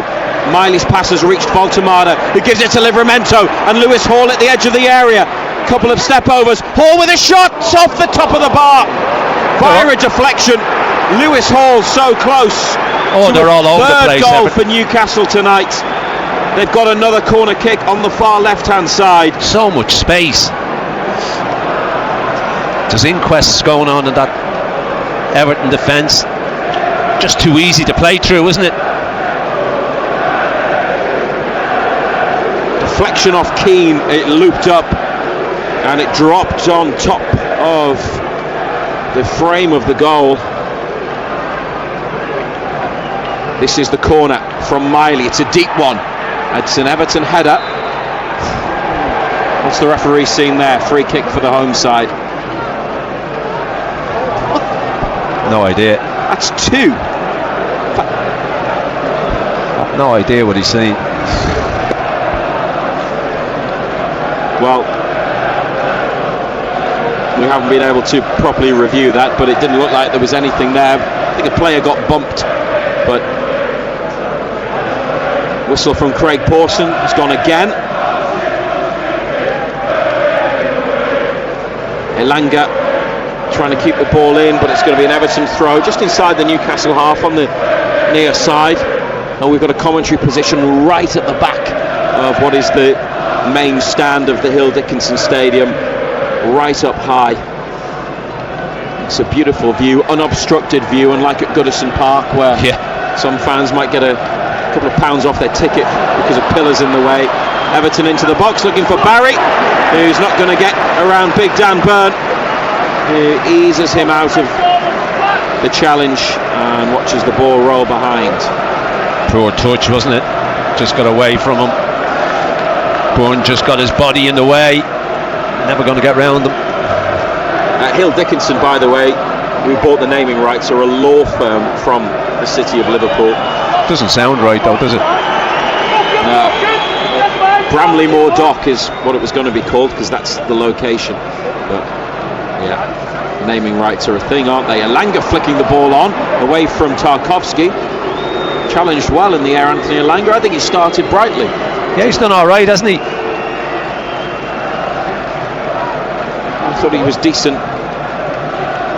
enough when he came on in the second half in Marseille. Everton playing it about at the back. Pickford lets it run as Voltemada closes in and then releases it forwards to Keane. Newcastle are 2-0 up, and the chant from the away end was, "How bad must you be, we're winning away," or something like that. 31 minutes played. Another statistic for you: Newcastle are the only Premier League team this season that hasn't conceded inside the opening half an hour, and that record continues. Yeah, it's when they've conceded after that. Yeah, I know, that's the problem. Pressure on the ball from Bruno and Joe Linton in midfield, but Everton still in possession. Lifted up the line, Burn comes across, cushioned header down to Joe Linton. Oh, he's played it against Bruno, looking for Miley and Dewsbury Hall, and Barry's trodden on the ball at the edge of the area. United up to Elanga here, back to Miley. Livramento now to Bruno, and they can play quickly, and they want to play quickly and go forwards, which is exactly what they're doing. Everton have got to get back, and they look nervy when Newcastle break. Barnes on the outside to Hall, and they've still got it, those two. Flicked on to Joe Linton in the corner, back to Hall. Voltemada's in the centre of the box. Hall has lost out in a challenge to Njai, and Everton with only 3 players advanced here. Dewsbury Hall on the right wing. He's protected it really well. Did. Inside to Grealish, who's in the centre. On to Dewsbury Hall again. And Jai out wide. Grealish didn't expect the pass, and Dan Burns got there first and cleared it. Barnes takes a touch, back to Hall. Bruno on the 18-yard line sees that Livramento's in space, clips it out to the near side, applauded by the away fans, and Livramento gets forwards. Carries it inside now, and then turns and goes back to Chow. It's been with what you will always have, moments from the home side. A pretty good away big chance performance for Barry, wasn't it, when he was clean through the middle on the edge of the penalty area. He just didn't know where the ball was. Couple of passes on this near touchline. Elanga up to Livramento. He's carried on his run, and Livramento looks for him again. Elanga's beaten Mikolenko to the ball. Played it back to Livramento inside, but just behind Miley. Then Everton pass it straight out, and United get a throw 35 yards from goal. Livramento to Bruno, near side of the pitch in Everton's half. Still with it. Joe Linton back to Burn behind halfway. Over to Chow. Livramento's picked up a good position and received it from Chow's pass. Here's Joe Linton. It's between Miley and Elanga, but the latter has kept it in. Bruno in behind for Lewis Miley. Dinged cross. Oh, just too high for Voltemada. And for Joe Linton coming in behind him. And he had the space away from the defender Voltemada, but it needed to be pinpoint onto his head. He was lifted up, not a lot of power, just a bit too high. They still have possession, and a 2-0 lead for Newcastle. Chow on 55 seconds, and the second goal arriving. Good ball. Lewis Miley.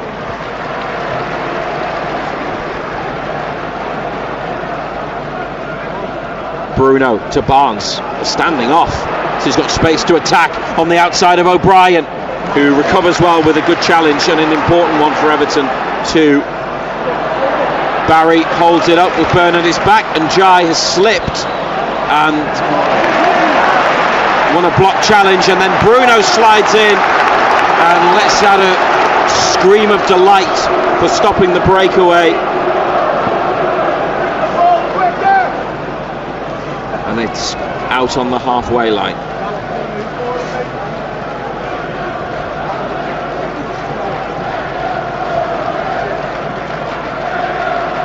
Garner puts his foot on the ball at halfway. Diagonal pass, Livramento climbs, heads it forwards. Ilanga takes a touch but can't keep it. Mikalenko inside, that would be a soft free kick and Everton don't get it. Dewsbury Hall, to be fair, gets straight back up. Challenge came in, but Newcastle took the ball. And Dan Burn here back to Aaron Ramsdale, who as yet, Ando, has not been required to make a save. No, it's been comfortable, hasn't it? Hall tries unlucky around the defender and in behind for the run of Barnes. It's intercepted,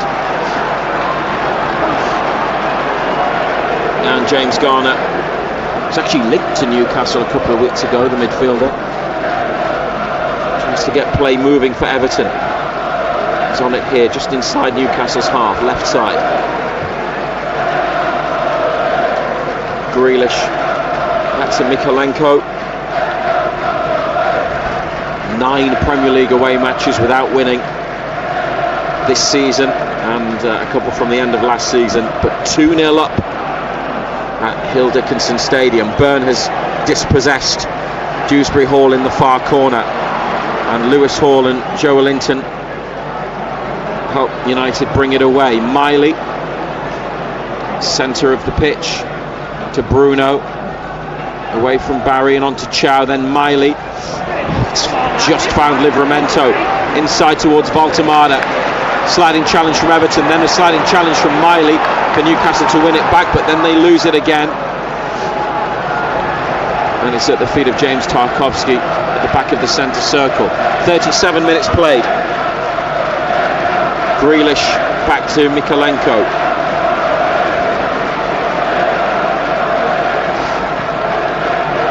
Irabunam, central midfielder, but out left wing at the moment. It's a return pass from Garner, looks for Mikalenko. Livramento makes the block on the cross. Miley, gonna be quick, gets it back to Livramento, and it's up to Joe Linton on his chest to Ilanga. Then a return ball to the midfielder, who helps it on towards Ilanga again, and Everton go back to Pickford.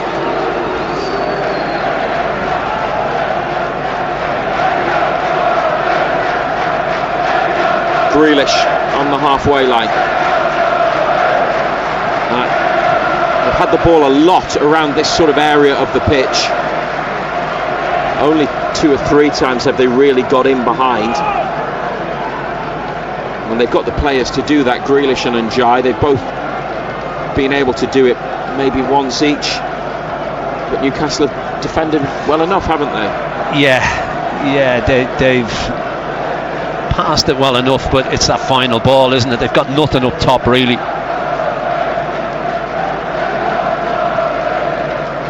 Tarkowski over to the far side, gets it back from O'Brien. Groans there from the home supporters. Out to O'Brien, this time he sticks a cross in. Livramento volleys clear. That's what they wanted O'Brien to do the first time. Keane to Irabunam, and then Mikalenko, he delivers. Chow with an important header. Livramento with a header. Miley swings at it but can't clear. Irabunam to Garner and Grealish. Lots of short Everton passes. 6 minutes to half time. Newcastle still lead 2-0. Chow's header in the first minute, Miley on 25, and Bruno makes a block. They were almost away on the counter-attack there, but the touch from Bruno's block was a bit heavy. Here's Grealish twisting and turning, facing his own goal.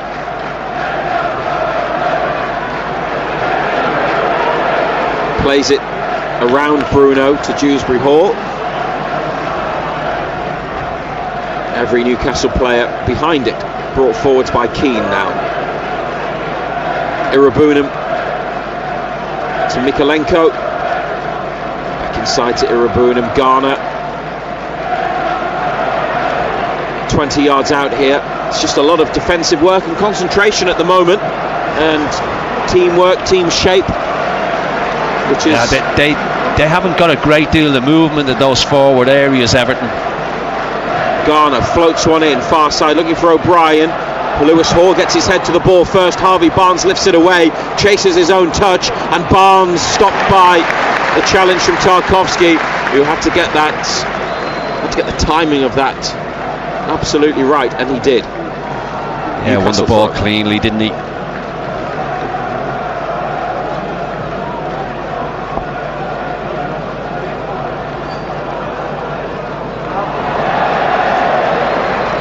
And having got it back from Newcastle's throw, Everton have gifted United another throw. A slip from Tarkowski, and this one is in the attacking half of the pitch.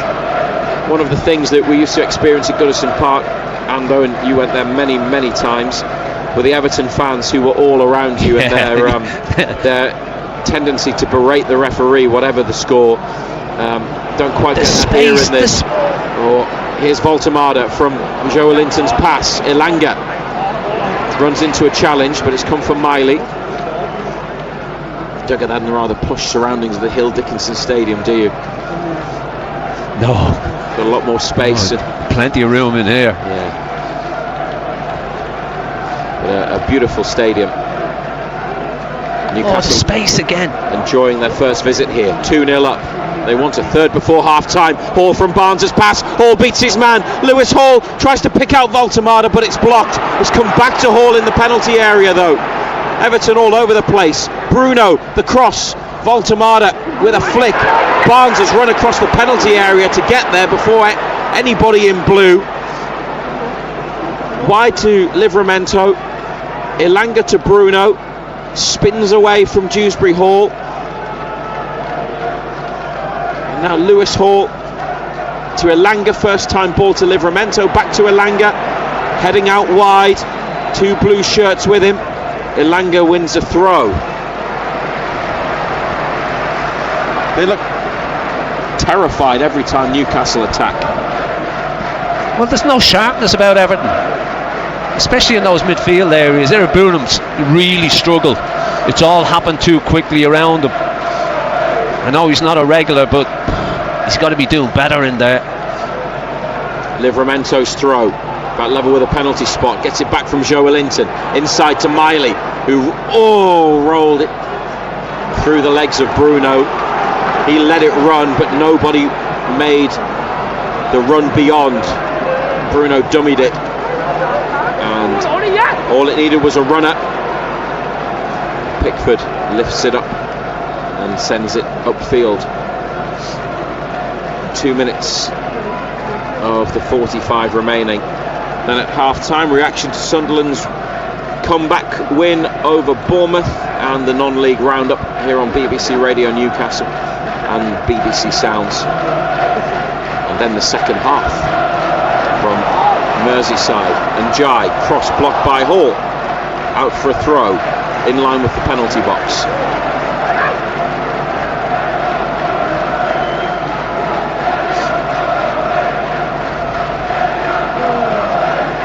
Forwards go Tarkowski and Keane. Two big centre-backs. Chow's got his hands on Tarkowski. Joe Linton is marking Keane. Dan Burns there as well. It's Chow's header, and Barnes has brought it under control, edge of the box, made his way forwards, got tackled. Everton with a cross. Ramsdale comes and brings it into his hands, plucks it from the night sky, and a quick roll out to Livramento. He's chipped it forwards. Elanga the target. Elanga's got there behind Irabunam, and Voltemada is in. Voltemada over Pickford and scores! What a first half for Newcastle United. It's 3-0 in the 45th minute, and Nick Voltemada ends a run of 5 games for United without a goal to get his 7th for the club. Elanga just got the better of Irabunam, played it inside, and Voltemada with a delicate lift over Pickford, who was well out of his goal. And it's Everton 0, Newcastle United 3. What a first half of football.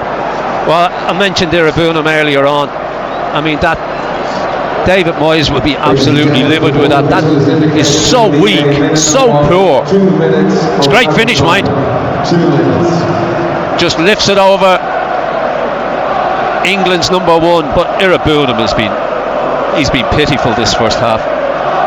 But he has to do so much better there. He's got to be stronger. Nick Voltemada, that is. But Everton have been defensively all over the place, but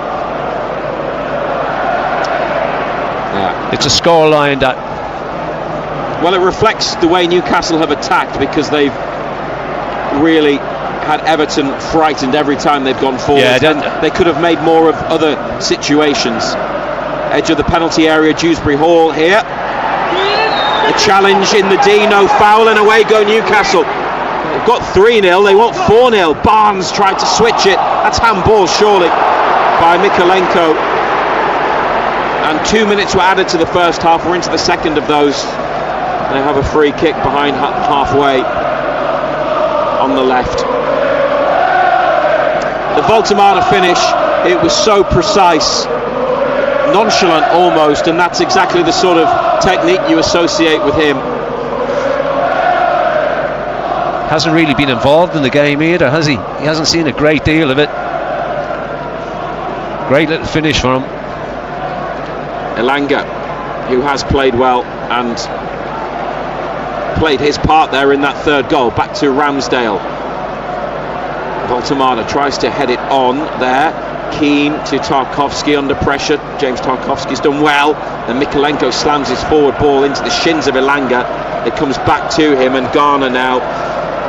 Goodison Park was known for booing, wasn't it? Everton have had their struggles in recent times. I think very shortly there will be loud boos, although hang on, Dan Burn makes a good recovery challenge after his clearance was blocked, and Everton have got a corner. Burn complains to the referee about something, doesn't get a decision. Newcastle have got to get back to defend. Lots and lots. Yeah, you're 3-0 up, just put your foot through it. Lots and lots of empty blue seats emerged after the third goal for United from Voltemada. There's not many in from an Everton perspective to watch the corner. Now in the third minute of added on time, Burn heads it away. And Jai back out wide. Dewsbury Hall headed away. Oh, and they could go. Oh, the referee stopped it when they were on the counter. And they had 4 on the charge, Newcastle. But Craig Pawson has blown for half-time, well beyond the minimum 2. They have scored 3 times without response in an incredible, stunning first half at the Hill Dickinson Stadium, Newcastle United. Malik Good Chow value for it. with a header on 55 seconds. Lewis Miley with a shot into the ground and up and through Jordan Pickford on 25. And then Nick Voltemada in the 45th minute after Elanga nipped in and pinched the ball from Irabunam to play in the striker, who dinked it, lifted it over Pickford. You said good value for it. Yeah, absolutely. A scoreline that reflects the way the first half has played out, Nando.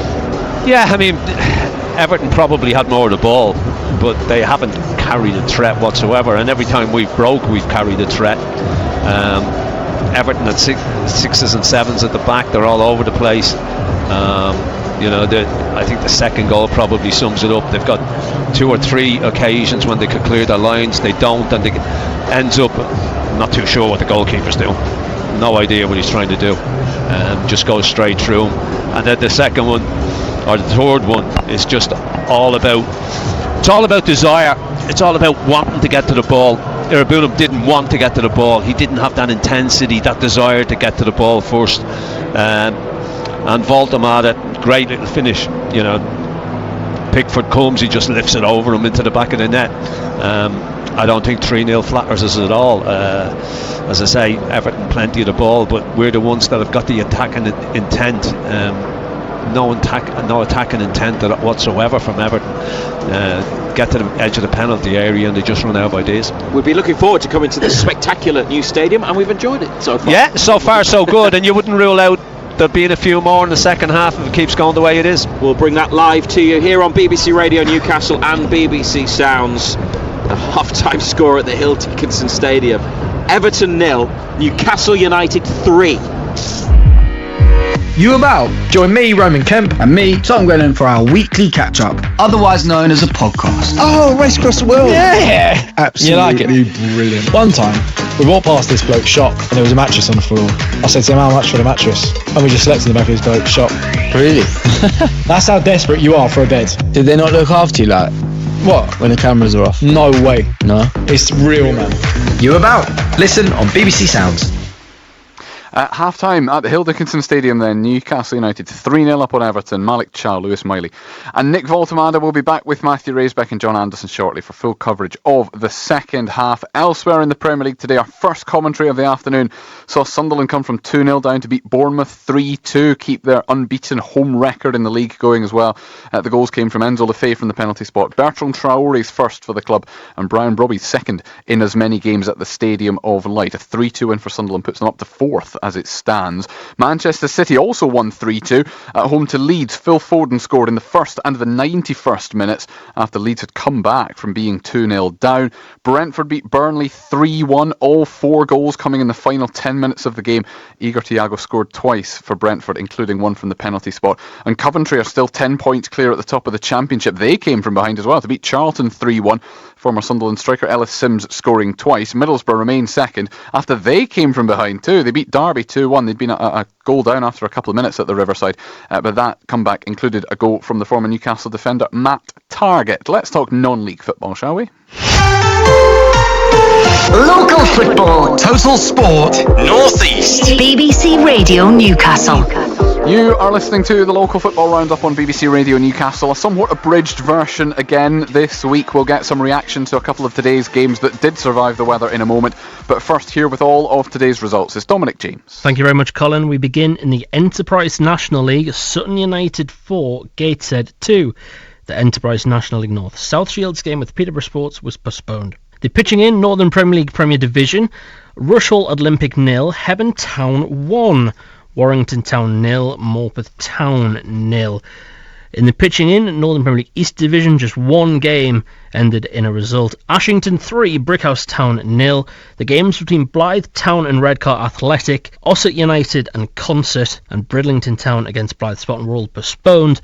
Dunstan's game with Hallam and Heaton Starrington's games with Grimsby Borough were abandoned during the matches.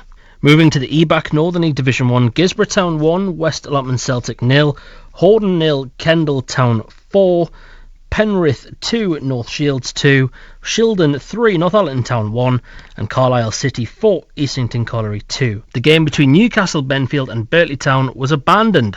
Moving to the EBAC Northern League Division 2, Durham United 0, Alnwick Town 3, and Brighton and Croker Albion 2, Prudhoe Seniors 2. The games between Chesley Street Town and Darlington Town, Parkview and Tow Law, Eschwinning and Sunderland RCA were all abandoned. And in the Scottish Lowland League, it finished Caledonian Braves 3, Berwick Rangers 0. Back to you, Colin. Thank you, Dom. I don't think I have ever known an afternoon with as many abandoned games. We've had afternoons with more postponed games than this. You know, we've seen entire league fixtures just wiped out completely. But I don't remember an afternoon where there have ever been as many games start and don't finish. One that did finish, though, at the Old Hollage Stadium, which is where Paul Dixon remains, our non-league reporter, after one of the few games in the North East that survived the atrocious weather, Paul. It was a Tyne Valley derby that had plenty of goals. It was a Tyne Valley flood nearly, Colin, really, yes. The full-time score was Wrighton and Croker 2, Prudhoe 2. And after the game, I caught up with Nathan Beckham, the manager of Wrighton and Croker. Nathan, that's probably one of the worst conditions I've ever seen a football game. It was like monsoon for at least 70 minutes of the game. And I would say the players deserve an awful lot of credit to play the football, especially they did in the first half. But you were 2-0 up, and you probably thought you were going to get all 3 points. But got to give a little bit credit to Prudhoe. Yeah, credit to the lads for playing the game in the conditions that they did, and credit the club for getting the game on. I thought the lads were really good in the first half, but like you say, second half, Prudhoe came back into the game and they've got back into it. So, story of football. Well, it is, and I mean, you had lots and lots of chances. I mean, the young keeper from Prudhoe played exceptionally well in the first half. But we must give a mention to Lewis Anderson, who's Elliot Anderson's brother. 2 good goals he scored, didn't he? Yeah, he's been outstanding, Louis. Really good since he's joined the club. He's heads and shoulders above the rest of the league, if I'm honest with you. Really good. But their keeper today, I think the players in there probably owe him a pint because he's kept them in the game. If it was 5-0 at half time, there's nobody in either dressing room would have complained. Well, that's right. And Nathan, you're still pushing and want to push for a playoff position, yes?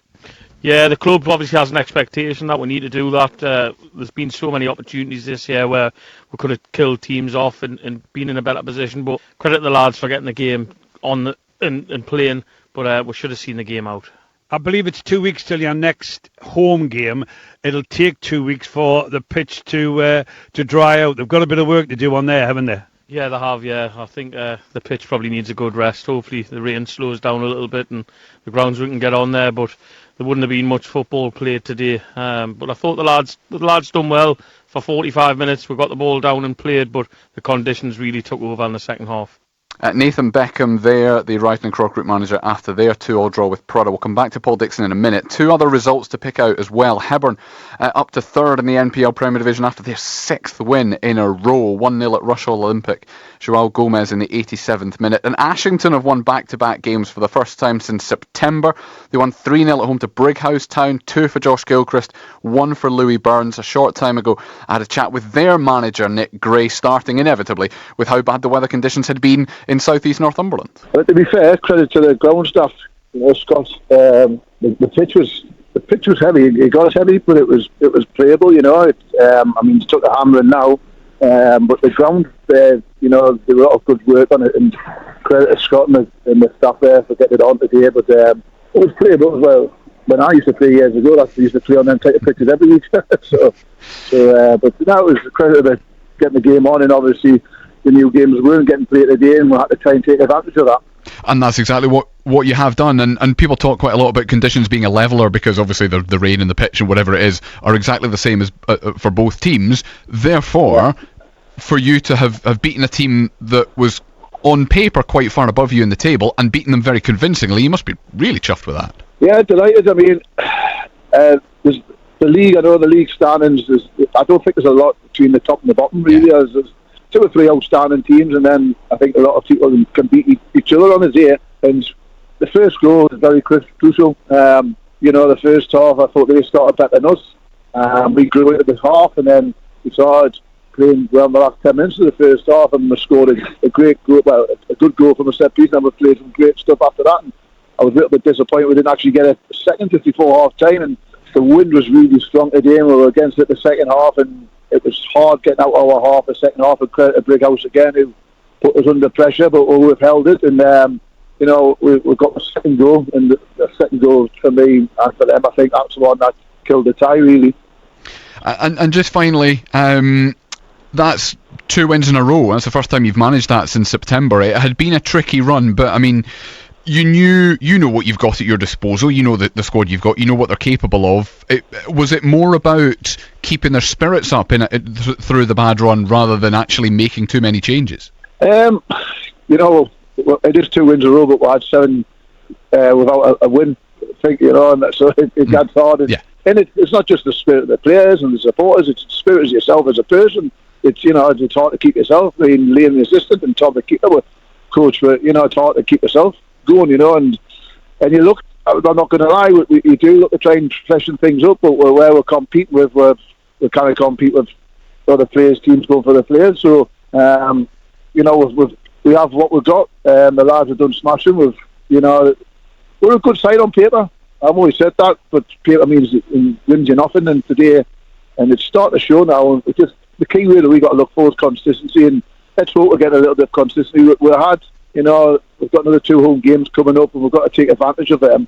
And we haven't done what we really want to do in the first half of the season or the first 3 months of the season. But, you know, we're just, look, winning breeds confidence, and now we've got 2 in the bounce, and put this way, it's a lot better than things were 2 weeks ago. Yeah, well done to Ashington and Nick Gray this afternoon. Paul Dixon, it's been, I mean, you've watched one game in the rain. It's been a really, really difficult afternoon, and you know, it's just it sounds really daft. It's difficult to play anything like the kind of football you've prepared all week for when the conditions are so ridiculous. Yeah. Well, it is. I mean, the first half here at Brighton was very good because the pitch was very good. And there's Nick there. He's just talking about how the pitch was there. But, you know, if it's rained for 45 minutes and then there's another 15 minutes for half time, you're going to come out the second half and, you know, it's going to be hard the second half, which it was very difficult to get the ball and pass it around. See, I mean, the player now, the lads, it's all about passing the ball on the floor. But like if it's hog deep, as you would say, there's a good Geordie expression. You know, it's hard to do that, Colin, isn't it? It absolutely is. Paul, safe journey back home, back to the office, first of all. Thank you this afternoon, because the conditions have not been fantastic. Back to a more normal time for the local football roundup next week as well. We're back to 2-3 o'clock kickoffs for Newcastle and Sunderland, so the local football roundup will be at 5:45. Just a little bit of time to tell you a couple of other things. Anna Moorhouse, former Durham goalkeeper, making her England debut this afternoon, or this evening, in an England friendly against China at Wembley. England are 5-0 up at half-time. Beth Mead with a couple, Georgia Stanway with a couple, Lauren Hemp with the other. The former champion hurdle Constitution Hill fell once again. That's the third time in 4 races before the 22-1 outsider Golden Ace, ridden by Lorcan Williams and trained by Jeremy Scott, came through to win the fighting 5th hurdle at Newcastle Racecourse in Gosforth. Anzadam was second, Nemeen Lyon was third, and the new Lion, who had also been talked about as a potential winner, also failed to finish. And congratulations to Whitley Warriors Ice Hockey, 4-3 winners after overtime away at Paisley Pirates in the Scottish National League earlier on today. Right then, Newcastle United 3-0 up at Everton at the break. Who will prevail in the second half? You can have a chat with us after the game as well. I'll be here with Ando until 8 o'clock, but in the meantime, for the second half commentary, Matthew Racebeck and John Anderson. Half-time highlights. Total Sport Northeast. BBC Radio Newcastle.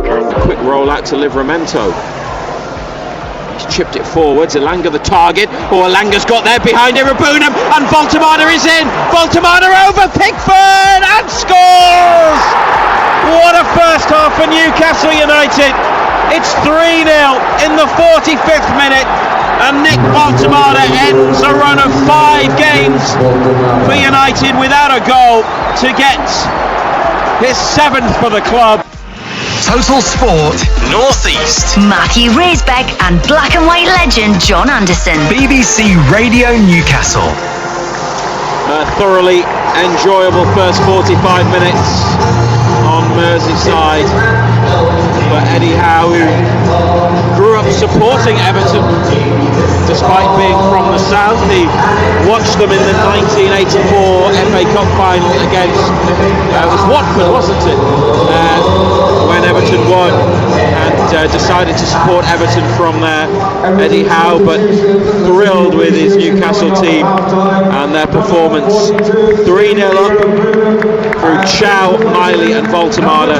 Everton have made a change at half-time, John Anderson, and the player that you identified, Tim Irabunim, who didn't quite seem up to the speed of the match, has been replaced by Carlos Alcaraz, known as Charlie Alcaraz, and he is the midfielder, straight in alongside Garner in the centre. Scored the winner at St James's Park on the final day of last season. Good header, wasn't it? He's a good player. Yeah. You wonder why he I mean, Irabuna, it just passed him by. There was no intensity about the way he played. There was no desire to win the ball. Third goal probably summed it up. No surprise not to see him come out for the second half. Craig Pawson blows the whistle. Still lots of empty blue seats. Maybe Everton fans just taking a bit longer to digest the first half and pick it apart with their fellow Evertonians. Newcastle in the green away kit, Jordan Pickford picks the ball up next to the away end on the far left corner in his penalty box. Yeah, just as well he didn't let that second goal in, and that goal, wasn't it? Imagine the stick he would have taken. Yeah, he may have been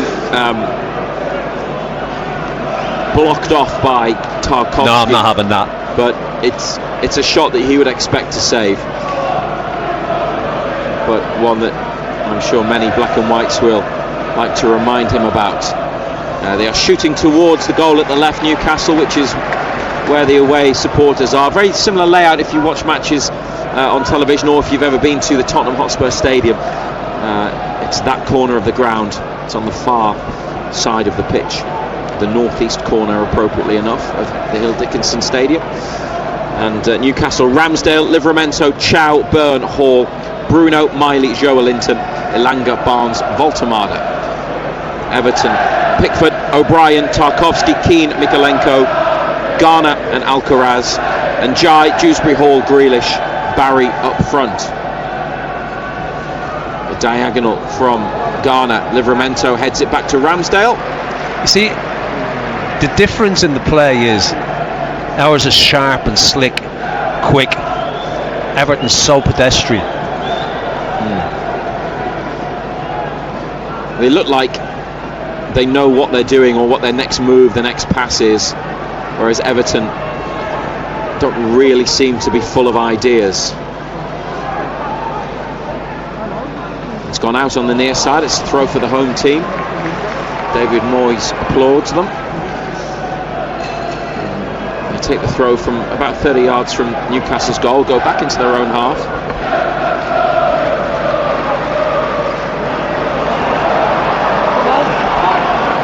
Here's Alcaraz across midfield, out to the left. There are still several, across the ground, there'll be several thousand empty seats. Probably gone home. Surely not. Grealish, diagonal ball to the other wide player, Iliman Ndiaye, Everton's number 10.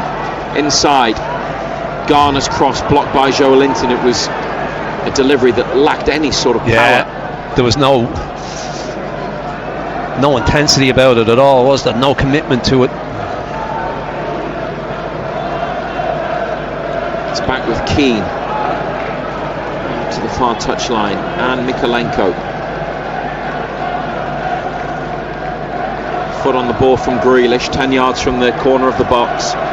He's come infield with it. His through ball deflects away. Newcastle find Bruno, lifted out to the right wing. Voltemada's there. Elanga goes beyond and can chase on to Voltemada's pass, but it's good defending from Tarkowski, who came across, and that's his sort of challenge, isn't it? Tarkowski. Yeah, he needed to get there though, didn't he? A 33-year-old defender. He's made a couple of challenges like that and got them spot on. And Newcastle are probably better having Voltemada play the pass and Elanga run than the other way round, given their individual respective strengths and qualities. Bruno to Miley, back to Bruno, and then first time to Chow, 5 yards from halfway. Livramento is making his way up the touchline, and he brings it in field and still going. It's Bruno. That's a good flick onto Joelinton, who holds off his man and passes it to Hall, onto Harvey Barnes in the area, and the flag stays down. Barnes cross, Anthony Elanga back post, cleared by Keane. Elanga's caught Mikalenko, who's off the pitch. The referee might need to stop the game here. He's off the pitch, doesn't need to stop the game. Yeah, he's rubbing his head though. Now there's an offside against Elanga from a Newcastle forward ball. They played it well. No, ball was out, throw in. Oh, sorry, okay. Thought it was offside against Elanga. Well spotted. Mikalenko's come back onto the field. Referee's got his hand on his back, just checking on him. They played it well there with Livramento and Joelinton in the middle part of the pitch there in that last move. Elanga climbed to try and win the header, but Everton got it away. Newcastle from the throw, back to Chow, halfway line, inside to Byrne, and Ramsdale just ahead of the penalty box receives it, closed down by Alcaraz, and he's looking for Elanga here. It's an accurate ball. Elanga flicks it on, nobody beyond. That's Everton's ball. Keane back to Pickford. No criticism of anyone there. Elanga got up and flicked it on. He was in a wide position. Voltemada was in the centre and a bit deeper. 5 minutes, nearly 6 minutes in the second half played. Barry, edge of the area, tries to get away from Burns, stumbles. It's now come to Njai. Curling shots. At least it's a shot on target. Easily the claimed centre by Ramsdale. forward. Dear oh dear. Didn't know what he was doing, did he? I say claimed by Ramsdale because it's one of those where it's come to him rather than him having to really go and make a save. He's just sort of shoveled it up. And Barry didn't look convincing, edge of the area, did he? No. The 23-year-old striker. No, he looks so out of his depth. He's played in all 12 Premier League matches and yet to score. On the far side, Newcastle through Elanga played up the line, but it goes out. They still lead 3-0. And first half goals from Chow, Miley and Voltemada have them in this commanding lead. I think you're right. I think a lot of Everton have gone home. Yeah? Do you blame them?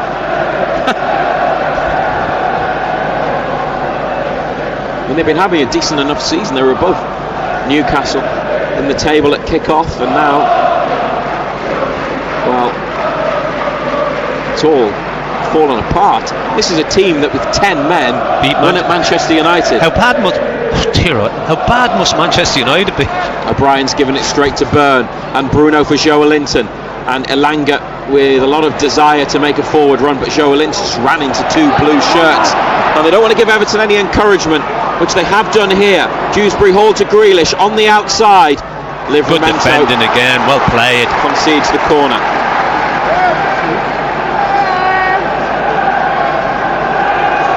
BBC Radio Newcastle, and our commentary tonight is also on the BBC Sounds app, so if you're going to be moving about, going out, or just on the move around the house, then go to BBC Sounds. It's free to download from the App Store, and you can listen to the BBC Radio Newcastle coverage, the black and white angle right there. Corner kick on the far left side for the home team towards the near post. Ramsdale's punched it away, has he? And the follow-on hits the frame of the goal. Bar again. Alcaraz, the half-time substitute, has cracked one off the post, and Newcastle now trying to go up the other end. Well, maybe the corner hit the post rather than it being Ramsdale beating it out. But they were lucky there, Newcastle, twice, and now they're in. It's Elanga with Livramento free on the outside. Livramento, he's rolled it back into midfield to a blue shirt, and that's uncharacteristic from him to be sloppy with the ball. Everton clear it, and Newcastle through Chow onto Hall, back to Bruno, and now Byrne. He might just start again with the keeper, and no, he goes square to Chow. They slow it down, but Everton there, two massive moments, and Newcastle who've been largely untroubled at the back tonight survive. Yeah, the first one whipped in, hit the post. He smacked it, comes edge of the penalty area, he smacks it straight against the crossbar. Barnes, lovely drag back and flick through his legs away from O'Brien. Hall played it against O'Brien, and the big defender has the chance to clear, but Lewis Hall's got in between man and ball, won it back, and surely that's got to be a free kick. It's been pulled to the floor. He looks at referee Craig Pawson with his arms out, and play continues. Everton towards halfway. Chow on. Tarkowski heads clear. Chow then takes the ball away from Barry. He looks like a little boy lost. Bless him. He's just getting pushed and shoved. He's starting ahead of the giant centre forward Beto, who has only got a couple of goals himself this season, hasn't scored since August. Everton really do need a new centre forward. They need something. Bruno for Voltemada, just outside the box, back to Bruno, who holds off Alcaraz, and it's to Elanga, and through for Livramento. His cross is cleared, and it's come to Njai, who holds off the challenge of Hall. And now Elanga gets back and stops the run of Dewsbury Hall, but the referee says that's a foul. So Everton get a free kick.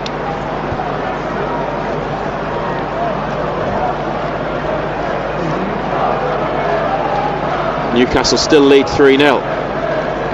Just going to see again that corner. Get you to watch it, Ando, if you can. A slip in the box from Dewsbury Hall. Likes falling over, doesn't he? It was a combination of Barnes and Ramsdale on the line next to the post who turned the ball away. I'm not quite sure which one got the key touch, but then the follow-up from Alcaraz. Great strike. The frame of the goal was wobbling for some time afterwards. But Newcastle's 3-0 lead is intact. Dan Burn up from centre-back.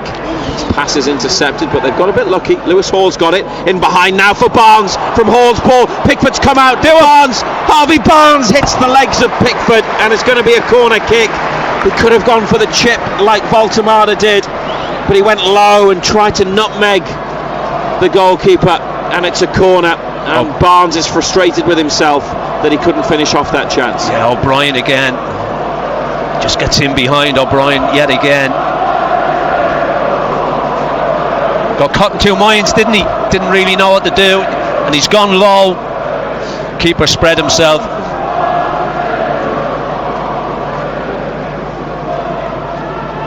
Lewis Miley takes the corner.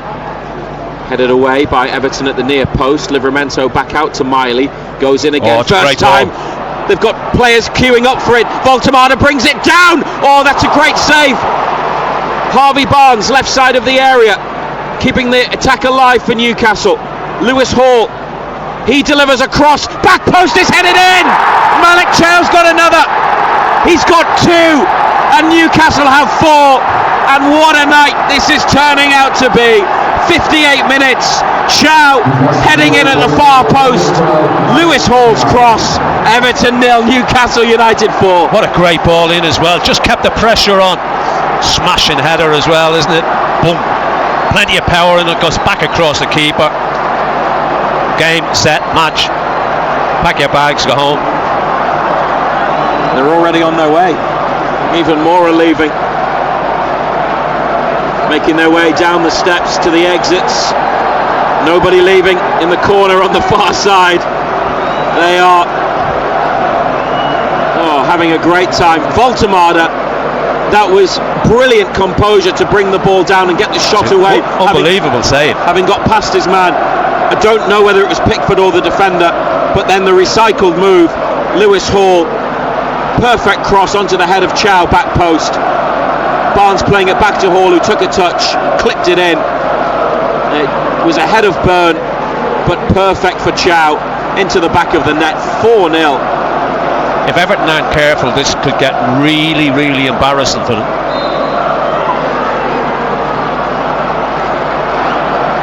Newcastle have gone 4 matches against Everton without a win in this fixture. Grealish wins a corner from Livramento as they tried to respond straight from kick-off. Prior to that, the record had been good, 5 wins out of 6. But 4-0 tonight. Malik Chow with 2 goals. He's on a hat-trick. David Moyes can't believe it as Everton lift the ball in following the corner. Dewsbury Hall, it's gone out for a throw for United on the near side. And the away fans are singing about the number of empty seats that it's a number that's increasing, a bit like Newcastle's lead. Bruno gets the ball from Hall and the return pass goes straight out. Jake O'Brien.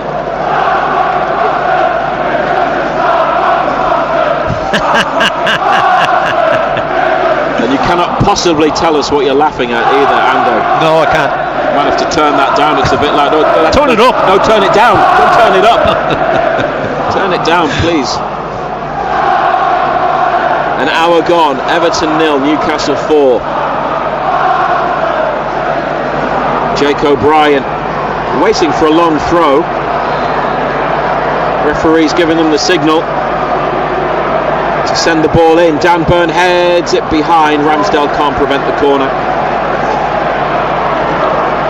Lots of holding and pulling and all sorts of contact. They had a player down there, Lewis Hall.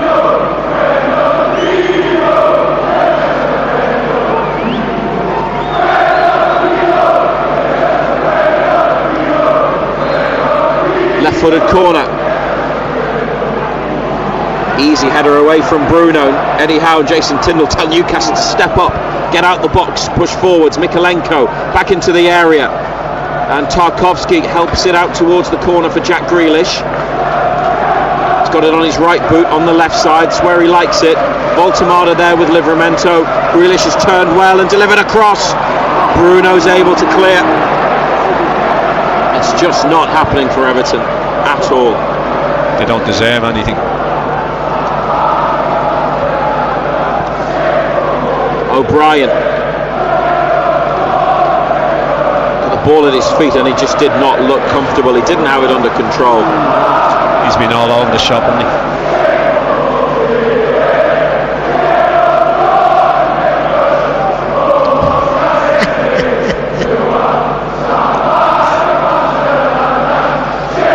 Listen to BBC Radio Newcastle and the BBC Sounds app. They keep showing replays on the screens that we have in the commentary box of the moment when the ball was cleared away from the corner before Alcaraz hit the bar. And I think what they're insinuating is that Barnes handled it, but his hand was right in on his leg and not in an unnatural position. Ramsdale may have got his glove on the ball as well. They both may have connected with it. It's very hard to see because of the pace of it, and when you slow down, obviously the picture becomes blurry, but I think that's what they're trying to suggest. Maybe Everton could have had a penalty. No.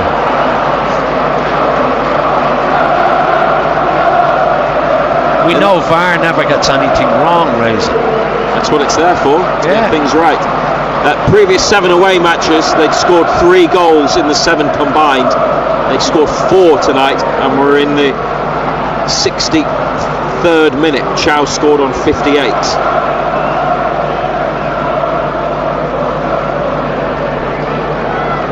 Ando will be sticking around for a little bit after the match to discuss the game. If you want to send a message now on WhatsApp, put BBC at the start, and it's 08000 321 333. 08000 321 333.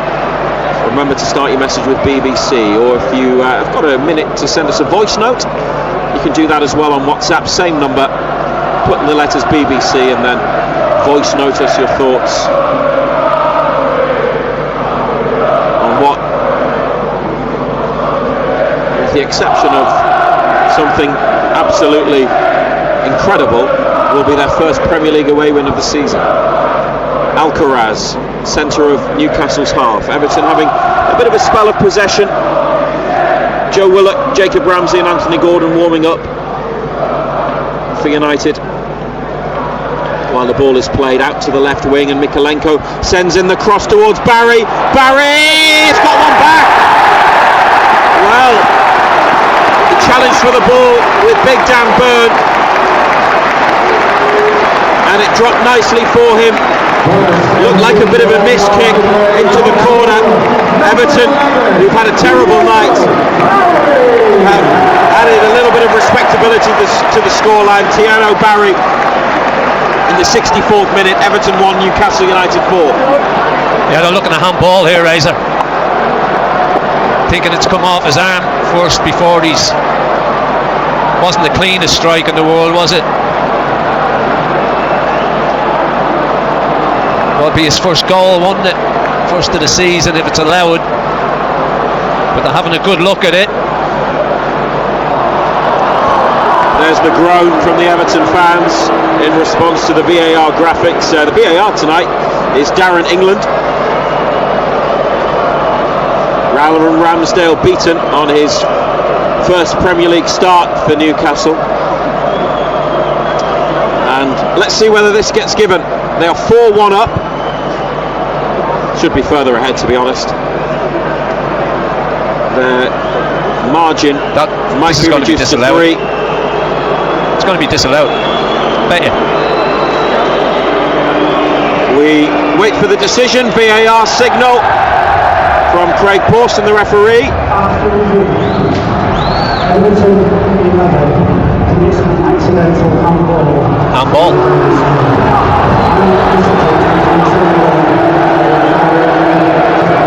disallowed, and it's back to Everton 0, Newcastle United 4, and the young striker Tierno Barry is denied his first goal for Everton, and the night has just got worse. They said it was accidental handball, didn't they? If they play the decision on the big screens, which are at the top of the stands at either end of the ground, there'll be an angry reaction, because depending on where you look, they're going to play it now. It isn't totally clear,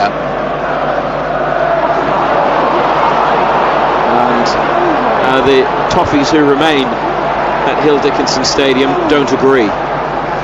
Or a back pass to Pickford, and Barnes almost nipped in, and Jordan Pickford berates his outfield colleagues for that ball.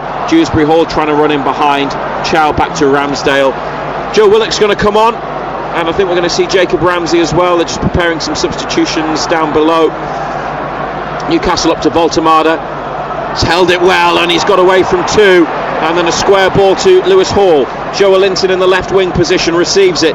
Elanga runs in behind, gets on the end of Joelinton's pass. No offside against Elanga. Whipped it. Looked like he timed the run well, and he's taking on his man here out on the left wing, back to Joelinton. He's had a good game tonight, Elanga. Joelinton beats one, inside to Miley, another who's had a good game. Livramento to Miley, right of centre. Back to Chow, who's got 2 of Newcastle's 4 goals. Up to Barnes, tried to take it and turn away, but couldn't get the important second touch. And Ramsey and Willock are going to be brought on shortly by Eddie Howe, midway through the second half. Live on BBC Radio Newcastle and BBC Sounds. It's 4-0.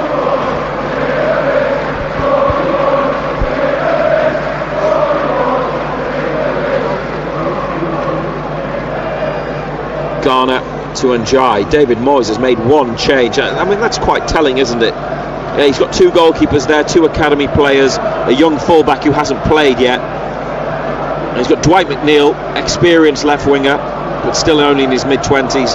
Beto, the big centre forward, and Tyler Dibling's on the bench. They paid 40 million to Southampton to get Dibbling, the left-sided attacker, in the summer. England under 21 international, but it's a move that hasn't really worked out yet. And they're 4-0 down, and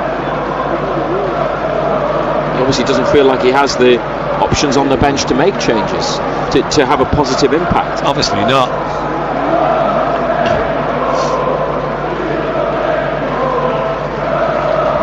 Alcaraz square to Garner. It's behind Tarkovsky. If Newcastle really want to go for it, you could see this being 5 or 6. You could see it getting really messy for Everton.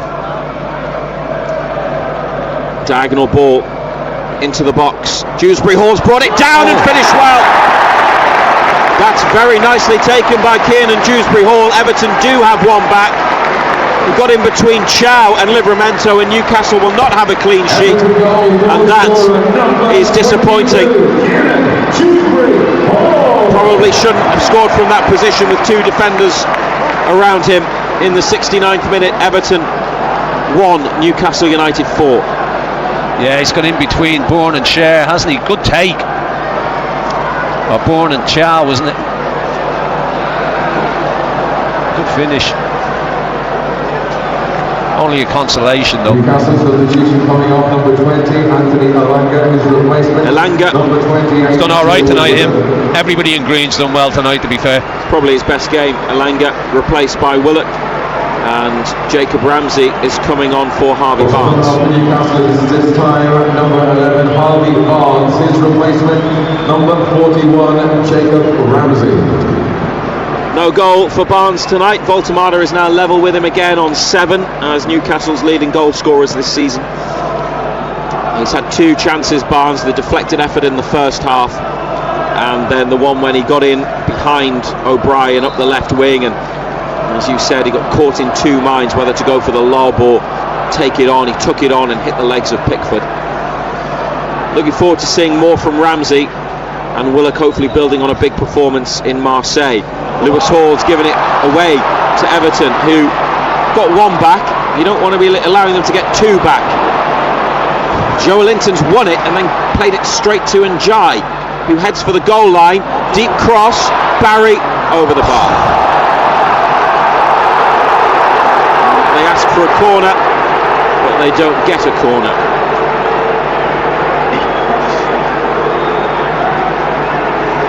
No, never a corner. Just comes off the top of his head. Sloppy giving it away there, though. Don't want to get too complacent.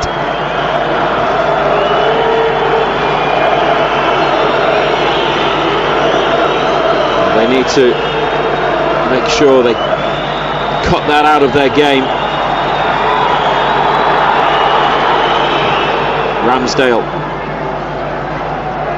up to Voltemada, backing into his man. Ball bounces away and behind both of them. Header on in midfield towards Njai, looks for Barry, laid off to Alcaraz. Livramento's cut it out and finds Willock, knocks it one side of Mikolenko, tries to go the other. Recovery from the defender, gets it back to Pickford. Everton with a little bit more belief and spring and energy. Njai away from a couple of challenges.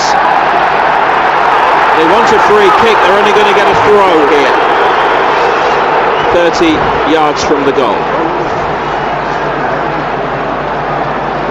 Maybe a bit closer from where O'Brien's actually going to take the throw, but he goes back to halfway with it.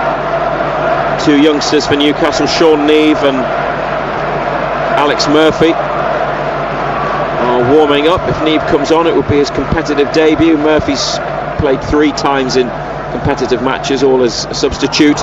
Everton lose it to Voltemada. Oh, O'Brien again. It's a throw on halfway for Newcastle. He took a touch and then tried to chop back inside Tarkowski, but he was able to block and put it out. The throw from Hall to Byrne, back to Ramsdale. A reminder, Newcastle say Nick Pope missing tonight. He's not on the bench either because of injury. We'll speak to Eddie Howe after the game and try and find out more. Joe Willock, great hold-up play. Lewis Miley sidesteps his man and rolls it up the line for Livramento. Voltemada wants the cross. Livramento plays the cross and wins the corner. And set pieces have been a problem for Everton tonight, and Newcastle have another in the 74th minute. Everything's been a problem for Everton tonight.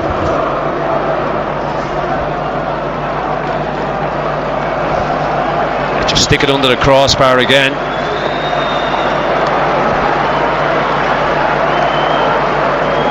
Young Hall going across to that far side, swinging in with his left foot, stick it under the crossbar. BBC Radio Newcastle and the BBC Sounds app.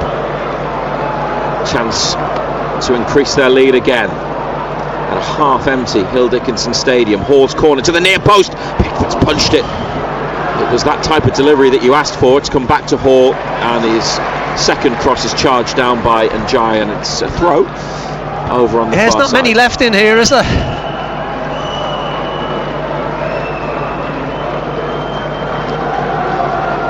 It's an awful lot gone home. Don't blame them, it's gone cold, isn't it? The throw to Voltemada, trying to find a teammate in green. It's Willock. Out on the far side. Livramento received the ball from him and then is then tackled by Grealish, who takes Everton up the pitch. Still going, Livramento then wins it back, atones for the error in losing the ball. Miley inside to Joe Linton. Turns away from Dewsbury Hall, onto Miley. And Willock back to Chow. Bruno gets it from Chow, plays it to him again. Byrne here in front of the penalty area. Hall at the near touchline, Ramsey onto Joe Linton, flicks it back to Hall. Ramsey wanted the return pass and wanted to carry on, but it went backwards. They've still got it, Newcastle. Chow, who's got 2 of the 4 goals. Miley and Voltemada, the other scorers. And Dewsbury Hall for Everton. Just keeping it now. Ramsdale Forwards to Chow. Livramento on the touchline. Oh, look at this huge space for space. Willock in the Go centre on, of the son. pitch. Onto Joelinton. Ramsey on the outside. He gets it from Joelinton's pass. Running at O'Brien. Finds Joelinton edge of the area. He's gone for the shot, which takes a big deflection. Everton had it clear. Dewsbury Hall then to Mikolenko. Long ball over halfway. Dan Burn across. Heads it over to the far side. Livramento to Chow. Everton want handball. They don't get it. And Willock space again. It's exactly the same position. Joe Willock. Loads of room. Plays it with the outside of his right boot to Livramento. Ooh. He went to play Willock in again up the line. Everton have managed to put it out.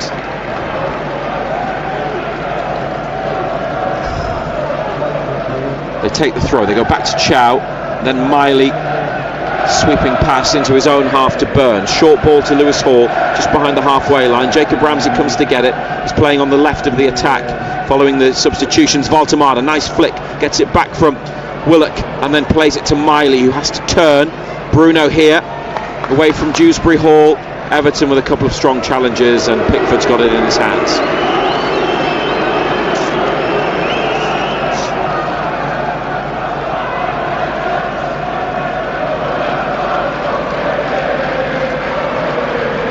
Charlie Alcaraz, the half-time substitute.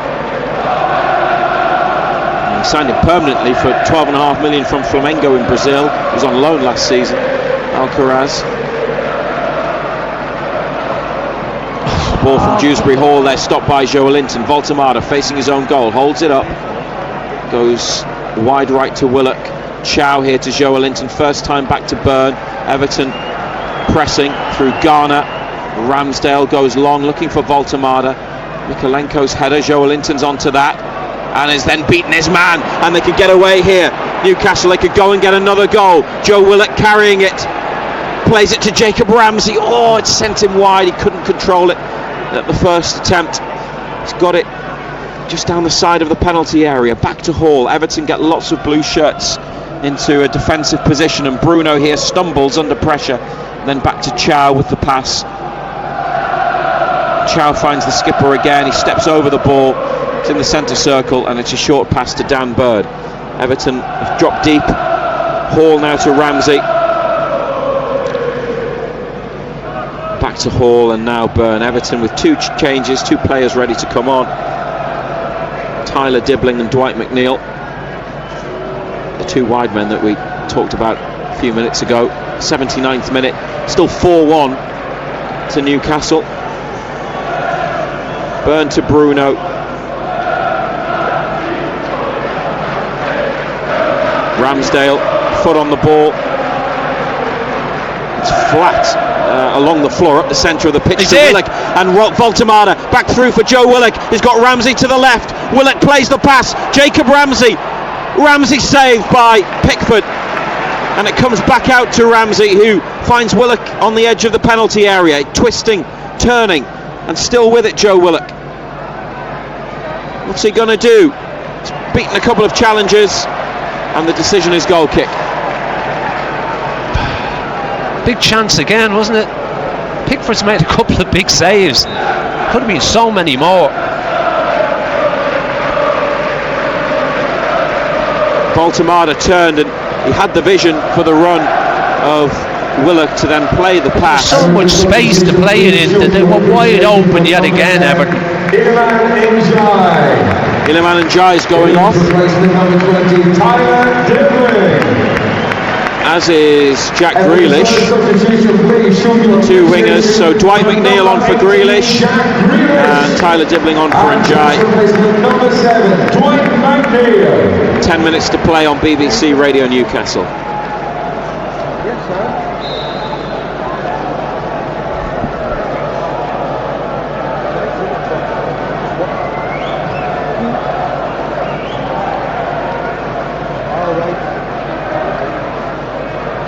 4-1 up away from home, and very good value for it. But and you mentioned the chances that they've had a moment ago. They've been wasteful as well at times, and could be so much further in front. You don't normally get huge scorelines like that, but this could have been an even bigger lead. Joe Linton, it's a bit loose. Ramsey's done well to win it from Dibbling. Didn't really fancy the challenge on the near side. That's been the case all night. Those in blue haven't fancied the challenges. Burn, that's a good ball up to Joe Linton, who turns well, then turns again really well. Joe Linton, ball playing midfielder here with 2 good moments. Chow over halfway to Willock, back to Chow, inside to Bruno. They can still go and extend the lead, and you would not be surprised if it finished 5-1 or 6-1.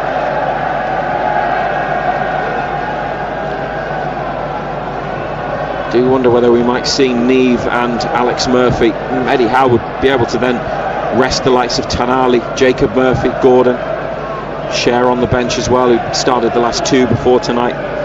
No Sven Botman this evening with a back problem. Be a good night for the squad if they were able to do all of that. 6 changes to the 11 from the start. Livramento, some lovely play on the far side. Voltemada brings Hall into it. Up the line to Ramsey, closed down, gets it back from Hall. Voltemada just inside the area, beats his man. Voltemada then runs into Dewsbury Hall, couldn't get the shot away.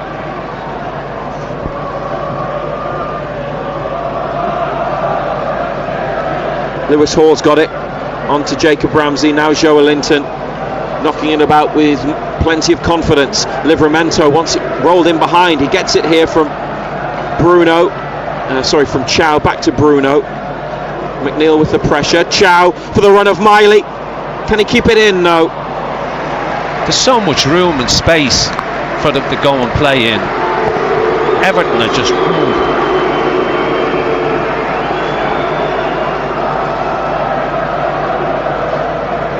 Pickford plays a short goal kick to his left to Keane, and Dewsbury Hall gets it deep in midfield. Garner to Dibbling. He's got the socks pulled right down and wears those tiny shin pads that offer barely any protection. Casual style. 19-year-old. McNeil, who's on the left wing, and Dibbling on the right after the substitutions. Barely any home fans remaining. Everton 1, Newcastle 4, and it was 3-0 at half-time. Dewsbury Hall, who got the goal back into the penalty area, deflected cross. They get a corner on the left. Still have to defend at times, United.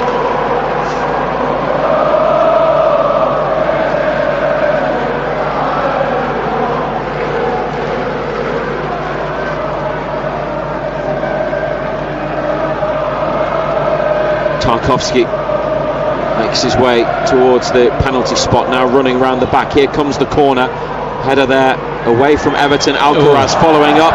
His earlier effort was a million times better than that, which he's just prodded behind the goal. Newcastle fans there singing, "This is the best trip I've ever been on." Some of those will have been in Marseille and had it really... What were they singing earlier on? I can't repeat that. And why not? Why? Yeah. Well, because they'll stop the connection to the ground, because there are some words there that are unbroadcastable. But some of them would have been in Marseille and had an uncomfortable time in many respects with the security measures there and the police escort to and from the ground, but being held back in uncomfortable and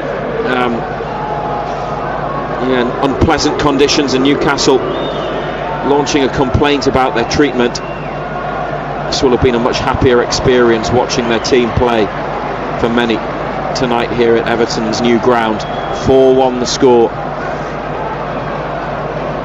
Back in action at home on Tuesday against Spurs. It's one of those 8:15 kickoffs, isn't it? Stupid kickoff times. Not very good for Spurs, who, by the way, play tonight at 8 against Fulham. So Newcastle got a little bit more recovery time by a couple of hours.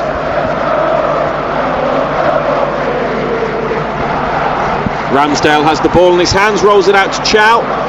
Beto's going to come on for Everton next time the ball goes out of play, or the match stops.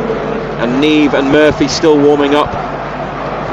Bruno looking for Joe Linton. Oh, that's gone backwards off an Everton player, but Voltemada couldn't get there before Keane, who plays it to Pickford. And the goalkeeper takes it out to the right. Dan Burn gets there.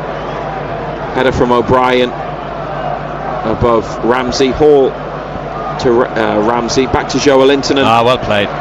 Hall finds space and a pass for Dan Burn. And another opportunity for Newcastle to come forwards in the 86th minute. Miley to Willock. Look for Bruno. Dewsbury Hall cuts it out. Bruno wins it back. Dear. Miley to Bruno. And now Willock for the feet of Voltemada. There's two around him. But he's managed to produce the ball to Bruno, and the skipper out to the left for Joe Linton. Newcastle not in a hurry to try and get a fifth goal. And Everton with everybody behind the ball apart from Barry. Bruno lifts it in behind. But there's nobody anywhere near that, and it's a goal kick. And here comes Beto for Tierno Barry, who was denied his first Everton goal after a VAR check spotted a handball. Tough night for him. Yeah, feel for him. £27 million from Villarreal. Tierno Barry, 27. And that goal was in the 64th minute when it was 4-0. Sandro Tonali is about to be introduced by Eddie Howe, but the referees restarted the match. Craig Pawson's whistle has gone. Everton playing short passes out from the back, and then a long one up the far touchline, which Livramento heads clear, and Bruno from halfway scooped up and back to the goalkeeper. There's another change in green. Who's that? Fabian Schär. So we won't see both youngsters. We could still make one more substitution. 2 minutes of normal time still to play.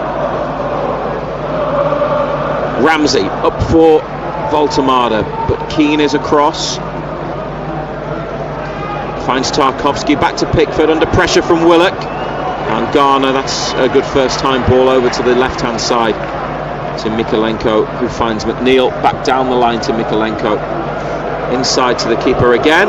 Pickford's touch takes him across the 6-yard box. He's comfortable in that sort of situation though. And then Keane, it's not the best pass. Joe Linton's got an interception, and then Newcastle are judged to have committed a foul, even though it looks like Jacob Ramsey's come off worse there. I think the foul, the original foul was before that, wasn't it? This will only rub salt into the wounds. Here's Anthony Gordon as well. So there will not be a debut for Sean Neave, and there will not be another appearance for... Ramsey got caught there. And he's alright, but the way that he had his foot planted in the floor could have been nasty. Not be another brief appearance for Alex Murphy either. 3 late changes from Eddie Howe. Schär, Tonali and Gordon all about to come on. Bruno leaving the pitch. Dan Burn's going to be staying on. Lewis Hall is coming off, so Burn will go to left back with Schär at centre half for the final few minutes.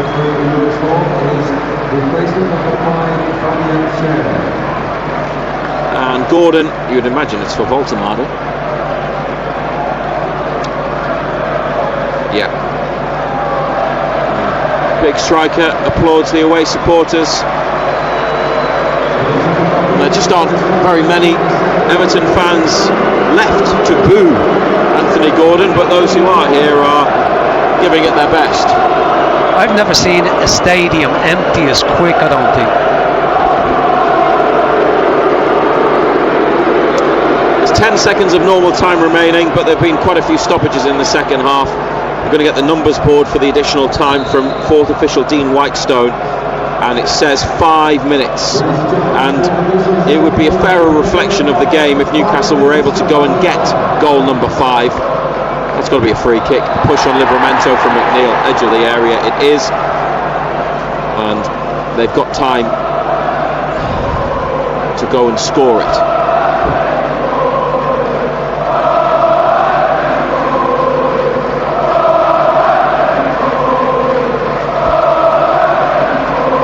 call if you like. Ando will be sticking around. Colin White's back in the BBC Radio Newcastle studio and to join in our conversation, and we'd love you to. 0800 234 6565 0800 234 6565, or if you're on X and want to send us a message there, if you've got a moment after the game, or you can do it now if you like. I think the outcome is pretty much determined. It's just the final scoreline. It's at BBC Newcastle.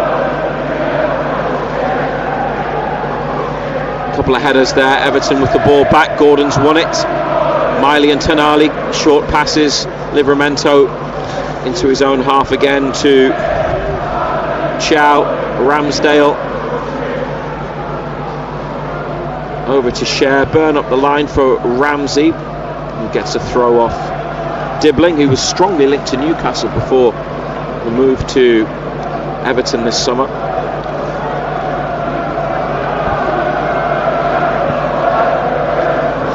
They've moved up to 11th in the table, above Everton on goal difference. Both have 18 points. Miley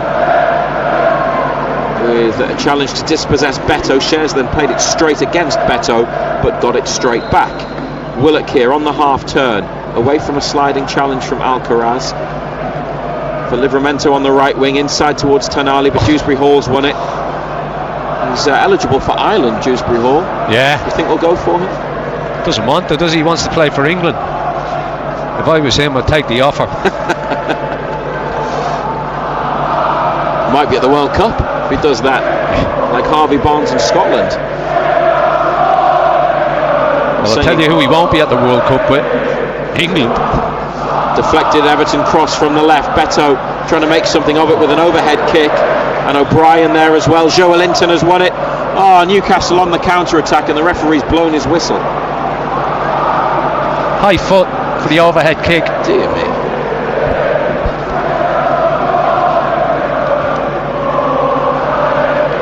It's for a Newcastle free kick, not for a head injury or... 3 minutes of the minimum 5 played on BBC Radio Newcastle and BBC Sounds. Total Sport back as usual on Monday as well, every weeknight 6 till 8 on BBC Radio Newcastle and BBC Sounds. All the latest from Newcastle and Sunderland, who earlier had a comeback victory 3-2 against Bournemouth at home. And if you miss any of our Total Sport North East show, you can find it, catch up wherever you are on BBC Sounds. Share with a backwards header. Beto on the chase. Byrne is there to stop him from making forward progress. Back to O'Brien.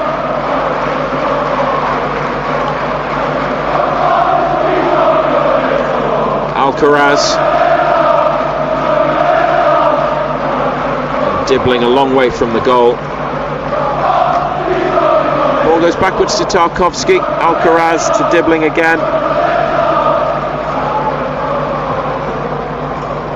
They found Dewsbury, Mikalenko rather, edge of the area. McNeil's cross. Dan Byrne gets it away. Dibbling retrieves near to the halfway line. Inside to Tarkowski. A minute remaining. Everton 1, Newcastle 4.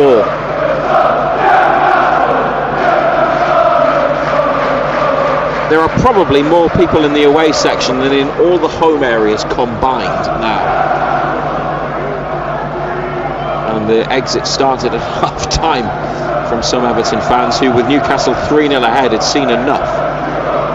30 seconds of the 5 minutes remaining.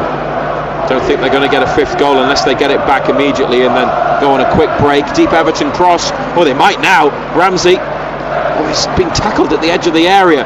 Then he's won it back. But Everton regained possession through Alcaraz.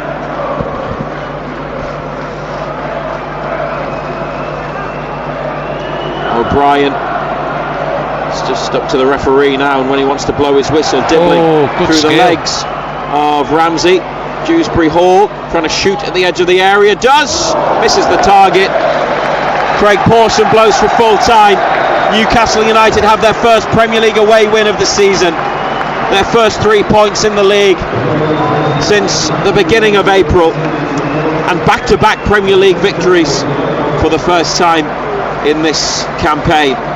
And they've cruised to it 4-1 over Everton on their first trip to the Hill Dickinson Stadium. 3-0 at half-time. Could have been more. Chow in the second half increasing the lead, his second of the night, with the other goals from Miley and Voltemada. Ramsey, Barnes, Voltemada all had chances. A margin of victory by 3 goals, more than plenty, but could have been even greater. But it's a significant result, John Anderson, and a very, very comfortable win. You won't find many victories as straightforward as that. No, can we play here every week? Look, from minute 1, when we scored the first goal, it was pretty plain sailing. 4-1, could have been so many more. Pickford's made a couple of decent saves. I think we carried a threat every time we went forward. Everton were pedestrian in everything that they did. No pace about it. It was so comfortable. In fact, it got boring towards the end, didn't it? It was that comfortable because Everton never really had a threat. Scored a decent goal, I suppose, but it was one of those. He made changes. He wanted to see a reaction. The players that came in all responded. Everybody in the green shirt put a shift in tonight, worked so hard. Everything they did was meaningful. There was nothing meaningful in anything that Everton did. And Ramsdale, even though he's conceded, he's never really had a save to make. At the end of the day, it was very, very comfortable. As you rightly say, we probably won't have an easier or comfortable 90-odd minutes all for the rest of the season than we did tonight. The Newcastle players are over in the corner applauding the away supporters.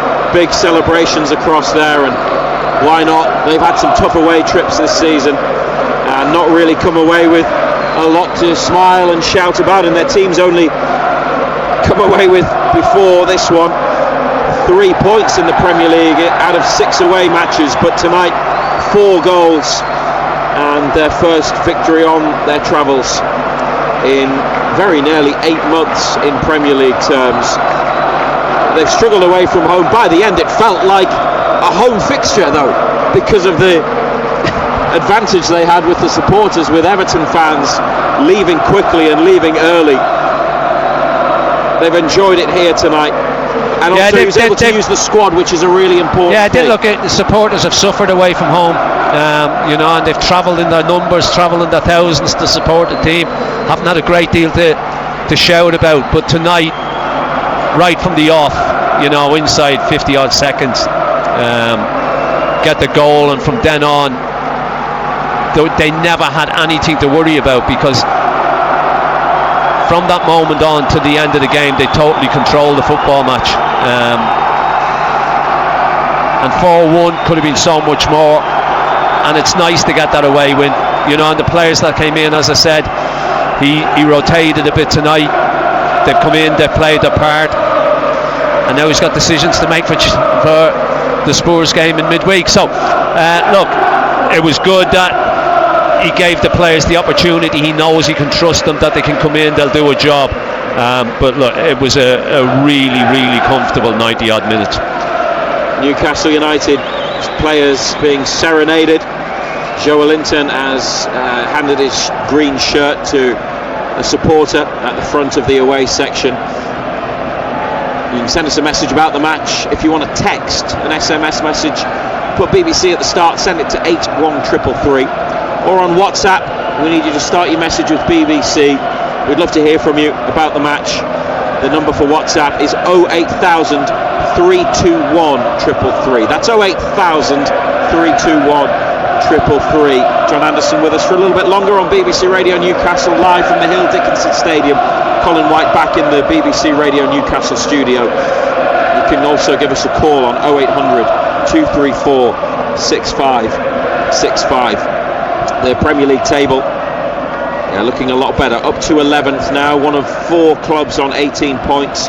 Another one of those Spurs, their opponents on Tuesday night at St James's, host Fulham at 8 o'clock. The other team on 18 points is Manchester United, who play at Crystal Palace tomorrow at 12 noon. So the table may change again before they before the weekend fixtures are completed. But then there's midweek football and 2 home games coming up, Spurs and then Burnley next Saturday. You're suddenly, Ando, finally from me to you, they have a situation where they could, and they have to get the results, but they could put a nice little run together in the Premier League, which from where they were just a point above the relegation zone when they kicked off last weekend, it would look a lot healthier given the concerns and anxieties a lot of supporters had. Consecutive wins, or more if you can get them, are the way to climb the Premier League table, and that's what they've been able to do in the last week. Look, the Premier League table is so congested, so tight. Yeah, what was it, 0.2 points above the relegation zone, but I never ever felt we were going to be there for long. Look, they've got too many good players, too many good players in this side to be in that position, and I think it showed tonight. It showed at Marseille. You know, even though we lost the game, we played well, we created chances, and we did exactly the same again tonight. You know, it was a stroll in the park. We've got a midweek game, but tonight's game didn't take an awful lot out of us, Razor. You know, we didn't have to do. It wasn't really full pelt. Let's go. We controlled the game. We played it at a decent pace. You know, and as you rightly say, 2 home games coming up, and come the end of Saturday evening, 5 o'clock, table could look an awful lot different. But as I say, the Premier League table at this moment in time is very, very congested. Couldn't really have gone much better tonight, and a birthday, Eddie Howe, who's turned 48 today, will be very, very happy to celebrate after his team recorded a big victory, their first away from home in the Premier League this season. Malik Chow with the fastest goal in the Premier League of any player on 55 seconds this season. Lewis Miley on 25, Nick Voltemada in the final minute of the first half, and then the second for Chow, another header on 58. Everton got one back from Dewsbury Hall, but it's finished here on Merseyside. Everton 1, Newcastle United 4. Matt Bailey at breakfast. On the big stories this morning is a woman who's charging £20 a head to come to her house for Christmas dinner. Really? Yeah. My controversial opinion is that a lot of the money on Christmas dinner goes on the stuff that people don't really like anyway. So if you cut the rubbish and just have the main elements of the Christmas dinner, it's probably going to be a much better price. What's the rubbish on a Christmas dinner, Tom? Mulled wine. Mulled wine? Nobody's ever finished a mulled wine because it gets sickly after. No. I've invited the family round for Christmas this year. We're hosting for the first time. I will say this, I'm not charging them. My mum has bought the turkey though. Matt Bailey at breakfast. Weekdays from 6. Just ask your smart speaker to play BBC Radio Newcastle. A comfortable early evening victory for Newcastle at the Hill Dickinson Stadium. Then we'll come back to John Anderson in just a minute, because I'll tell you what else has happened in the Premier League today. Brentford beat Burnley 3-1. All 4 goals in that game coming in the final 10 minutes. Igor Thiago scored a penalty in the 81st. Burnley then equalised through a penalty from Zian Fleming in the 85th. But then less than 60 seconds later, Igor Thiago got his second. Then Dango Ouattara in the final minute. So Brentford 3, Burnley 1. Manchester City were 2-0 up early on against Leeds United through Phil Foden and Josko Gvardiol. But then midway through the second half, it was 2 apiece. Dominic Calvert-Lewin and Lucas Mecha had equalised for Leeds, but then Phil Foden, who'd scored after 1 minute, scored in the 91st minute as well to give Manchester City a 3-2 victory. Sunderland had a 3-2 victory as well over Bournemouth, and they were 2-0 down at home after 15 minutes. Amin Adli and Tyler Adams scoring from inside the centre circle to put Bournemouth 2-0 up. But an Enzo Lefebvre penalty after half an hour, Bertrand Traore's first goal for the club in the first minute of the second half, and then Brian Broby with the third with 20 minutes to go gave Sunderland victory. Of course, after Newcastle's win today, just one more game left in the Premier League. It is Spurs against Fulham at 8 o'clock, and we'll run through some of the other scores non-league wise, local wise today as well shortly. But let's rejoin John Anderson in the Hill Dickinson Stadium, and a reminder that you can call and talk to him as well. 0800 234 6565. No Premier League match is ever easy, Ando, but that was a heck of a lot more comfortable than anybody expected. That was easy. That was so comfortable from inside 50 seconds. That was probably the most comfortable win I've witnessed. Hard to make out what Everton did or tried to do. You know, there was no they didn't try and win tackles. They didn't try and do things quickly. I suppose it's little like modern day football. Let's just keep the ball. Yeah. Let's keep the ball with no purpose whatsoever. Not looking to go anywhere. Just keep it. Pass it slowly. There was no intent. There was no pace to anything that they did. Every time we went forward, we carried a threat because of the pace that we played at. The pace we played the ball forward. Everton's pace of ball was slow and took an eternity to get to the man, where we were zipping it in there and breaking in numbers to get into their final third of the pitch. And Everton will be pleased that they only got out of this losing by 4-1, because it could have been and probably should have been so many more. Yeah, because I was going to ask you, you've answered it, but I think it is an interesting conversation about where the balance lies between how good Newcastle were and how bad Everton were. But scoring in the first 60 seconds sets you up nicely. It does, yeah. Well, it can go one or two ways, Colin, you know, because you can score inside, 50 seconds. The opposition still got 90-odd minutes to try and get back into the game. But Everton never looked capable of getting back into it. They never carried a threat whatsoever. The boy Barry up top was just so out of his depth. He really was. You know, they had midfield players who had no intensity about them, who didn't want to tackle, who didn't want to run. It was really, really comfortable, you know. And look, he made changes, and the players that came in all stood up and did the job that he expected them to go and do. They were all impressive. There was nobody in a green shirt who didn't put a shift in. But it was very, very comfortable. It really was. Let's bring in Steve, who's given us a call this evening. Good evening, Steve. Evening, lads. How's everyone doing? Good. Hey, Steve. Thank you. That was nice and comfortable. Yeah, it was a silly question I just asked there, wasn't it? I bet you're a bit less disappointed about not being at the races today, John. I would have liked to have been at the races today. I would have liked to have watched that race. It didn't go the way that I thought it would. That was Well, there was a drop of rain here tonight as well, by the way. But we're well covered in here, so we didn't get much of it. Yes. Just to tell people, Steve, talking about the Fighting Fifth Hurdle when you're talking about the racing today, that was won by a 22-1 outsider because Constitution Hill fell at the second. So it was Golden Ace that came through and won it. But yes, on the game, Steve. Oh, yeah. I've been one of these people that for weeks have been saying, what you're talking about, these people that are going on about, get rid of Eddie. I've been saying, no, Ed. We knew it would come late. I'm not saying this is turning the corner, this one away game of away games, but it's a start of something that might happen. But what I've seen tonight, though, is I've seen some of the usual from Dan Burn, his same very dependable, very irrepressible self. But young Miley tonight, for me, that goal, when he scored that goal, just after when they were clearing out, it looked like their keeper and Top Podolski were blaming themselves for it, blaming each other for that goal. But the corner that he put in for the first goal, what a beautiful corner. And I'm sorry, but Everton to me didn't look as though they had a plan. I was disappointed with Everton. I would have thought that they would have had more about them. They didn't have a plan at all. On Lewis Miley, Hando, specifically then. Yeah, look, as I said to you just before Steve came on there, everybody in a green shirt put a shift in tonight. Everybody played well. Young Miley's had to wait for his opportunity. The ball in for Chow's first inside the first minute was into a great area, a lot of pace on it. And you're hoping somebody's going to get something on it and it flies in.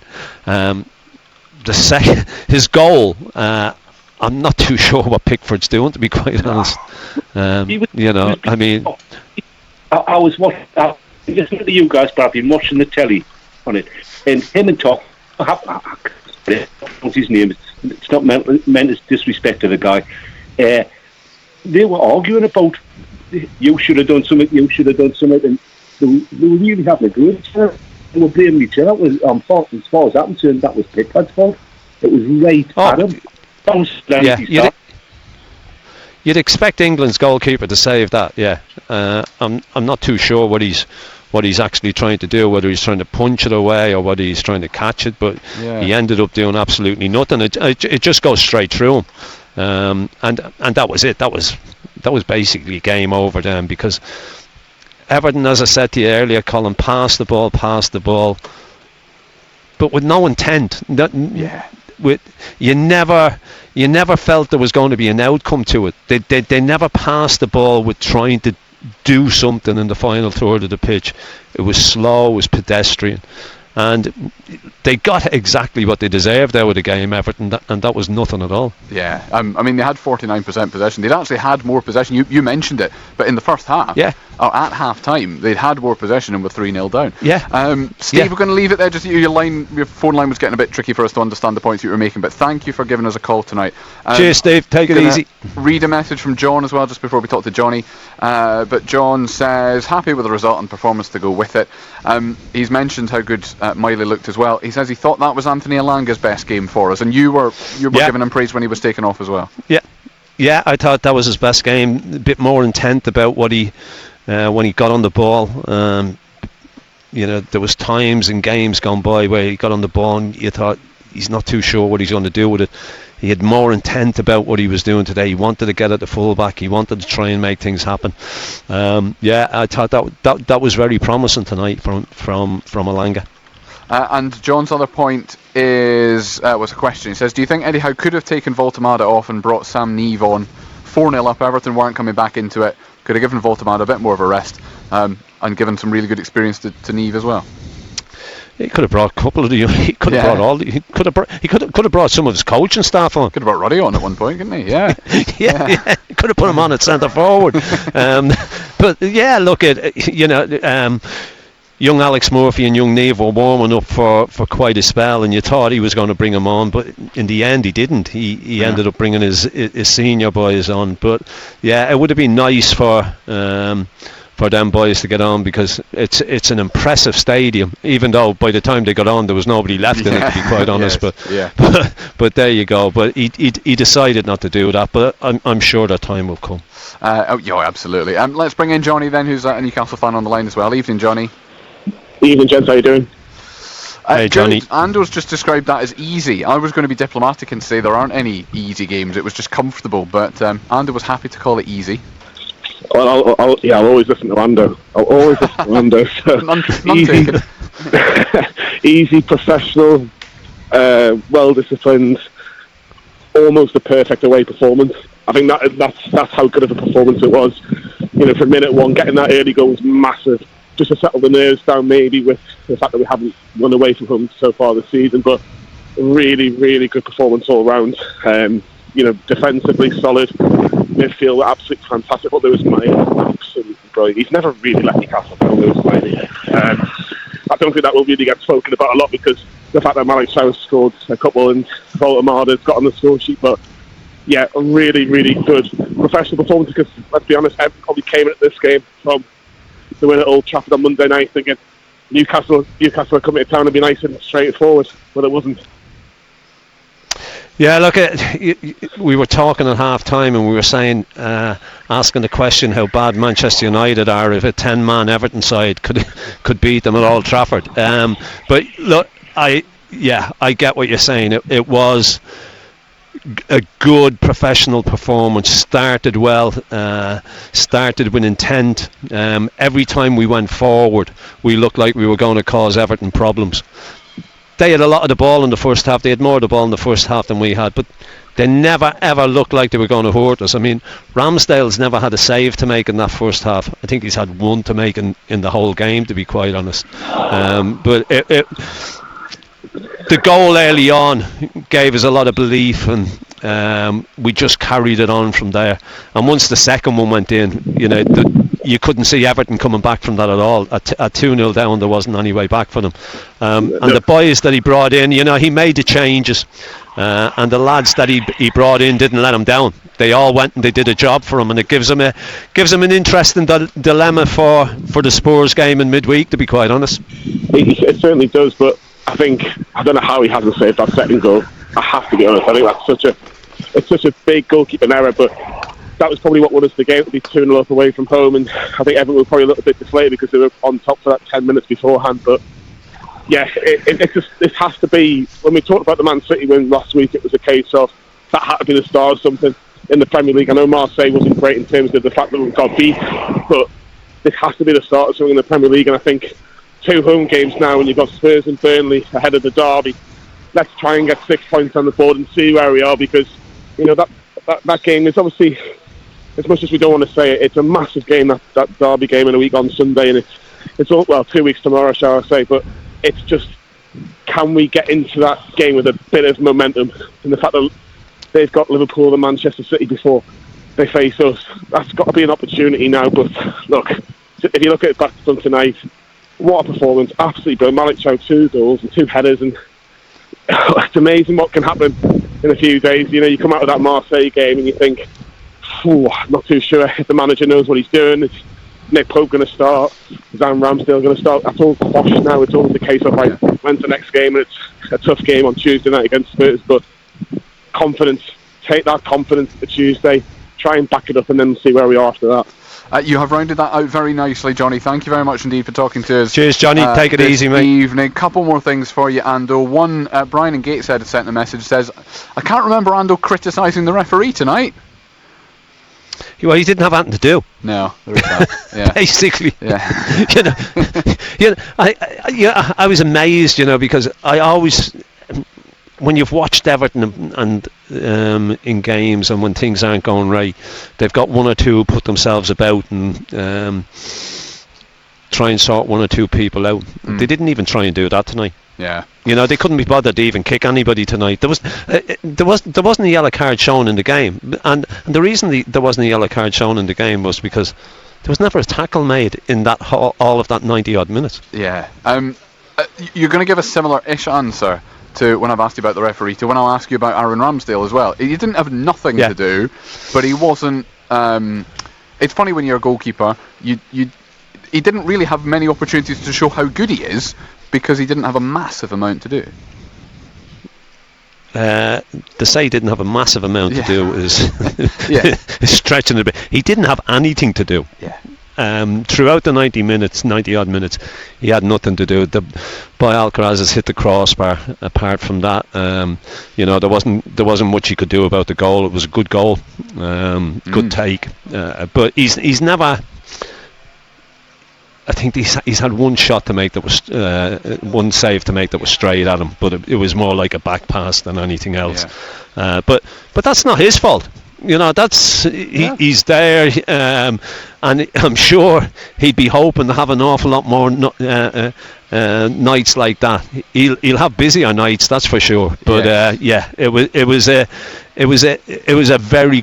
We talked about comfortable night for us, but it was most definitely a comfortable night for him.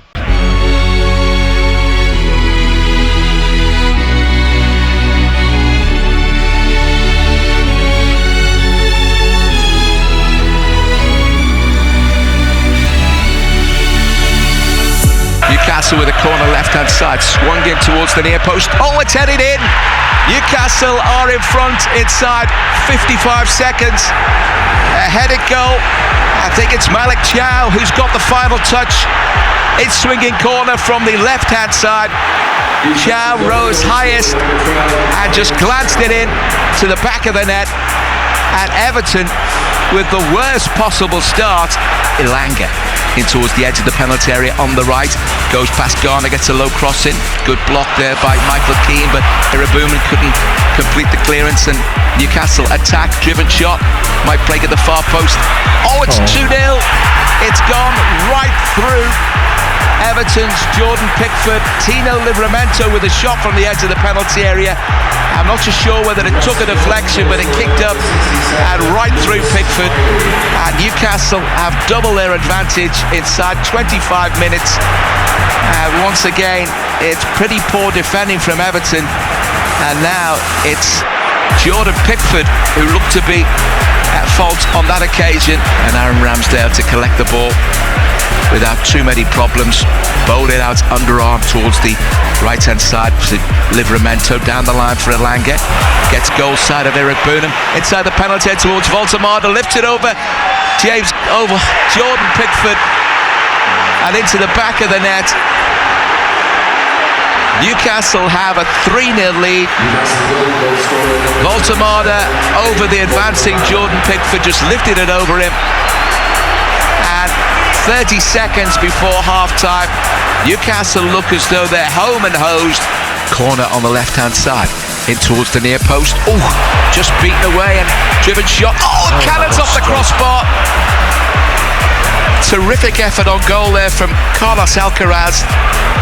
And Ramsdale was beaten. I think it was that strong, the striker nearly uprooted the crossbar. Newcastle still have it. And a cross deep towards the far post, headed down, might break for Voltemada. Voltemada shoots, it's blocked there by Pickford. Harvey Barnes still inside the penalty area. Everton defending desperately. Lewis Hall curls the cross in towards the far post, headed in. And Newcastle make it 4-0.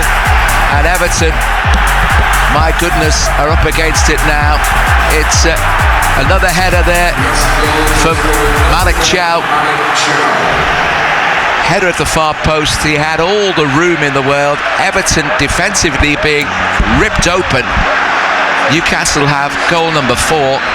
And now defensively for Everton, it's becoming an embarrassment. Forward ball might break for Keenan Dewsbury Hall, and now Everton have got one back. Long ball forward.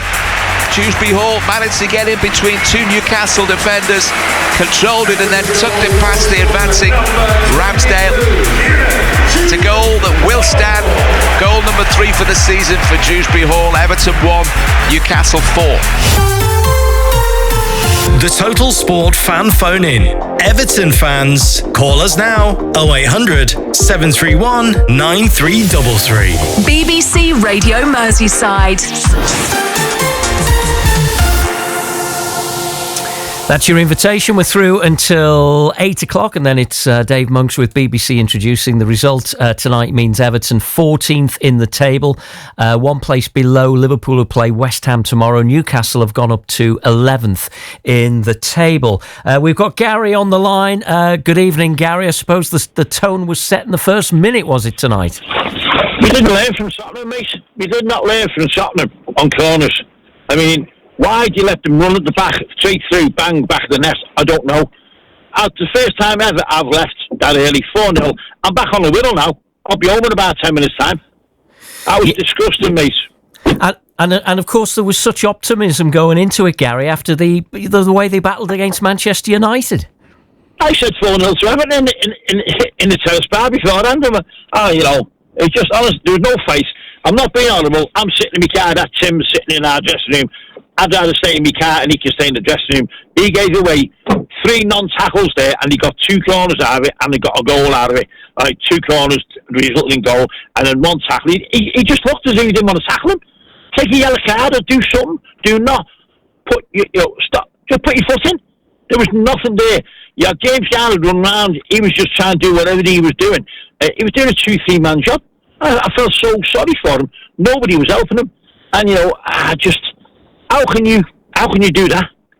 You know what I mean? It's ridiculous. It's consistency, or lack of consistency, I suppose. I mean, if Everton had won tonight, they'd have gone up about 6 places in the table. And again, we talk about what happened against United going into this one. But do you just draw a line under this one? I mean, they've got to move on quickly because they've got another tough one on Tuesday at Bournemouth. I mean, you got to laugh about it. You have to.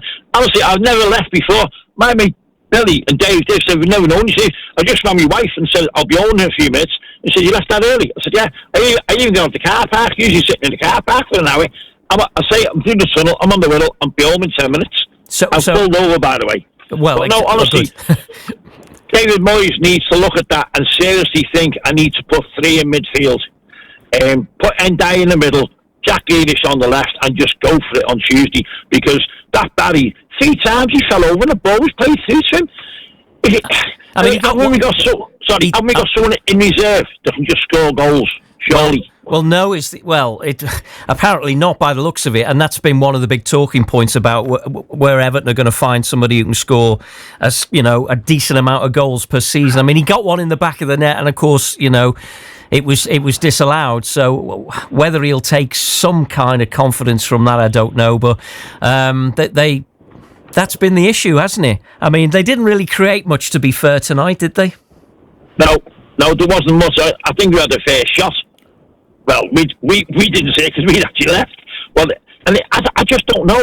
Against Man United, I've never seen us run and tackle and charge and batter down their defence and midfield. Tonight, totally different team altogether. And I'll tell you what it is, mate. I've not got a clue. If I knew what it was, I'd be manager of the club. And I'm sorry, I don't know what it is. He needs to get all them play, give them tomorrow off and say, like, get back in Monday morning, sit down, watch that, frame by frame, and just say, like, how are we going to sort that out? Because Tottenham did exactly the same. They took the corners, scored goals. We knew the big German had up front, it caused trouble. Yeah, and honestly, as you said, we can draw the line under it. We've got Bournemouth next, hopefully do something there. And then we've got Nottingham Forest. And then hopefully it's Christmas. Well, I mean, trying to look at it as in a positive way. I mean, we talked about the way the league is congested at the moment, Gary, and a win for Everton tonight would have moved them right up there. And imagine that. Imagine if they'd done that. And, it's easy to say you've got to go out and do it. But, there is that. And we think about where Everton have been over the last 2 or 3, 4 years or so. At least that's the disappointment is that they missed the chance to go 5th or 6th in the table. It's a slightly different narrative, I suppose, despite the frustration tonight. Yeah, it was, and you said imagine, John Lennon. That's about it, mate. Honestly, it's Saturday night. Let's get home. Let's put our feet up and have a cup of tea. Absolutely. Moyes has got to get that team in and look at that game again, and just then compare it with the Tottenham game where we gave it away. You know what I mean? Like. It's just disgusting. I'll say, Dave's sitting next to me now, and he's never known me to leave early before. I'm a blue, but that was embarrassing me. I can hear it. Yeah. Okay, Gary, enjoy the rest of your night if you can. But thanks for joining us. Thanks for getting us underway. Thanks, Gary. That's Gary, who's been to the game tonight, and John has also been to the game. I think. Hi, John. Hiya, boys. You all right? Hiya. Listen, I went to the game on Monday, and I just said that only Everton can go from the Champions League to the Championship in one game, and that's exactly what we did today. That I'm sorry, as good as we were on Monday night, that is not acceptable from an Everton team. And people that have been calling Idrissa Gana gay, maybe they'll realise what he brings to Everton and what he gives to Everton, because we just look absolutely devoid of. The lines that Newcastle played through, they were just so gaping. You could have drove a double-decker bus down them. They were just totally so far apart from the defence and the midfield. No communication, no understanding. Tim in the Brunen's been screaming and shouting that he deserves a chance. Well, there's your answer. You know what I mean? If you play with that sort of intensity and that sort of desire, I don't mind if you're not good enough. That for me will show after a few games. But if the intent, the desire and the passion isn't there, then you don't deserve to be playing. And incidentally, Tyler Diblin that people have been calling, apparently he is one of the laziest people David Moyes won't say on record. Well, we don't know that. John, we don't know that. People inside the club have said that when he's training, is that every sprint race, everything that he does is always coming, and that's why David Moyes won't tolerate, give him a chance. Well, let's earn that chance. Well, let's see if he does, and we don't know that. But in terms of the game today, to go a goal down so soon set the whole tone for the rest of the night, really, didn't it? Never really recovered from that. No. I think sometimes you can go into a game thinking it's Newcastle, they haven't won away, and it's about mindset. And that was how it was on Monday. It was our mindset and how we approached the game on Monday. We approached it in the right way, even when we went down to 10 men. And tonight, I don't think we approached the game in the right frame of mind. I don't know. It just looked very disjointed. It was an old Everton performance, which is the last thing I was expecting after Monday. You know, James Garner looked like he was playing the midfield alone, and they just overflooded the midfield. You know, Joe Linton and the big tall the German lad and that we just never got anywhere near them, and we let them just play through us so easily. And Barry, I feel Barry's getting a little bit of a raw deal because he's getting the ball on to who? I think to have Jack Grealish, Dewsbury Hall, and Ndiaye in the same team, we've got to have an engine room, and James Garner on his own isn't that engine room. It's as simple as that. It just showed how much we miss Idrissa today. I think it stood out a mile, and I think people will recognise that because he's not there. Yeah, and I mentioned before about the need for some consistency. It's kind of, sometimes it can be, one step forward, 2 steps back, or 2 steps forward, 1 step back, whatever it is. It's, I suppose it's the same for all teams, actually, in that kind of middle part of the table is how can you build on a victory? How can you make it 2 wins out of 2 and 3 wins out of 3? This is the dilemma, and this is the problem. Well, it doesn't become a problem, a dilemma, if you apply yourself. And I don't think the application was there. When we went 1-0 down, it was time to roll up the sleeves and say, come on. It just didn't change all the way through the first half. It was the same lacklustre performance. We get the ball, and I'm sorry, but Jack Grealish, how many times did he actually go forward? He's happy to go sideways and backwards. I know possession is you have to keep possession. I understand that you can't just lose the ball. I understand that as well. But I'm saying you've got to be looking to create something a little bit more than what he did and what he has done. So what are they going to need then at Bournemouth on Tuesday? I mean, that's a difficult looking game. Bournemouth are going really well this season, but they've just been to Manchester United and won, so they can do it. We can do it, but again, I think that we had a different mindset. I think he's going to make some changes. I think Charlie Alcaraz might be keeping his place, but I don't think Charlie Alcaraz is the sort of player that we need in centre mid. I think maybe Tyler Dillon is going to get his chance. You know what I mean? And it's up to him to take it, but we've got to find the answers. I mean, that's why we have a manager of the calibre of David Moyes. It's up to him to sort it out and to make the right call for when we play Bournemouth, because we've got Bournemouth, and then very soon after we've got Nottingham Forest coming to us that are they're resurgent, and obviously Sean Dyche is going to be desperate for his team to do well. So I think we've got to everyone will have an opinion of what he's got to do, but I think what he has to do is make us more solid again and pick a team to go down there that's going to be not as easy exposed like it was, and give some support to James Garner, because it's not fair for him to do it alone. Timmy De Bruyne's not the answer on today's showing. All right, John, thanks very much for your call. 0800 731 9333. We're through until 8 o'clock tonight, and then it's Dave Monks with BBC introducing. 0800 731 9333. You can text 81333, start with the word Mersey. Paul has done that. He says, I've never seen a team roll over and have their bellies tickled like we've just been. If Moyes isn't kicking them all over the place, then he shouldn't be our manager. Absolutely unacceptable for a team of our stature. It's early days at our third ground, but come on, we deserve better. A very unhappy Paul there on his way home, but happy that my gorgeous wife Marie has picked my dad and I up. Well, there's something anyway. Paul, thanks very much indeed.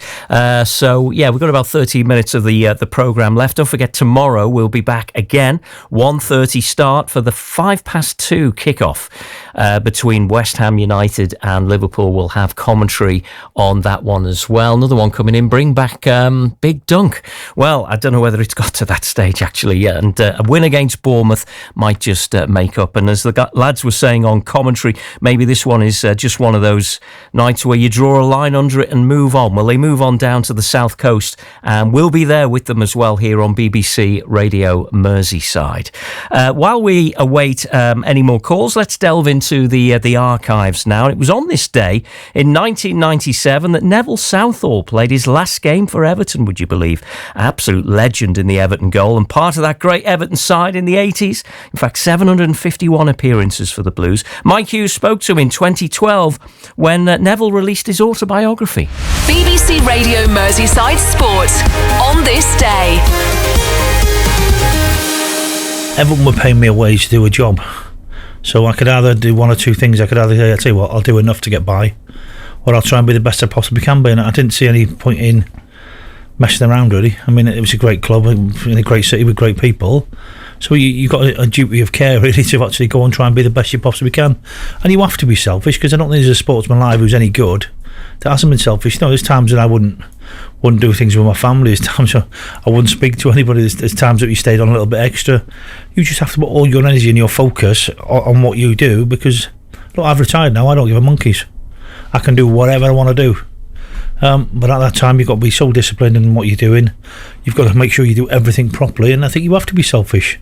You know, there's no other way around it, because you have to give to the club, and you have to give to the game, and you have to give to yourself. And unfortunately, a lot of people along the way get shunned, and you have to do things that you normally wouldn't do. You know, end of season, I'd feel like just doing nothing, and my family wanted to go on holiday. But so you're going, well, I don't really want to go, but I went, and I go back training after 2 weeks, and I think sometimes I used to hate having to get people tickets, because it meant me losing my focus. I didn't once I was there, I went to work, so I didn't really want to be bothered with anybody outside. To be fair, I was just one of them where it's like I come in here, I clock in, and that's my time. My time's to go to work. Nothing's got to interfere with my work, and if it did, then I didn't like it. And I think that's why sometimes I didn't like talking to the press or the media at all, because my focus was on doing what I did. And when they go, well, you did all right today, yeah, but that's what I expect, because that's what I go to work for. I go to work to achieve perfection, and to try and get it every time you go out on the pitch, and you just try that. And if it doesn't work some weeks, it doesn't. But nobody's career is littered with highs. Everybody's career is littered with lows and highs, and the lows are low and the highs are fantastic. There we are. That's Neville Southall, who, it was on this day his last appearance for Everton. Would you believe? But what a legendary player he was in the Everton goal for many, many years. It's Total Sport Merseyside. A reminder of the Premier League results from earlier on today: Brentford 3, Burnley 1. Manchester City needing a Phil Foden goal in stoppage time to beat Leeds by 3-2, and Sunderland beating Bournemouth by 3-2 as well. And Tottenham against Fulham is kicking off very shortly at 8 o'clock. I think we've got another caller now. It's Gary. Evening, Gary. Evening. Hiya, Gary. Yeah, what are your thoughts on that tonight? Well, all the plaudits that Murray's got, quite rightly on Monday, it's got to be criticism. That was abysmal. However, it's not all his fault. We haven't addressed a problem that we've had for at least 3 seasons. We haven't got any fullbacks. We haven't got any quality fullbacks. Mikalenko was abysmal again, and we're asking a centre half to fill in at right back. It's not good enough, and that is down to the club. Just explain this one to me. What have you spent 50 million on 2 players who are deemed not strong enough, fit enough, or good enough for the Premier League at the moment, when we haven't addressed where our deficiencies that we're crying out for the fullback? I think they were saying on commentary, I think Alan Stubbs was making the point that this might well take, I think he said 3, possibly 3 more transfer windows before Everton get back to where they really need to be. So, you know, it's going to take time, isn't it? I mean, we've got evidence of that tonight, I suppose. It's there's going to be a certain amount of inconsistency about Everton until they get the squad they want. Well, yeah, that might be true. If you can afford to spend money on players that can't hit the ground running, we'd have been better by... Forget Diblin, forget the left-back we bought from Bayern Munich. We need players to hit the ground running in our situation. We can't afford to be buying for the future, certainly not spending 50 million on players. One who hasn't kicked the ball, and Diblin's been on, 8 minutes in total? Unfortunately, we can't afford that. We need oven-ready players.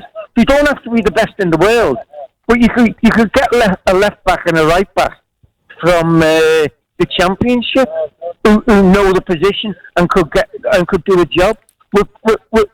We're asking O'Brien to fill in at right back. He's clearly uncomfortable.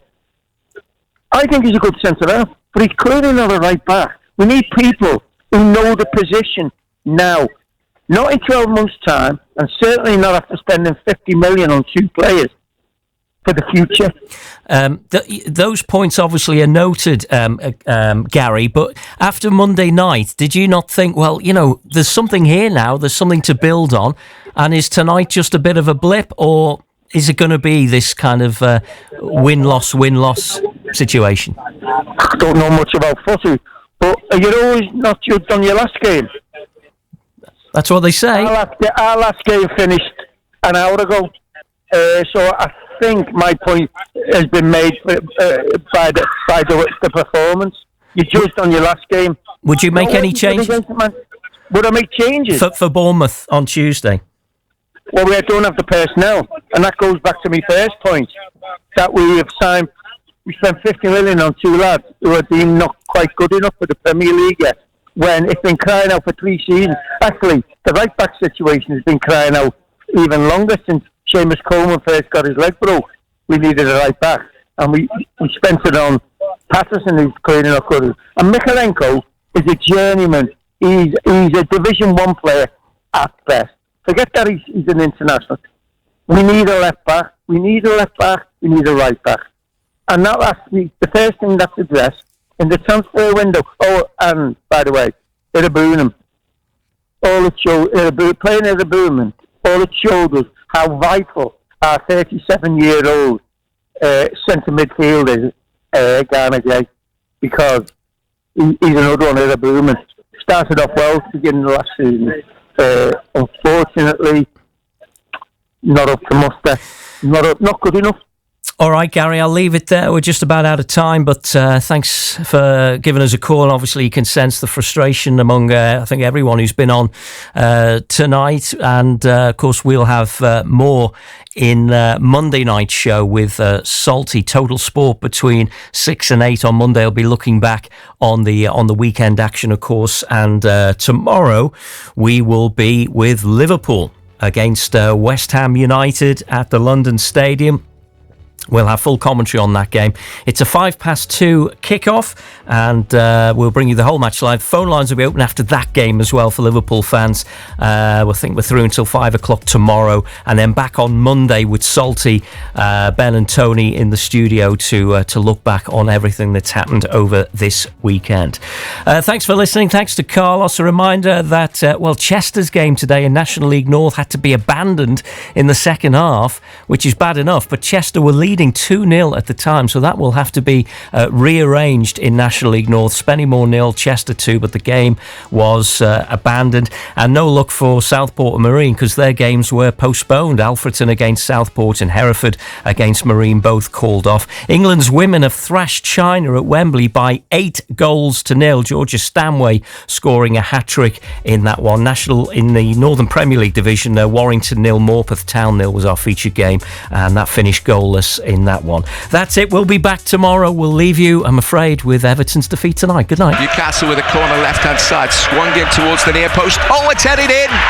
Newcastle are in front inside 55 seconds. A headed goal.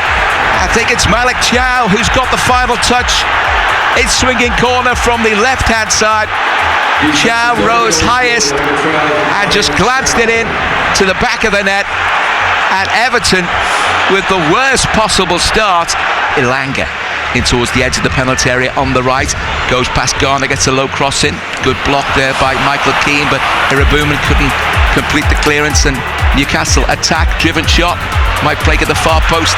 Oh, it's 2-0, it's gone right through Everton's Jordan Pickford. Tino Livramento with a shot from the edge of the penalty area. I'm not too sure whether it took a deflection, but it kicked up and right through Pickford. And Newcastle have double their advantage inside 25 minutes. Once again, it's pretty poor defending from Everton. And now it's Jordan Pickford who looked to be at fault on that occasion. And Aaron Ramsdale to collect the ball. without too many problems. Bowled it out underarm towards the right-hand side. Livramento down the line for Elanga. Gets goal side of Eric Burnham. Inside the penalty towards Voltemada. Lifts it over Jordan Pickford. And into the back of the net. Newcastle have a 3-0 lead. Voltemada over the advancing Jordan Pickford, just lifted it over him. And 30 seconds before half-time, Newcastle look as though they're home and hosed. Corner on the left-hand side, in towards the near post. Oh, just beaten away and driven shot. Oh, cannons off the crossbar. Terrific effort on goal there from Carlos Alcaraz. And Ramsdale was beaten. I think it was that strong, the striker nearly uprooted the crossbar. Newcastle still have it. And a cross deep towards the far post, headed down, might break for Voltemada. Voltemada shoots, it's blocked there by Pickford. Harvey Barnes still inside the penalty area. Everton defending desperately. Lewis Hall curls the cross in towards the far post, headed in. And Newcastle make it 4-0.